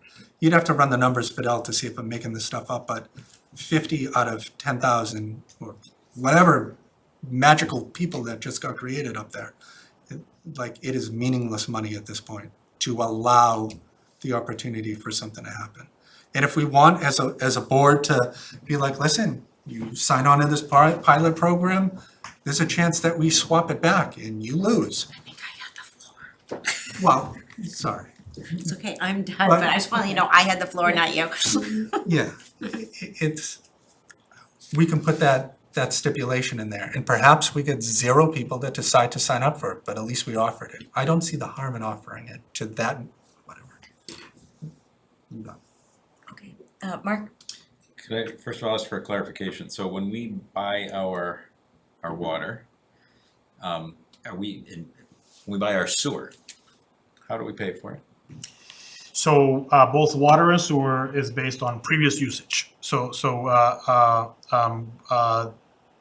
sewer is based on a 3-year average. So basically, and it changes every month, but it's a 3-year average.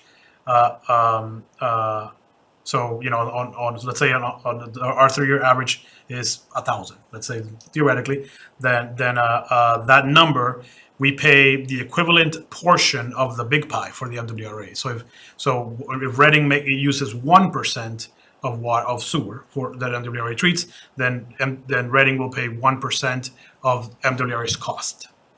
And basically, it is split based on usage. So someone like Boston, for example, that let's say uses 20% of sewer.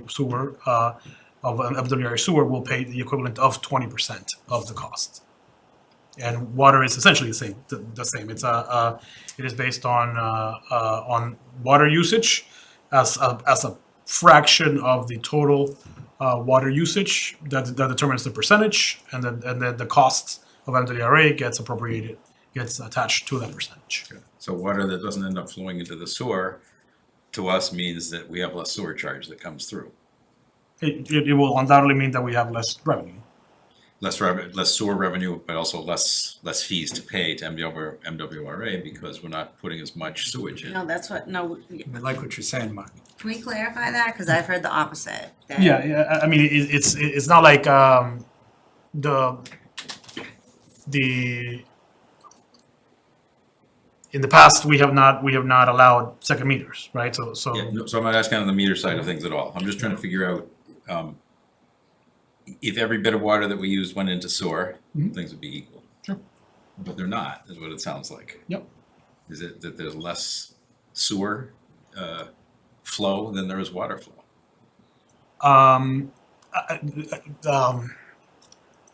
Maybe it's not worth answering right now. Maybe it's Yeah. worth kind of just trying Sure. to understand. I'm just trying to figure out how the rates Yeah. come. The MWRA has actual meters, right? So we are the MWRA meters both water and sewer, and bills us for the actual stuff that passes through the pipe. Not a theoretical number. It's actual metered usage. Got it. Okay, and stormwater is a third category, right? That's handled separately. We have a When it separate doesn't fee go for that. inside of the MWRA system, yes, that is Right. true. Okay, all right, that was just clarification. So kind of back to where we were here. I think that for me, the issue of the second meter is a question of why. There are people that, everybody is free to kind of do what they want in terms of using water. No restriction. The issue is who should be paying for that. And if it increases our overall usage of water, in the same way that we have tiered buckets, why wouldn't people who choose to do that be paying more? They can do it, that's fine, there's no restriction. You don't need to make it Arizona. You can certainly water your lawn, you can do whatever you want that way. But it takes up our overall water consumption, and therefore there should be a higher rate, and per the requirement of these different blocked rates, to me that fits. If you wanna have the privilege, great, but you pay for it. Can I respond to that, Jackie? Sure. They are paying for it with a higher water rate. They're already getting looped into the tier 4, tier 5, so they are paying for it. What they shouldn't be paying for is it going into the sewer, because it is not going into the sewer. So that's completely different. They're paying on one end and then getting hit on the other end for something that they shouldn't be getting hit for. And the reason for that is that's how it's always been. But that doesn't mean that's how it has to continue. You're still paying the water, it's not going into the sewer. That is, to me, common sense, you shouldn't have to pay for it. Now, if MWRA is charging us cohesively because the pipe says 50, and no matter what, they hit you for 50, I guess Fidel needs to get clarification on that. But if the other end is coming out 25, then this whole argument just seems weird that people are being dinged to begin with.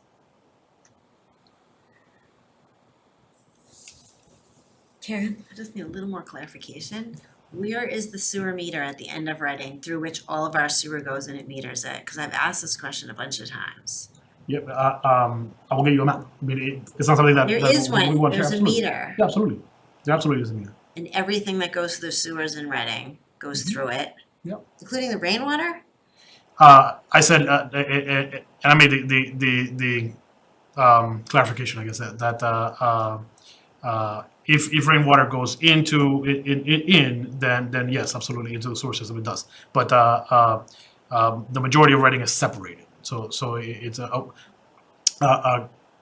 communities that are older, like Boston, for example, where it's combined sewer. It's called where rainwater and sewer go together. But the majority of Reading is separated, which means that the grates on the end of the street flow on a separate pipe and get discharged into the Ipswich, for example. Okay, we did go through a big initiative where they went around trying to check all those houses and make sure people were. Totally separated, absolutely. So in terms of next steps, I know we're talking about future agenda items at the end of tonight's meeting, but I also support the concept of hosting a public forum tentative for May 31st and making that as widely available as possible via RCTV and Zoom and all the rest. And aiming toward, we can talk, but it looks like at least now our future agenda items include a May 23rd vote, but it looks like from your presentation, you're recommending that we move the vote out to That June sounds 6th. great. And we have to do it on June 6th. Yes, We have to. We have to do it. yes, Yeah, okay. okay. All right. Next item, discuss issuing request for proposals for feasibility study for new senior center. Where to start? Can I be? Sure. Thank you. So, with 1700 not being viable, and we kind of had slowed down on a feasibility study in favor of looking at that location only. Now I think we want to get back on track to the broader feasibility study that we initially proposed. And Fidel included Newton and the proposal they went through and the kind of the phases they went through. I haven't analyzed it clearly myself yet, and I don't know if other board members had time to or not, but I think the idea that we implemented kind of was along these lines. Recalc initially went in, I know recalc is the next line item, but it did a good part of the part one, which was assess at least the facility need side, maybe not the full program need side, but certainly the facility need side. The next phase that they go into, their phase two, is literally a feasibility study, which is to evaluate different locations and come up with, I'm gonna call them, higher level proposals, not schematic drawings, but higher level proposals saying, hey, here's how we could accommodate those needs now that we know what those needs look like. This is what it, could be. And to look at various potential locations. I think we all know that it's not a huge list of potential locations that we have at this point, right? It's a handful, and maybe a small handful. But I think we need to kind of take this next step and pursue it and see kind of what it would look like, understand some of the costs that would be associated with it, even if they're kind of the next level from the initial drawings that we saw. And to also potentially dig into a little bit more detail on a couple of the potential sites. I think that the proposal at Simon's, was that a standalone as it was originally configured? I think maybe it was. And some, probably that's something we'd want to potentially redo and things like that. So I'm anxious to maintain the momentum and push this ahead. I'd like to see the town issue an RFP for this so that we can hire somebody to work on it, decide what capabilities they need to have to be able to really do what we're looking for. In other words, is it an architect? Is it someone that designs senior centers, or maybe it's both? It's an architect that does senior centers. But to move this project ahead so that we kind of understand what our options are better, and then we as a board can evaluate which one we want to kind of say, hey, this is the one that we suggest the town move forward with. So this was the original plan, and the original discussion of the $300,000 of ARPA money was to do this feasibility study. Had 17 Harnden not kind of suddenly galloped in, we would have had it completed at this point. So I just want to get it back on track. What I thought would be good is for us to talk about what are the things that we think are important to make sure take place in this. Newton is a model. I don't know if Marilyn is still on. I think she probably gave up on us at this point. But I know the Council on Aging has suggested a couple of things related to input on this, but specifically thinking about, there she is, hi Marilyn, thinking about accessibility is a very important part of what goes on. And making sure that when estimates are done on designs and things like that, that's one of the criteria that we make sure that we include. So whoever we hire would have to have experience with this and not, or be willing to hire, I guess, an outside party to make sure that it's there. I just wanted to start this discussion tonight, see what people have particular input on it, and then kind of bring it back next meeting if we can, and get an RFP issued, see what we get for response, and see if people can meet the requirements that we have.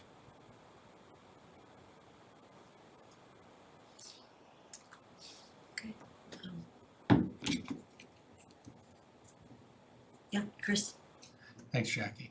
I think we already gave the money for the RFP through ARPA, so I don't even know why we have to vote, do anything. I don't know why it's just not happening already. Can it not just happen already? So I think it can, for what we did. The question is, are there specific things that we want to make sure would be included in it? Do we have different opinions now? For example, which locations do we want to make sure that they include? And maybe we say, well, Simon's Way is one, maybe Oakland Road is one, to make sure that that's included. And are there other specific requirements that we have at this point? We've learned a bunch. Is there anything else we want to add? If not, ask Fidel just to, I mean, we have authorization basically. That was the ARPA money, you're right. Yeah.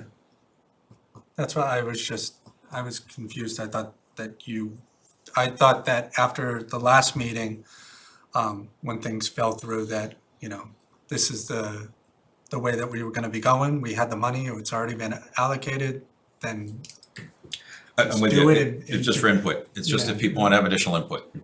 yeah. There's nothing blocking it. Is there something we want to make sure is included? I'm more of we shouldn't be delaying this kind of thing, just like everything else that I've always said that we shouldn't be delaying, so, I mean, I don't know if we have to, like I said, I don't know if we have to vote. Perhaps we give our input now and then Fidel can do whatever he needs to do, but I don't see the sense of waiting. I would rather have it be done sooner rather than later, so. Carlo? Thank you.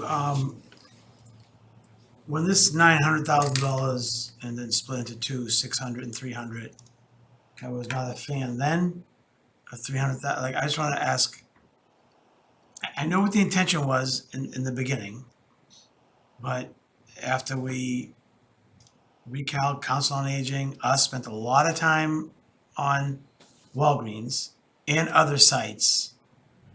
Is the ask from us going to be to go look at the same sites again? Or is the ask, like, I'd rather have this money for programming and other things. I don't know how much we have left. I know we don't have the full 300 left.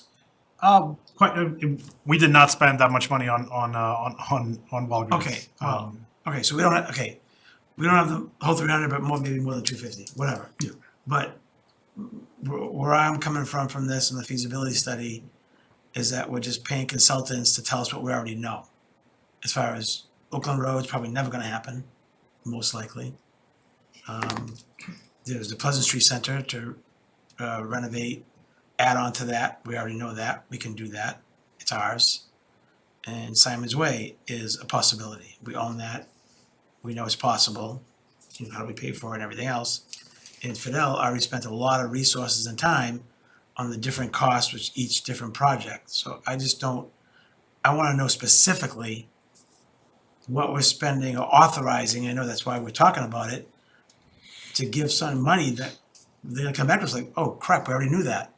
That doesn't sit well with me, that, and I'm not a big fan of hiring consultants for the sake of hiring. I know that's what, it's not what, I'm not implying that, but that's a lot of money. It's not, you know, $10,000, $25,000, $50,000 talking about, we're talking about almost $300,000. And I'm not saying that's gonna be all used, but I'm really trying to save as much as we can for a better use. So we don't have a design spot yet, so if we're gonna hire someone to say, well, we think Simon's Way is the spot and here's some renderings, that's different than, okay, it should be over by Market Basket, it should be over by, you know, acquire this property, this is the best location for it because of accessibility, roads, plenty of parking. I mean, so I guess I'll wait to hear from everyone else, but I don't wanna spend money just for the sake of spending money, because we authorized it, I guess is what it comes down to. Mark?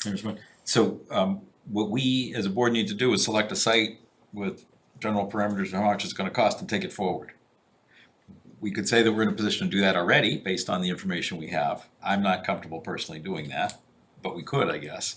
But if we're not gonna do that, then we need a way to narrow it down to the preferred site and to then focus all the resources on that, including getting it to town meeting and to the voters at some point. So the purpose of this is specifically to say, hey, here's what the options look like, here's the recommendation, we five then decide.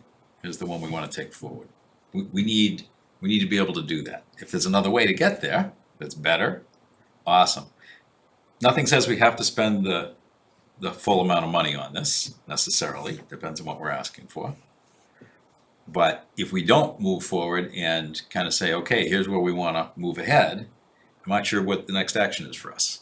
I'm not sure what we say to the town. Yeah, me personally, I think a lot of work has been done already, specifically by you and Recalc and many other people. We were there to try to help it, you know, the five of us, and now it's the five of us again. And yeah, I guess, you know, with an RFP, it's gonna be, you know, I guess specific, but it's also, it can't be specific because we're asking, pick different locations and do all this, you know, I don't know, I guess I'm just not, you know. So, what's in the packet is from Newton, right? And Newton is,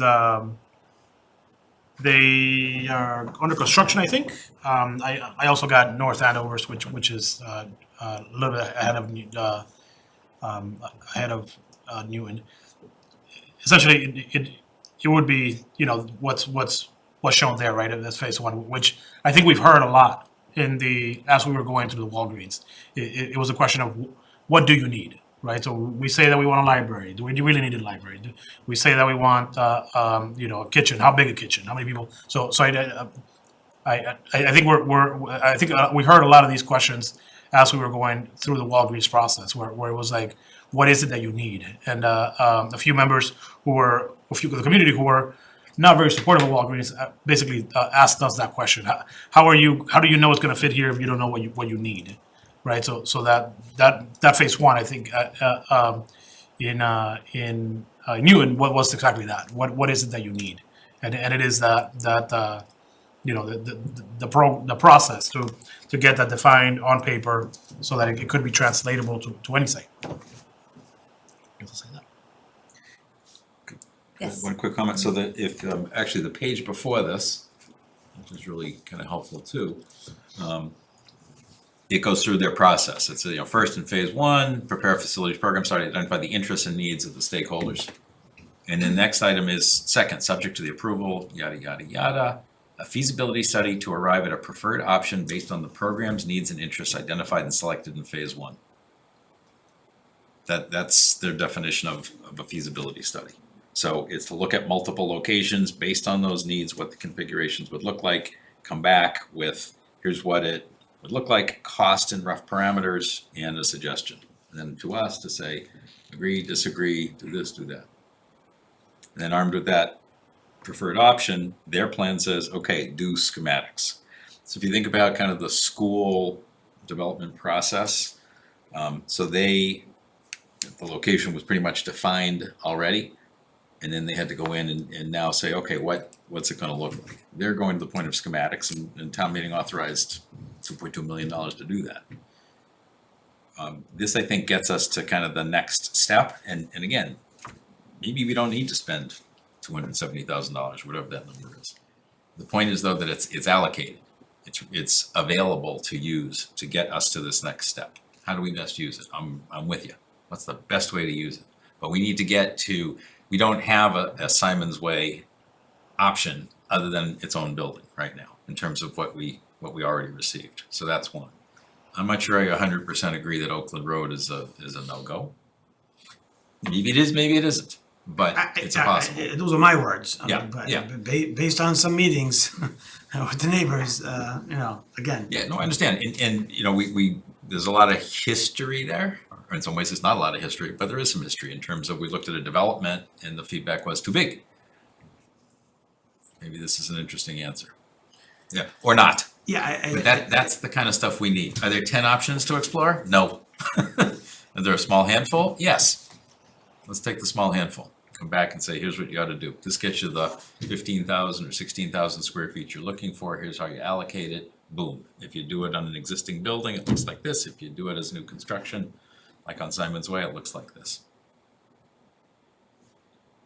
Yeah, I mean, we already have Pleasant Street Center, so I wouldn't add that to the list. If we're The existing. satisfied with that specific approach to it, sure. There may be feedback that we say, okay, now we want more of this, we want less of that. I know. I'm not trying to slow things down by any means. I just, it's a lot of money. And I know it doesn't have to be all of it, but even $100,000 of it is $100,000 that can't go to programming or can't go to something else. So I know we have to go forward. I understand that, and so that's just my 2 cents. Yeah, I'm not. But that's why it's here in front of us, Yeah, is to be able to give that input. I know that. I know it's the federal ARPA money and this and that, but it's the town's money. Karen. So do we not, we have no idea what a feasibility study would cost? We won't know until we put something out there and people come back? Okay, we know what our budget is. Are we gonna tell them what our budget is? No, I mean, it's typically done in phases, right? So like phase 1 will cost this much, and phase 2 will cost this much. For the feasibility study? Okay. I'm starting to wonder when the building committee would get involved, but we don't have to answer that question tonight. And then, may I ask, why is Castine Field bouncing around? It's wetlands, like why, in this kind of conversation, could, this So- mentioned at the Council on Aging too. So Castine Field, Memorial Park, basically any town land that exists, probably should be poked at just to say, can we or can't we? So if Castine Field comes and says, wetlands, you can't build anything. Well, to his that point, answers I mean, that's kind of like, Chuck could do that for us pretty quickly. Agreed. All right, we wouldn't have to pay him extra, cause he's just a great guy. All right, Right, I think we only would hire for the things that we can't do ourselves or don't Okay. have Oh, the okay. capability to do Okay. ourselves. So I think that I agree with Carlo that any RFP moving forward should build on, at a minimum, should build on what we've already spent money to get. And I would want to see an RFP drafted that directs the respondents to explain in detail how they will help us compare among the possible locations. And I agree that it's not a huge list, so I don't, without a lot of knowledge of, the consulting sector for this kind of service, I would hope that if we proceeded, to outlay, more money for more consultants, that they would help us compare. because I also agree with Mark that at some point, we as a select board are gonna have to hopefully coalesce behind an alternative and begin to take the steps with that we were getting ready to take with Walgreens before it fell through.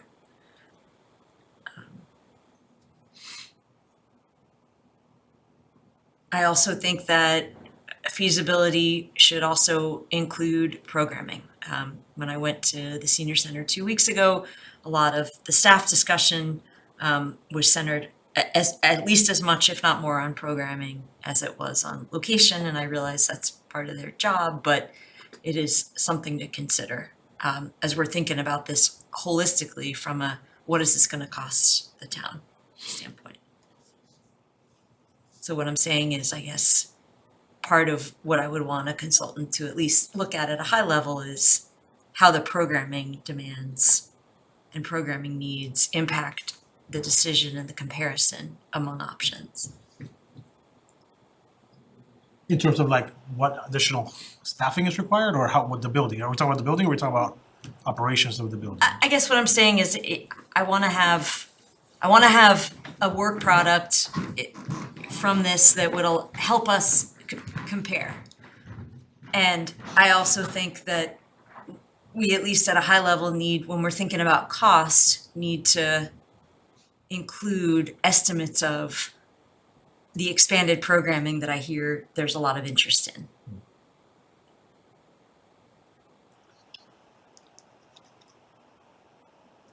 So I'm just trying to think, like, hypothetically, if we heard that there was, huge interest in doubling or, tripling the program budget, I'm not saying there is. I think that would also impact our decision of, are we building brand new somewhere, or are we gonna try to, renovate existing facilities, whether that's Pleasant Street or somewhere else.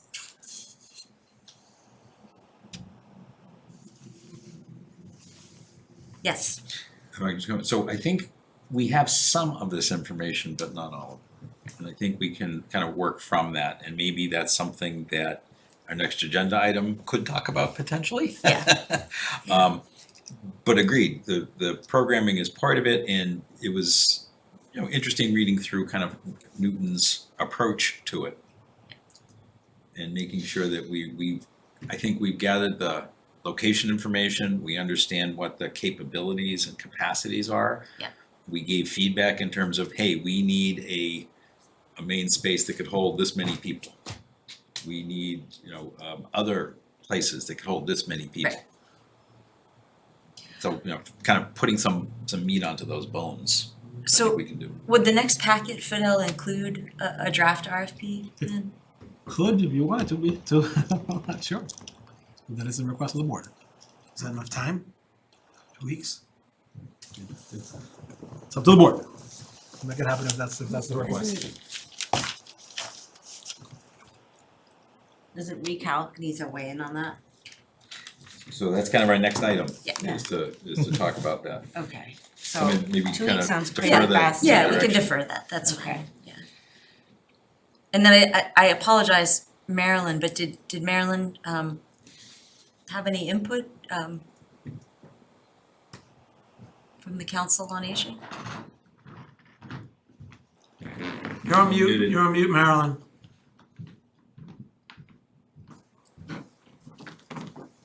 There you go. I can speak, yay. Thank you. I think, I agree with what Mark is talking about, in RFP. I do think we need to collect our thoughts again about what the real need is. I think we got a little bit carried away with, the former Walgreens site in terms of, okay, let's think of what's the best we could make of what could have been a good site, rather than thinking the whole thing through, which if we are gonna think about new construction, we should really take a pause a little bit and make sure we're taking all the angles into consideration. So I like what I'm hearing. I like using the Newton study as a guide. I think what I'm not clear on is, are you looking for an RFP for more places to say, use our site, or are you looking for an RFP to say, hire me, I know how to do the study like what Newton did? The latter. Sounds like the latter. So that, okay, great. One question I would just ask, Mark's right on with our concern about accessibility. I'd broaden it even to think about just inclusive design rather than just accessibility. And, you know, maybe one thing to include in the RFP is to ask whoever's responding what their perspective is on inclusive design, because it's not a very well-defined thing, to be honest, and some people have a lot of skill and experience and perspective, and others kind of just babble jargon has been what I've been learning. So I would ask that we put something like that in there, but having a little bit of time to think about other things like that we might ask would be greatly appreciated.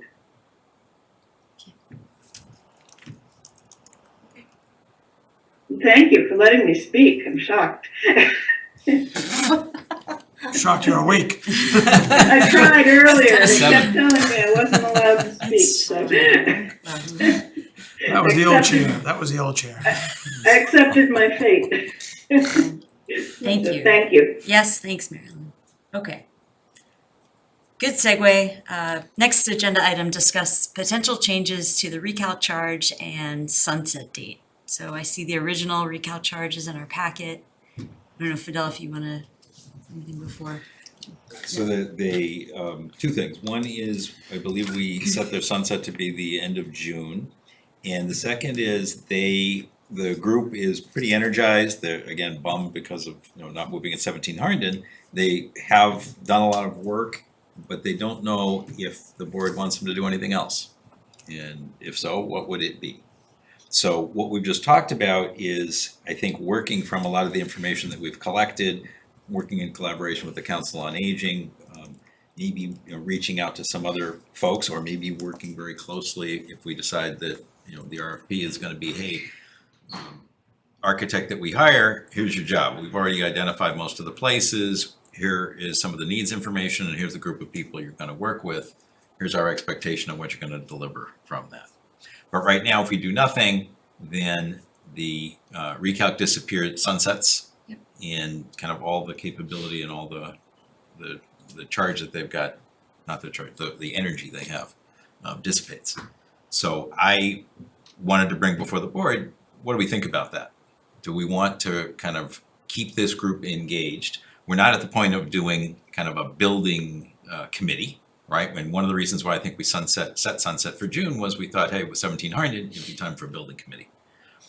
We're not there. So maybe we can take this group, maybe they can call a meeting, and once we've given them kind of new charge, they can talk about it, we can get their input. But right now, they're waiting on the board to say, here's what we'd like you to do. If anything, right? Yeah, it could always be, thank you, see ya. But again, I think there's a lot of value there. I think folks spent time going to different areas. I think working together with the Council on Aging, that would be kind of a charge that I'd want to see put together here and say, okay, but we need it quick.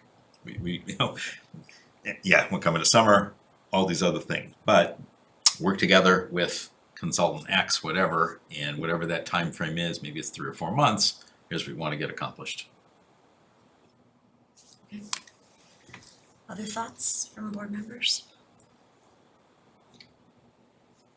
Yes. So do you want us to pick a date tonight, or do you want to ask the committee to make a recommendation on the date? So we separated discuss and vote, so this is discuss tonight, right, just to start thinking about it, and maybe that we're a little too fried to kind of finish this tonight. But in any event, for the next meeting, to actually, take a vote. If you want, I or others could reach out to the chair and vice chair of Recalc and talk a little bit more about this idea and get their feedback. If the board is so inclined, I'd be happy to do that.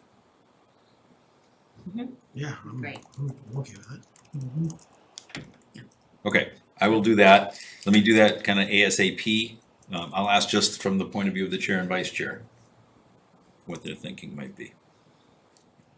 Okay, and then I'll come back with that. Okay, great. Okay, we did the sweat charge clarification discussion, so we'll move on to discuss scheduling annual meeting with the Reading Ice Arena Authority. Fidel, do you want to explain the origin of this? And defer to you, actually, yeah. Okay.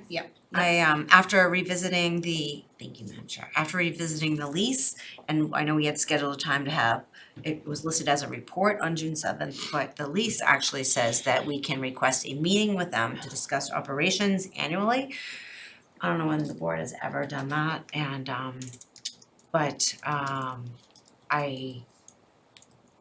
don't know if, I have spoken to Carl not as a liaison, but just let him know that I was putting this on the agenda tonight. And also, I did reach out to RMLD, and they are very excited to join with us to sort of talk about things. So suggestion I had for the board is that we ask Fidel if he would be willing to facilitate a meeting. I have in my head, it would be similar to the meeting we had with RMLD where we discussed their site plan, which I thought was really effective. We had a lot of people in the room, but we're not wasting any time with that anymore because we realize at least the size and scope of it. So if Fidel's willing to schedule that meeting, we could invite RMLD, maybe a member of the Climate Advisory Committee might want to come. It would be us, and hopefully it would be the the Reading Ice Arena Authority Board. It would be nice to meet them. They've never come before us. And they are, in the quick conversation I have, they are looking to finalize their plans for going forward with the roof. So the timing is really good to talk to RMLD again about, ways to collaborate, to get them to, I did some research. So ice arenas are very large energy pigs. But there are already net zero ice rinks out there. And RMLD's pretty excited to get involved in something innovative with us. So anyway, it's just a matter of getting this scheduled, getting a room so we can have a conversation, and also board members could submit to Fidel items you want to talk about the operations. If you have specific items, we can provide that Fidel and he could share that with them. And that would be our first annual meeting, as far as I know. I don't know when the last one was held. So before I open it up to other members, I just want to ask some clarifying questions, Karen. Is your intention then to include this as an agenda item on the select board, or or because you mentioned the RMLD meeting, and I'm not sure whether you were referring to the public meeting regarding the RMLD space, aka Eastern Gateway, which was a public forum, Yes. or whether you're referring to a select board agenda item. Which do you mean? The meeting that we had, It's a could've- joint meeting. I it was a think, joint meeting. It was a joint meeting. It probably was public because we were all there, so it was posted, was but nobody public came. You're saying the meeting in that room? Yes. Is that where we, That's the yeah, one. I couldn't even remember where we That's had the it. one. I thought, I was shocked that we were so effective. There were so many people in that room. But I was like, let's do that again and let's focus on this. And then I don't know if we still need the June 7th agenda item, but the lease says it should be a meeting, and it's really hard to have conversations in this setting. Okay, thanks, Karen, for clarifying. Other board members? Chris? Thanks, Jackie. The way this is for me hasn't wavered. But more importantly, I know that the chair sets the agenda. So if this was randomly on the agenda, then we would be discussing it with them. Even though I don't think there's anything to discuss, but I still think that they would come in. So I'm just confused as to why this just didn't get done. It should have just been added to the agenda, talk about it, etc., call it a day. So like we're now discussing scheduling something, as opposed to, you could have just put on the agenda, not you, but Well, so, and that's why I asked the question of Karen is, what is Karen proposing? Is she proposing to bring the ice arena before this meeting, or, a meeting of the select board to present? And it sounds like, we're talking about for general purposes of an annual meeting, as well as for potentially specific purposes related to RMLD or solar or energy usage. Or, and it sounds like it's the latter that I'm about to explain, is it a joint meeting of the select board and the Reading Ice Arena Authority? It's the lease, the lease requires an annual meeting. We don't have to invite the entire RMLD board if you don't want to. I would suggest sorry, that it would be like In fact, yeah, we won't get that much done, but I would suggest that that be something that we discuss when we discuss operations and it's a 30-year-old building, so operations is pretty nebulous, but we might wanna talk about capital planning. But anyway, yes, the lease says we should have a meeting, so a meeting is not an agenda item. And to your point, I could have said, Fidel, why don't you just go ahead and schedule that meeting, but I thought it would be better received if I brought it to the board, right? And so I said, let's put it on the agenda, okay, so there's, full transparency, I'm not trying to do a bait and switch, but except, that's why we have this extra agenda item, sorry. I was just, because it'd be the same thing, like discuss scheduling the annual meeting with the climate committee. It's just like, Yeah, we'll and just when- do it. Right, and when we get to Sorry, the it's discuss future agenda items, I think that could be something that, with consent and, consensus of the board, that we could take off of the future select board agenda items and move to kind of this separate sidebar category. I just wanted to make sure that's what Karen's intention was in raising this. Okay, any other comments? Questions? Yes, I think one of the things that we would definitely want to do is just, when we schedule it, have an agenda that's clear. And I would want them and us to come in prepared and know what we're gonna talk about and have a chance to get together information that would be helpful to that. As I understood it, RMLD would have a role here, RMLD, not commissioners, unless commissioners felt they wanted to, in terms of what's possible, and to be able to answer questions about, hey, if you wanna do something like this, what role would RMLD play? Are there financial incentives that can be brought into here?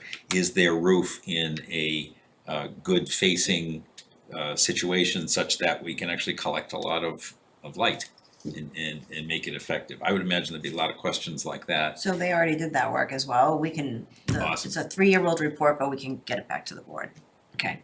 Cool, but I think having and understanding that agenda, then everybody is okay Yep. in terms of, okay, I know what's gonna be talked about at the meeting, and I can prepare for it. And I think that's, we had some discussions before, and then we agreed to delay them until after hockey season. Yeah.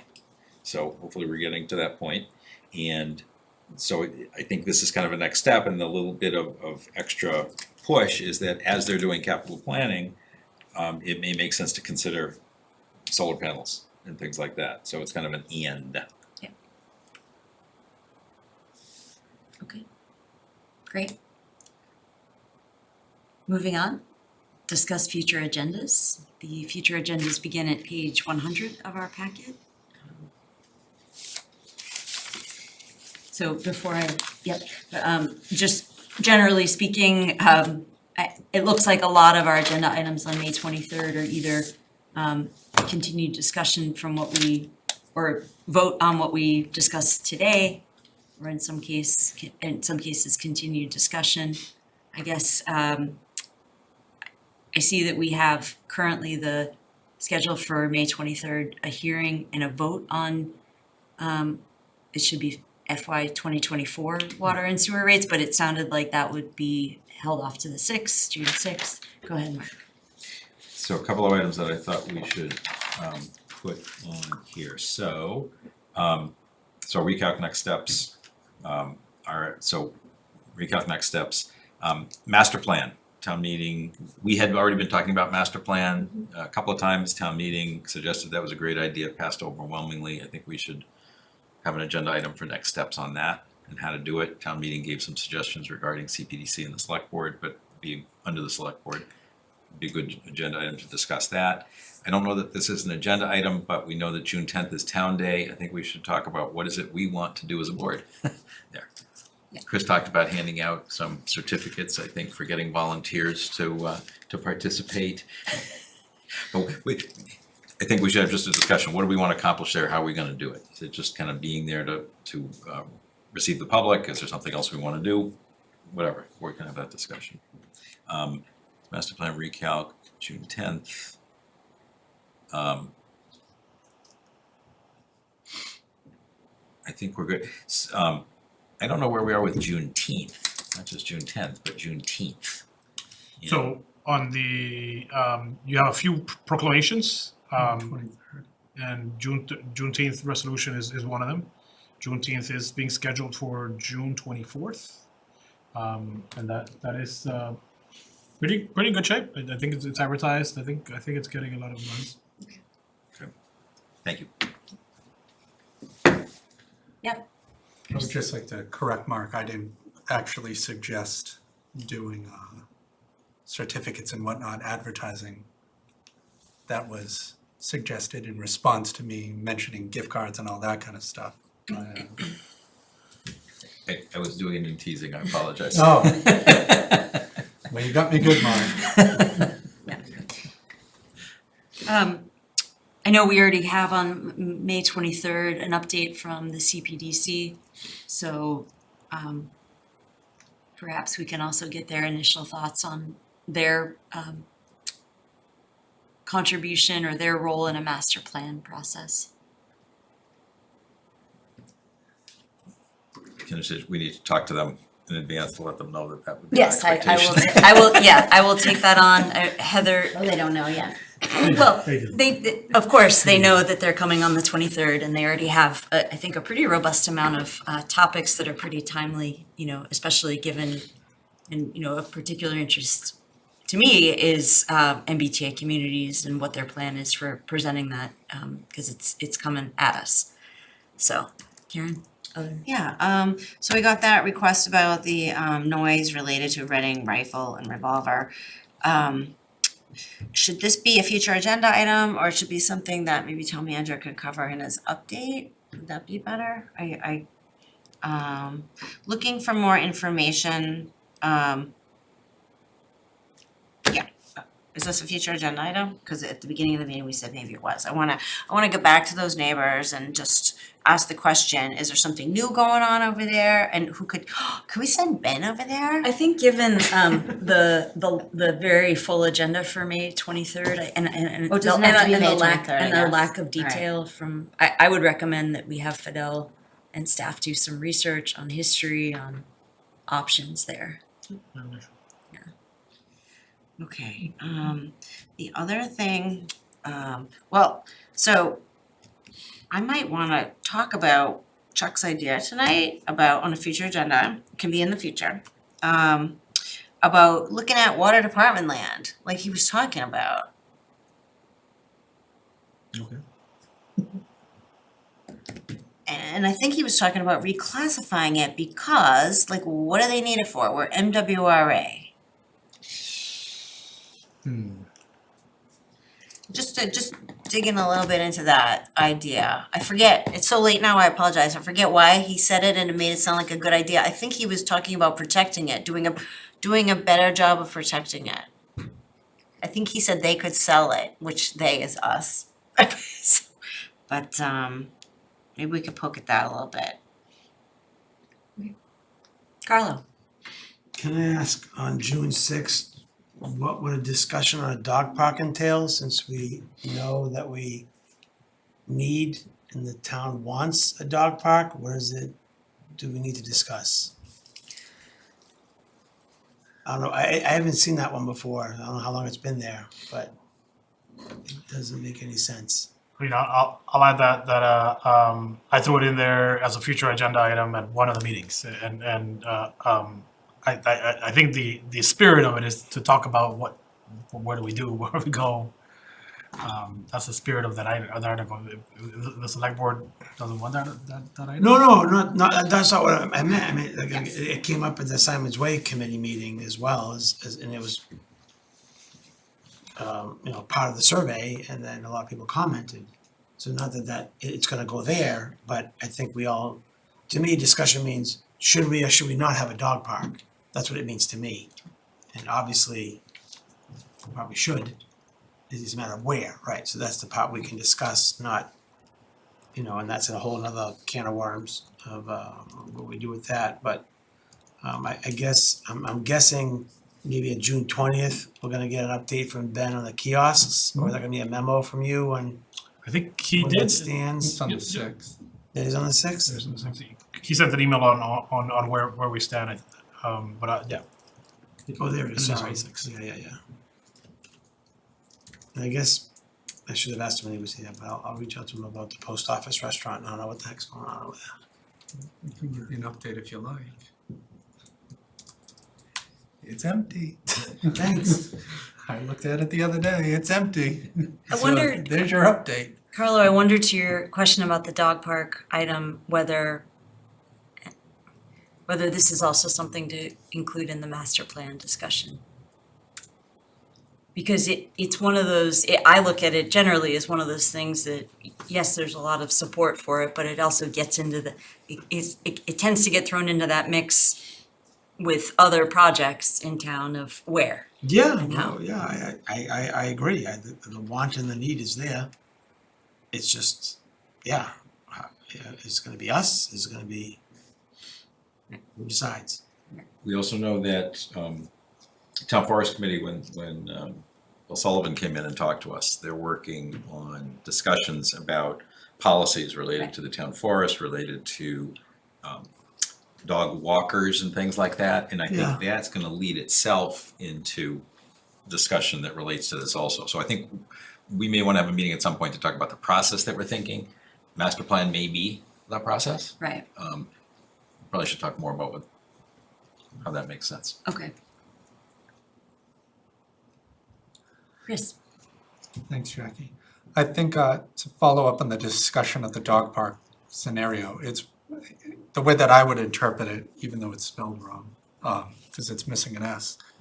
I would think that the board would just get an update from Fidel, from what Fidel and I have been separately discussing, like the different locations and the grants and all these other things that are available. It's just like pick where we want it and they will do it all for us, but we're not picking it, so nothing's getting done. So that's how I would kind of interpret that.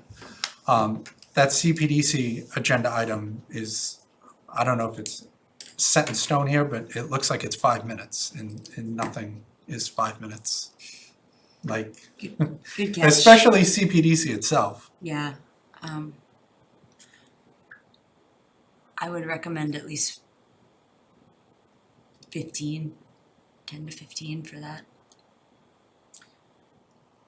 Wondering if you wanna go more. I mean, if the topics are multiple, Yeah, right, then right. I think you need more than 15. Okay. It'll be their shortest meeting. Aiming It's for- twice on the agenda. Oh, yeah, it's twice, yeah, that's why, like, where are you getting 5 So you minutes add the from? time together. There you go.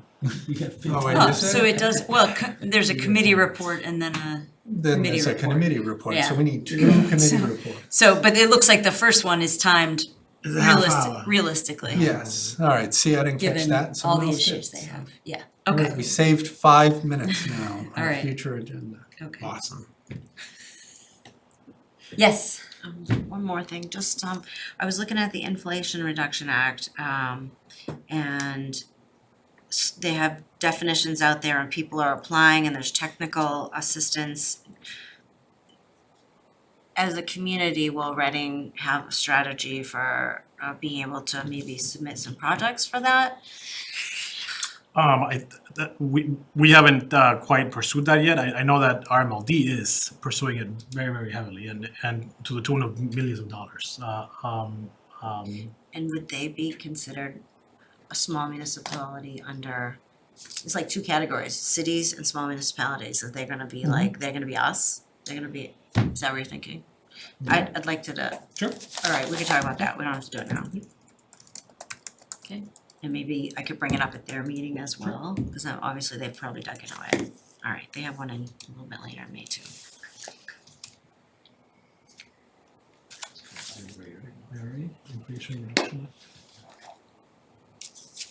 okay.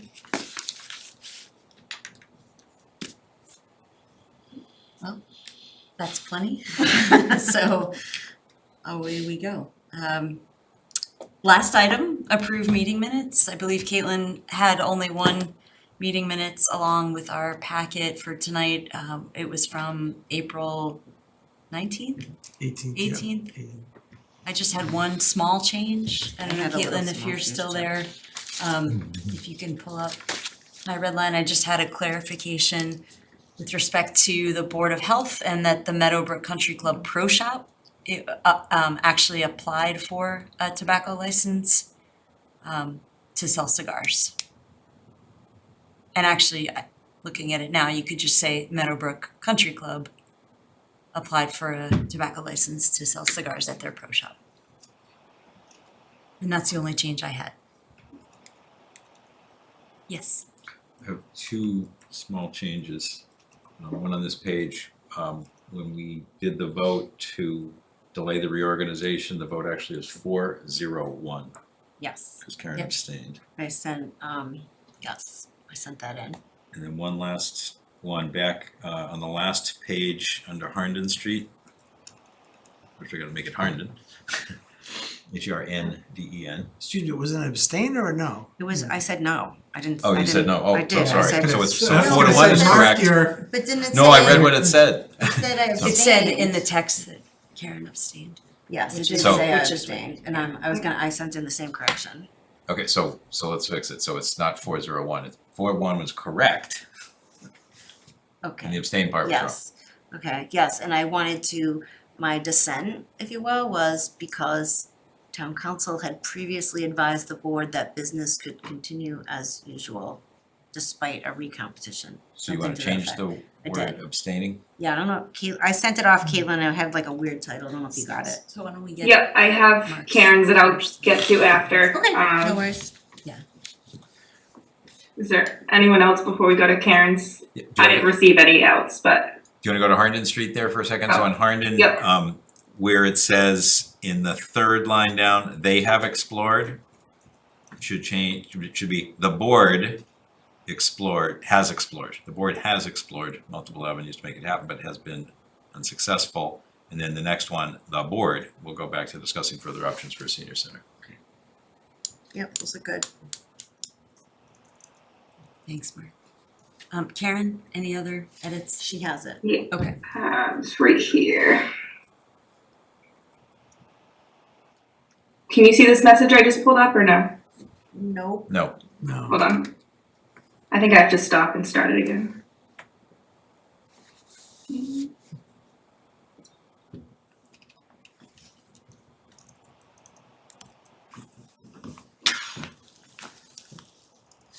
Already?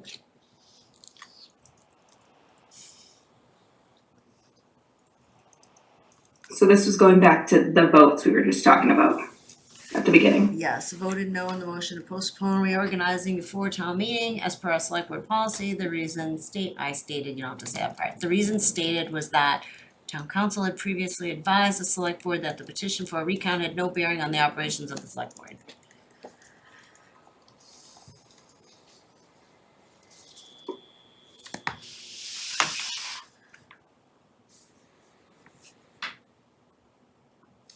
Everyone okay with that?